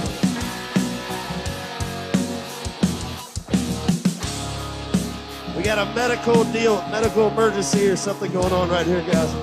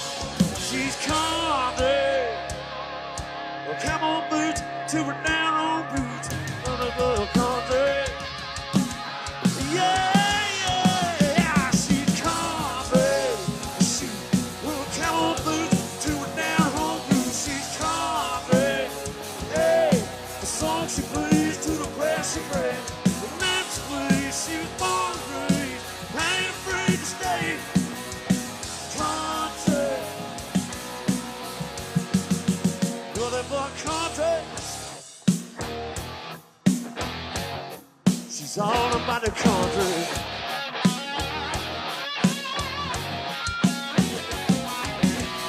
From the backwoods, she's a homegrown, down to the bone, she's country.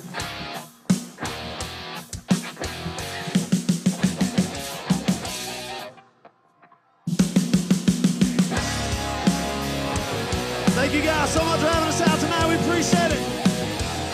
God bless President Trump. God bless America. Thank you guys so much.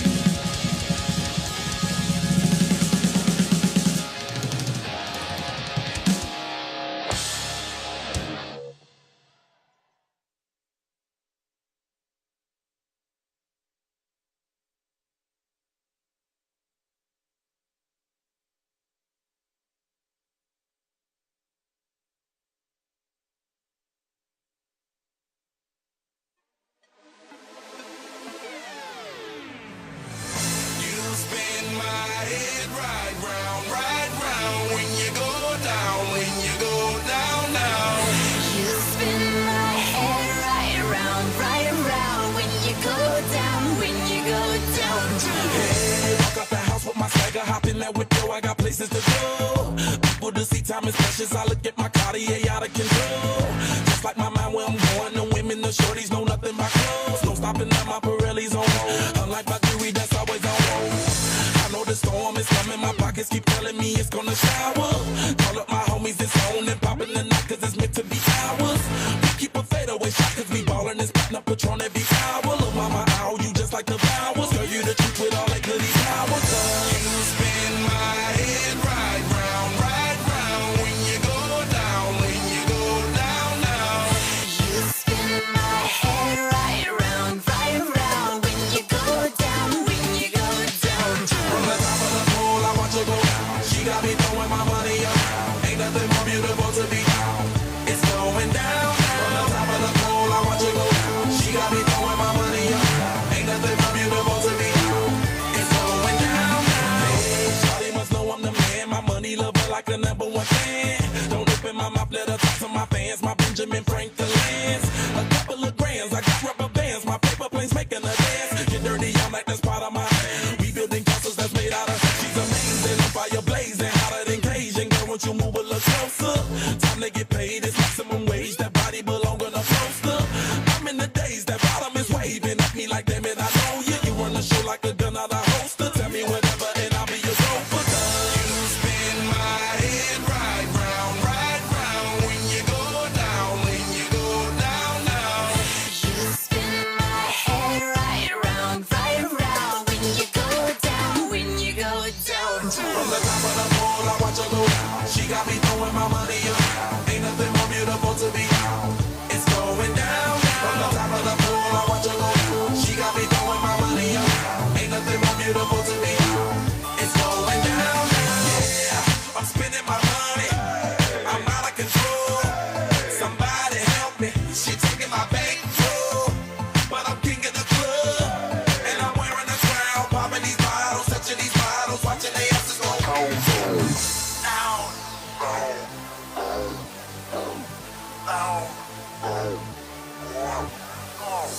You spend my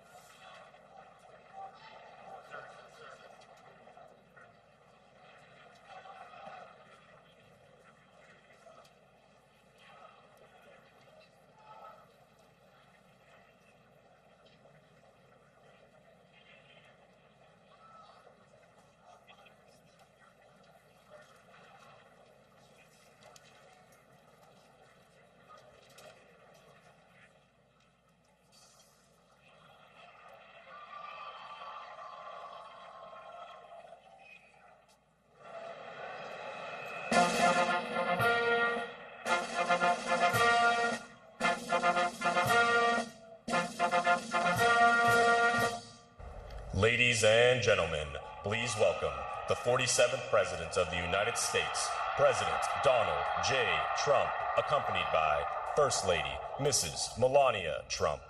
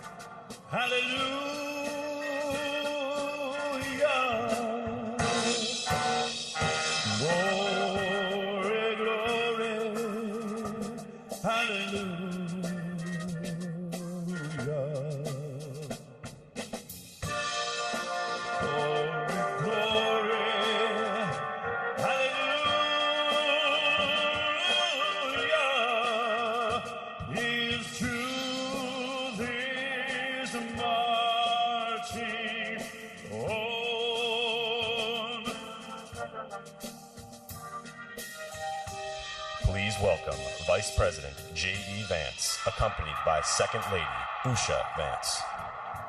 Oh, hush, little baby, oh, you cry.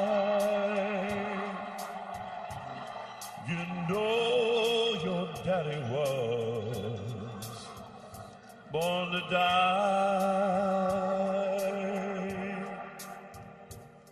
but all my trials, Lord,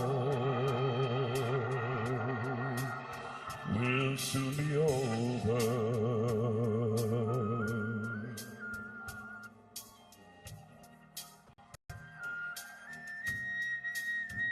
Please welcome Sergeant Tatiana Saldana, United States Space Force, Sergeant Henry Waller, United States Army, Staff Sergeant Lexus Martinez, United States Marine Corps, and Petty Officer Emmanuel Gamble, United States Navy.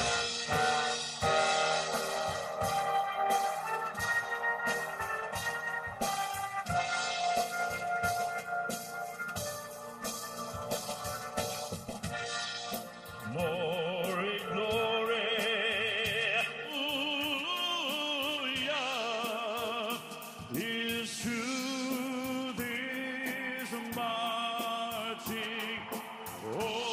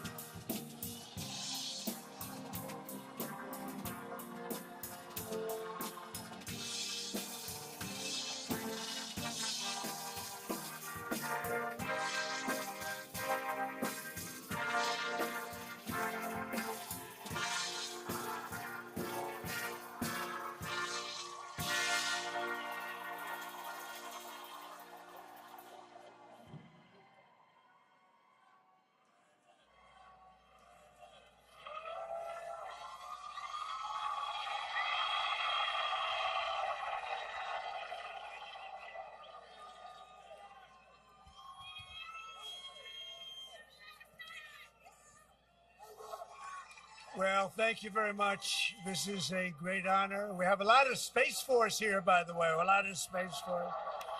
We're very proud of Space Force. But there's nowhere else I'd rather be tonight than with some of the greatest American patriots of all, the men and women of the United States military. Thank you very much. This is quite a gathering, huh? It's a celebration because we're going to turn our country around. We're going to make America great again. I've had no higher privilege in life than to serve as your commander-in-chief, not once, but twice. And you're incredible, and the people of our country respect you, and they love you so much. You don't see it, you don't hear about it too much, but they love you just so much you wouldn't even believe it. So thank you very much. They're honored to have you. We're joined this evening by the service members from every branch of the U.S. Armed Forces, Army, Navy, Air Force, Coast Guard, Marines, and Space Force. And I salute you all. Let me also thank our incredible military spouses, what you have to put up with. They put up with a lot. And family members here tonight, we have so many and so many brilliant families. And you do more than anyone else to support our nation's heroes. And on behalf of every American, I want to thank you very much. We have some people with us tonight. You know, we have the head of the Republican Party, and we won. And then she said, all right, Dad, I think that's enough for me now. Let's win and let's go to something else. And she wants to get back to her beautiful babies, but she's married to a guy known as my son, Eric Trump. And Laura was essentially chairman, along with Michael Whatley, of the Republican Party, and they were tough. They weren't going to stand for any nonsense, and they did a fantastic job, and we won every single swing state. We won we won the popularity. We were the most popular candidate in a long time. And I have to tell you, with the military, we really won. We really won. I want to thank, obviously, a tremendous supporter of yours, and if I ever got out of line, she'd get me right back in line when it comes to you. Melania, First Lady, she's been fantastic, First Lady. And our Vice President, you know him well. He's all about you. He's a big believer in our military, J.D. Vance and Usha.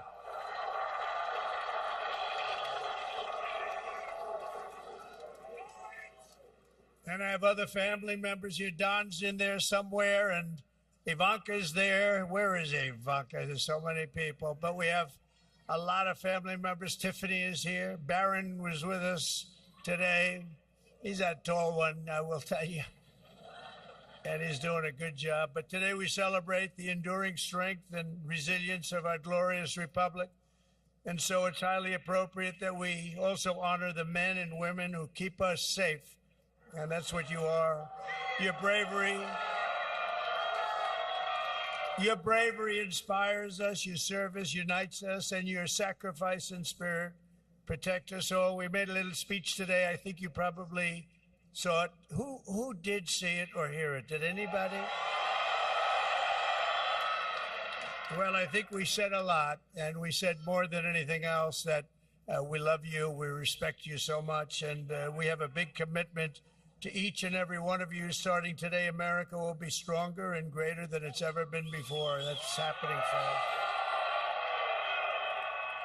That was a big win. That was a tremendous win. We all worked hard for it, and a big part of the reason that I won was because of my relationship with you, so we appreciate it. Under the leadership of our next Secretary of Defense, who I just saw, Pete Hegseth, who's fantastic. Where is Pete? I saw him backstage. I don't know. There's so many people. How do you find anybody in this crowd? This is a big crowd. But if Pete's around, if Pete can hear this, come on up here, Pete.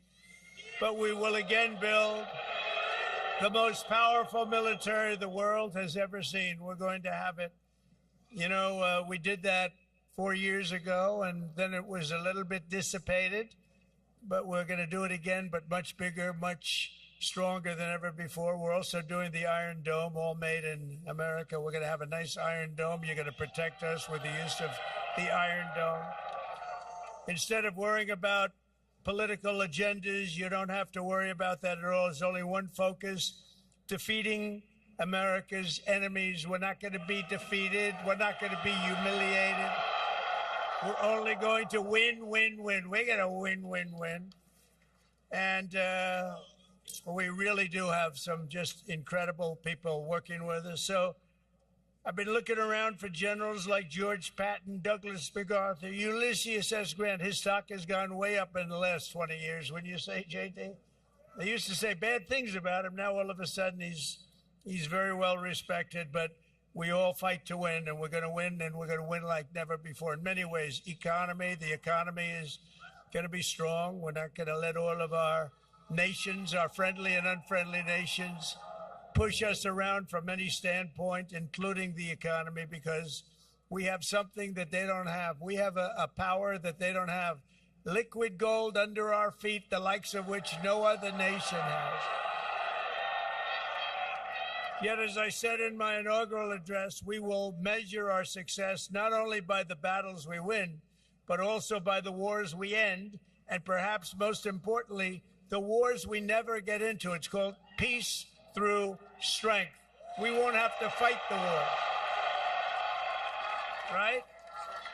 We don't have to fight the wars. If we can do it without fighting, as long as we have total victory, we do it without fighting. Through our power and might, we will lead the world to peace. Our friends will respect us. Our enemies will fear us. And the whole world will admire the unrivaled greatness of the United States military. And I will tell you, we made big strides. We totally rebuilt the United States military, 2017, 2019, 2018. We rebuilt the entire U.S. military, and now we're going to do it again. A lot of it's been dissipated by people that don't know what the hell they're doing. But we're going to do it again. And this is going to be the dawn of the golden age of America. This is the golden age of America. And tonight, I'm filled with optimism for what lies ahead over the next 4 years. We will replenish the pride of our armed forces, end the recruitment crisis. And by the way, the recruitment numbers are through the roof in the last 2 months. I wonder why. Why? I don't know. Why the hell are they through? You know, you're having a little problem with recruitment. That's not good. And now the numbers are higher than they've just about ever. You know why? They love what they see for the future of our country. And they didn't love what they were seeing for the last 4 years. It was ridiculous. It's a big thing, actually. This big story is the recruiting has gone really through the roof, and that's good. I want to thank every service member here tonight and across the globe to know that you're at the heart of America's greatness. It's an exceptional honor to join you again in serving this magnificent nation that we all love, and that we're going to make greater, better, bigger, stronger. We're going to make it something that even you will be surprised. You'll see that, and it's going to be led by our great military, the strength of our military. We're going to make our military so strong that we don't have to use it. Wouldn't that be good? We don't have to use it. They'll look at us and they'll say, there's no way we're going after that one. So I want to just say to you, God bless you. God bless our armed forces. God bless our men and women serving overseas. And God bless the United States of America. Thank you. Thank you very much.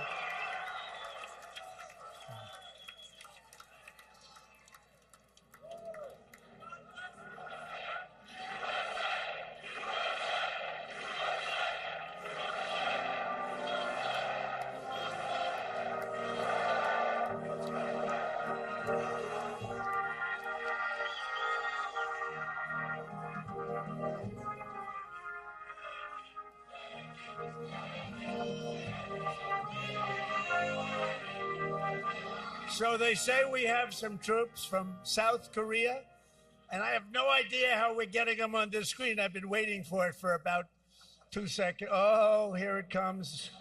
No, that's a cake.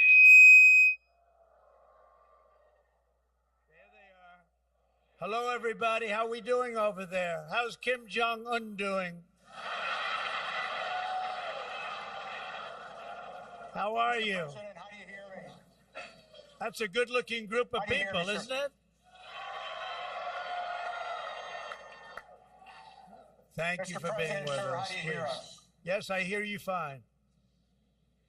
Sir, I'm Lieutenant General Chris O'Neill, Commanding General 8th Army, and this is Command Sergeant Major Robin Ballmer. We're based in Camp Humphrey, South Korea, United States bedrock of unmistakable land power on freedom's frontier in Asia. Protection of both homelands, sir. It's a profound honor to stand before you today, representing our incredible team here in Korea. We're deeply grateful for this opportunity to be part of this occasion. Sir, on behalf of the brave men and women who serve under my command, the thousands of dedicated service members that are part of the joint team in Korea, congratulations on your victory as the 47th President of the United States. Welcome back, Mr. President. So, we'd be privileged to host you here in Korea soon. You can see firsthand the lethality of our soldiers here, how our formations are, our fight tonight focus, and our ironclad commitment to the defense of Korea and our homelands. To meet the families who serve alongside our warfighters, sir. Pacific victory, sir. How about that? So, could I ask you, how is it going in South Korea right now? How's it doing? You have somebody with pretty bad intentions, I guess. You know, you would say that, although I developed a pretty good relationship with him, but he's a tough cookie. How is it going over there? How is it doing? Sir, every day we train, we stay hard, and we plan for anything that you possibly could need us to do. The alliance is strong, and we're ready to receive you, Mr. President. Well, thank you very much. This is really, is this man central casting or what? If I'm doing a movie, I pick him to play my lead. I want to thank you all very much. What a good-looking group of people, and we are very secure when we have people like you in our military, and we're having a beautiful time in Washington. We just had that great election that you alluded to. It was a big one. It was a very big win. We won everything. We won just about everything. The only thing that matters, though, is we won with the military, the likes of which nobody's seen before. So that's really good. But I would like to just thank you all, and I'll see you soon. If anybody would like to make a statement, please do so. If you'd like to say something, you have a big group of people. We have all night, right? We have all night. If anybody would like to make a statement, go ahead. Who, sir? That is great. You see that? They're not going to play games with you. That's good. I like to see that. Nobody's playing games with that man. Have a good time, everybody. Say hello to everybody over there. I have a lot of friends in South Korea. And great job. You look really sharp, really special, and you are a special guy. Thank you very much. Thank you. Thank you very much. That's great, isn't it? That's great, but you're great. Thank you all very much. Have a great time. Commander-in-Chief, this is the ball. This is the big one. This is the first one I stopped at. I hope the other ones don't hear me say that. But this is the one. And now we're going to cut a cake. And they said, could you be very, very careful, sir? Don't cut the plane, which is cake. Cut the runway. I think that's a good idea. Thank you very much. We love you all. Thank you very much. Presenting the sabers to the President and Vice President, Captain Abigail Barge, United States Air Force, Petty Officer, 2nd Class Robert George, United States Coast Guard.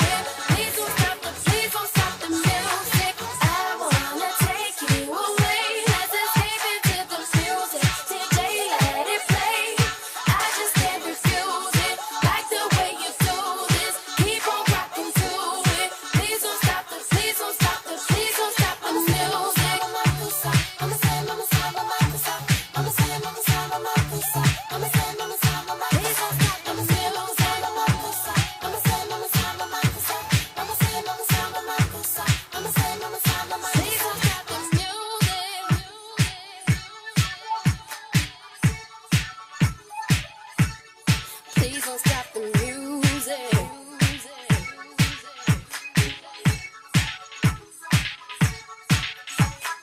I wanna take you away, let's escape into the music. DJ, let it play. I just can't refuse it. Like the way you do this. Keep on rocking to it. Please don't stop the music. I wanna take you away, let's escape into the music. DJ, let it play. I just can't refuse it. Like the way you do this. Keep on rocking to it. Please don't stop the music. Mama say, mama say, mama say, mama say, mama say, mama say, mama say, mama say, mama say, please don't stop the music. Mama say, mama say, mama say, mama say, mama say, mama say, mama say, mama say, mama say, mama say, mama say, please don't stop the music. Mama say, mama say, mama say, mama say, mama say, mama say, mama say, mama say, mama say, please don't stop the music.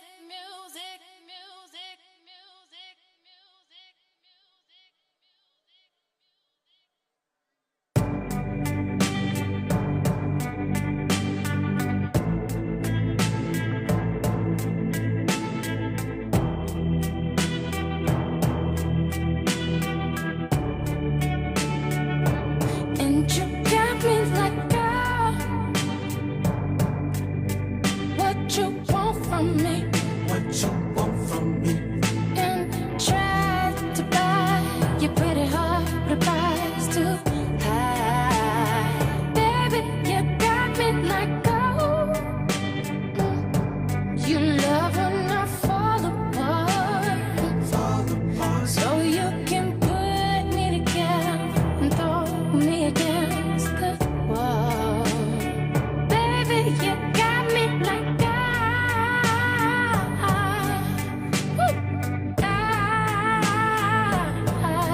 don't you stop loving me. Don't quit loving me. Just stop loving me. Oh, and babe, I'm fist fighting with fire just to get close to you. We burn something today, and I'll run for miles just to get a taste. Must be love on the brain that's got me feeling this way. It beats me black and blue, but it fucks me so good, and I can't get enough. Must be love on the brain, yeah. And it keeps cursing my name.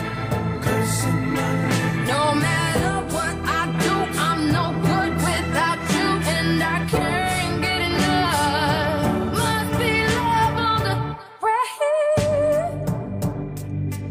Let me keep loving me. Just love me, yeah. Just love me. All you need to do is love me, yeah. Got me like, ow.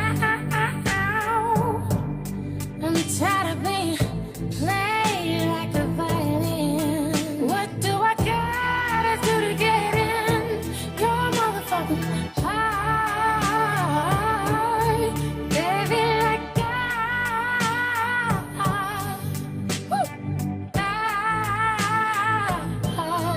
don't you stop loving me. Don't quit loving me. Just stop loving me. Ooh, and babe, I'm fist fighting with fire just to get close to you. Could we burn something, babe? And I'll run for miles just to get a taste. Must be love on the brain that's got me feeling this way. It beats me black and blue, but it fucks me so good, and I can't get enough. Must be love on the brain. It keeps cursing my name. No matter what I do, I'm no good without you.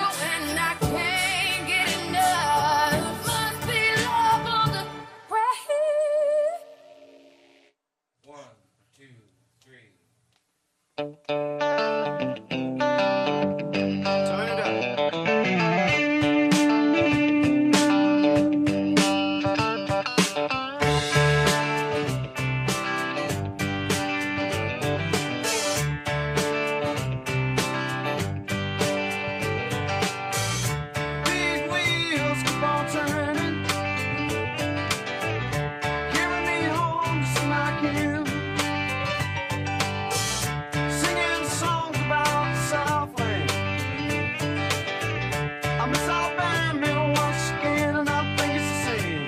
Yes.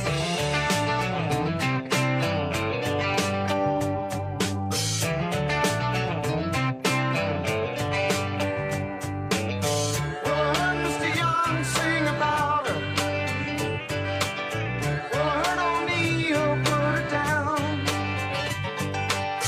Well, I hope Neil Young will remember. I said that man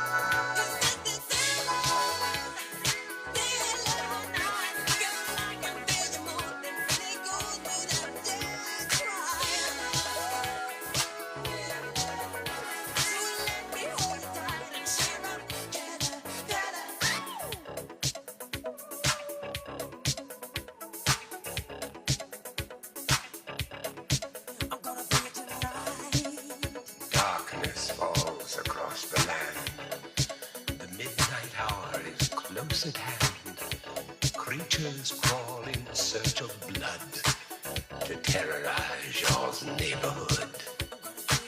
And whosoever shall be found without the soul for getting down must stand and face the hounds of hell and rot inside a corpse's shell.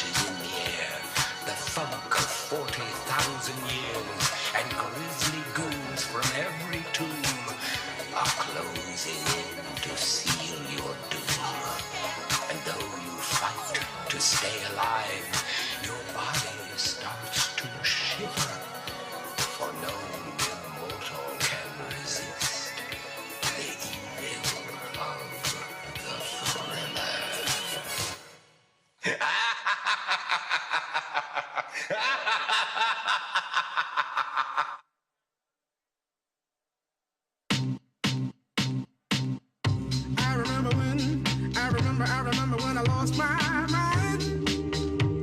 There was something so pleasant about that place. Even your emotions have an echo in so much space.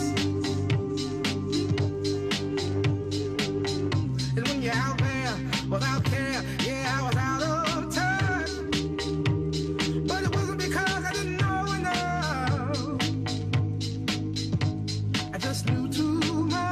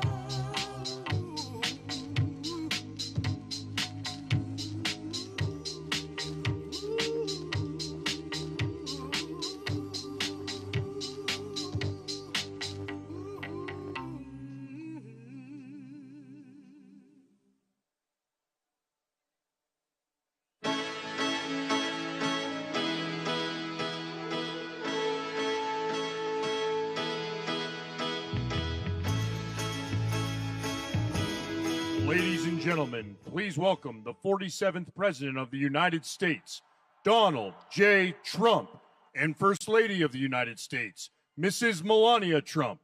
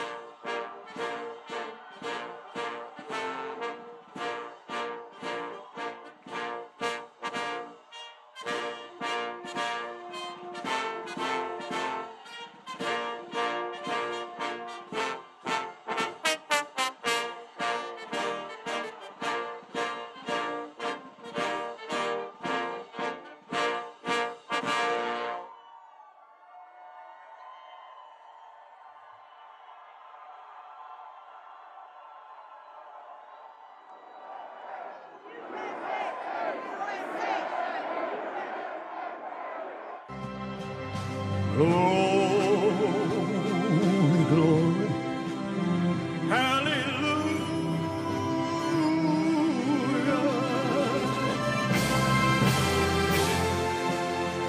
Glory, glory. Hallelujah.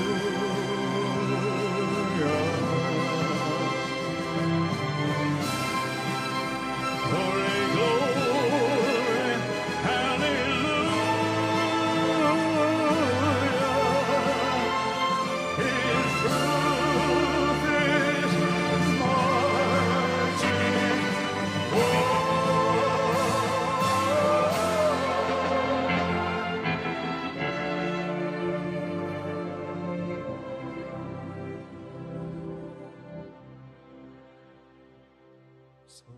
Ladies and gentlemen, please welcome Vice President of the United States, J.D. Vance, and Second Lady, Usha Vance.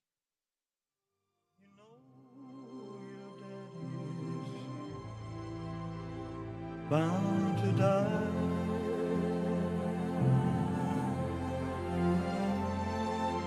But all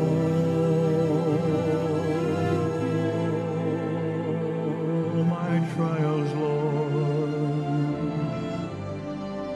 soon be over.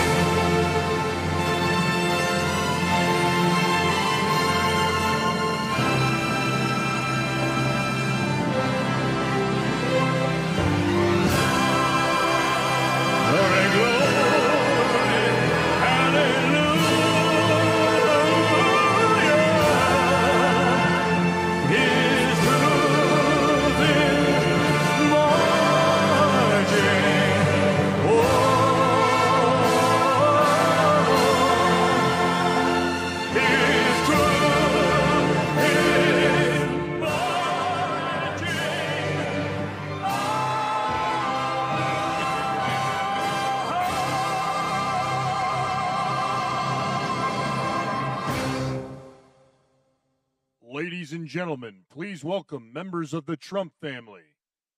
Don Jr. and Kai, Ivanka and Jared, Eric and Laura, Tiffany and Michael.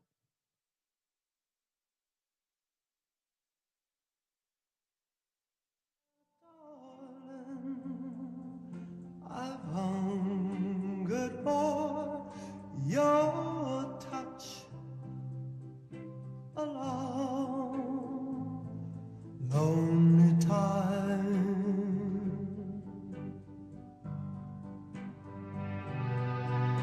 And time goes by so slowly, and time can do so much. Are you still more?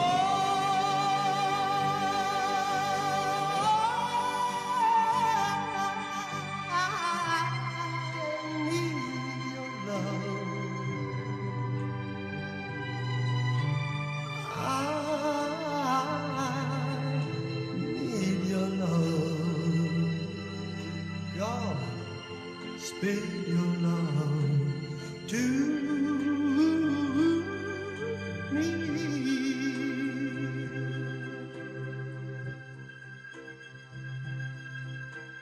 Lonely rivers flow to the sea, to the sea, to the open arms of the sea. Yeah. Lonely riverside,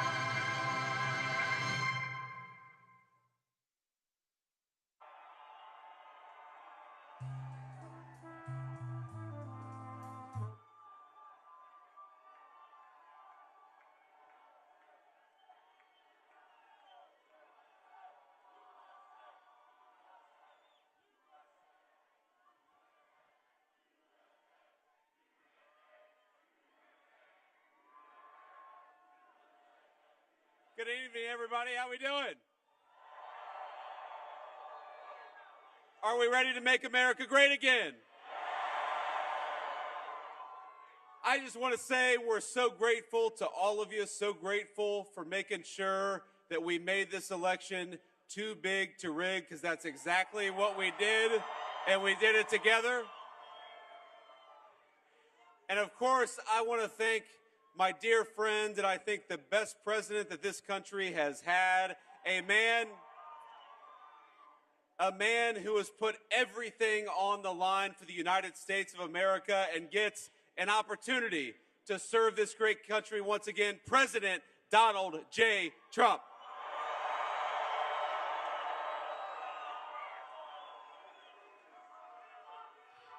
So do we want to hear from the 45th and 47th President of the United States?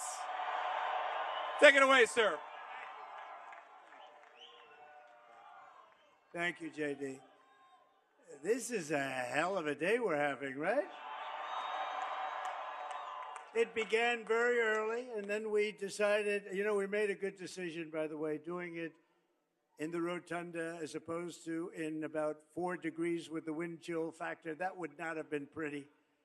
And if I made did you ever speak in really cold weather? You can't. They would say, the fake news over there, they'd say, he's cognitively impaired, there's something wrong with him. So we didn't want to give him the chance to do that, did we? We had a great time. We had 72-degree temperature in the rotunda. We had the people that we needed, and we had the people that we need tonight, because you guys are unbelievable. We love you all. And we said a lot of things today. I think we got tremendous reviews on the speech. And, I wanted to put in some really rough stuff. And all of my people, including JD, they said, let's not put that paragraph in. Oh, I love that paragraph. There was a paragraph on Biden shouldn't be pardoning his family. And we had a couple of others that were far worse than that. But they said, the speech is so nice and it's so unifying.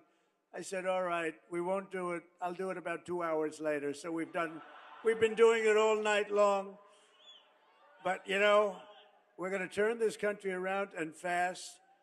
We have assets like nobody else. Number one, we have our people. That's our greatest asset, the people of our country. And I have a great family. I really do. I just look around. My son Eric has been so incredible, married to a woman who became the head of the Republican Party. I wonder how the hell did that happen? And she really, her and Michael Watley from North Carolina did a great job. And then you have, where is my Ivanka? Have you ever heard of Ivanka? And Jared? And we have Tiffany's here someplace. There's Tiffany with child, I have to say. And Michael, thank you very much. And look at that group back there. That's Kai, our great golfer. She's a great golfer, that one.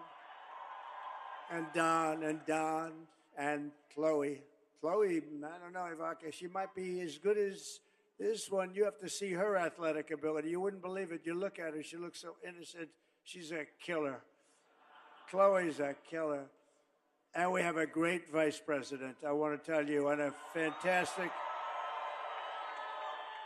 he's got a fantastic wife and helper, and she's done just incredible things for the party and for him. And I want to thank you. Great job. Great job. J.D. Vance, great job. So we're going to keep it going. We're going to have it turned around quickly. This big ship, we got to turn it a little bit slower than I'd like, but we're going to turn it around. We have things that nobody else has. We also have something that it's not politically correct to say, but it's becoming very politically correct. We have more liquid gold under our feet than any other nation in the world. And if you don't mind, we're going to use it, right? And we just left the Commander-in-Chief Ball, which is like a similar size, everyone. And we're going to another one in a little while. We needed 3 because we have such support. There's a longing for competence in this country. There's a longing for common sense in this country. And I was saying before, we're the party of common sense. You know, we don't want to have men playing in women's sports. We don't want to have transgender operations for everyone. And we just want to have a great country. We want education. We want houses that don't cost a fortune. We want low interest rates. We want low taxes. We want a strong, powerful military, and we're going to have that. We did it once. We did it in 2017.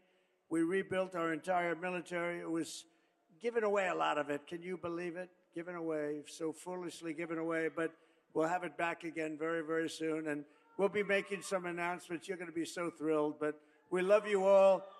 We're going to be, you know, I'd like to say we are a great nation. We will soon be the greatest we've ever been, and that won't take long. So I want to thank you all for being here tonight. Special people, and we'll see you soon. Just watch what happens. It's going to be big progress. Thank you, everybody. Thank you very much. Thank you.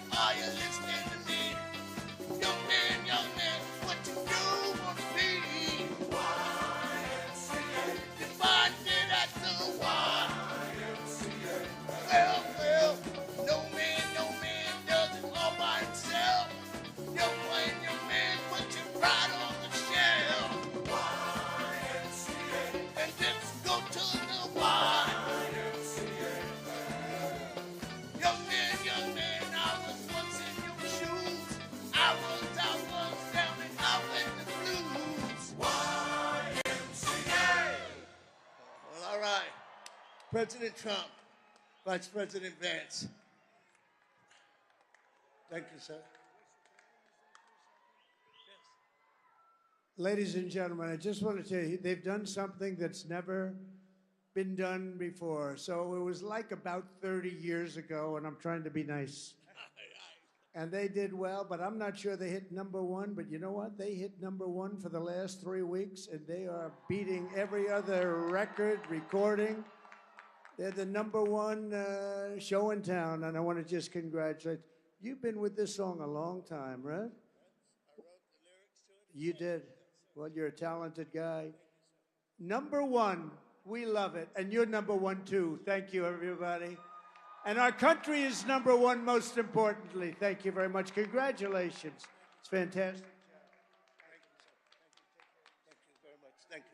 Love you. Thank you. Thank you, sir. Thank you, brother. Fantastic, man. Thank you. Thanks for being here.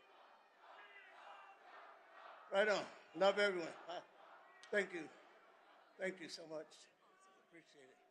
Thank you, sir. Thank you. Thank you. Hello. Thank you. Hey, Mr. Trump. Thank you so much. Hello, little lady. How are you? Thank you. Thank you, sir. Appreciate it. Thank you. Appreciate it. Everyone. Right on. I'll shake your hand too, sir. How are you? Fine? Good. Good. Well, all right. Thank you.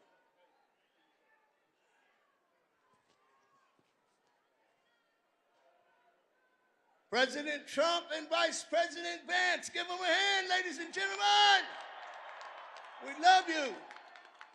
We love you. Let's go, Will. Yes.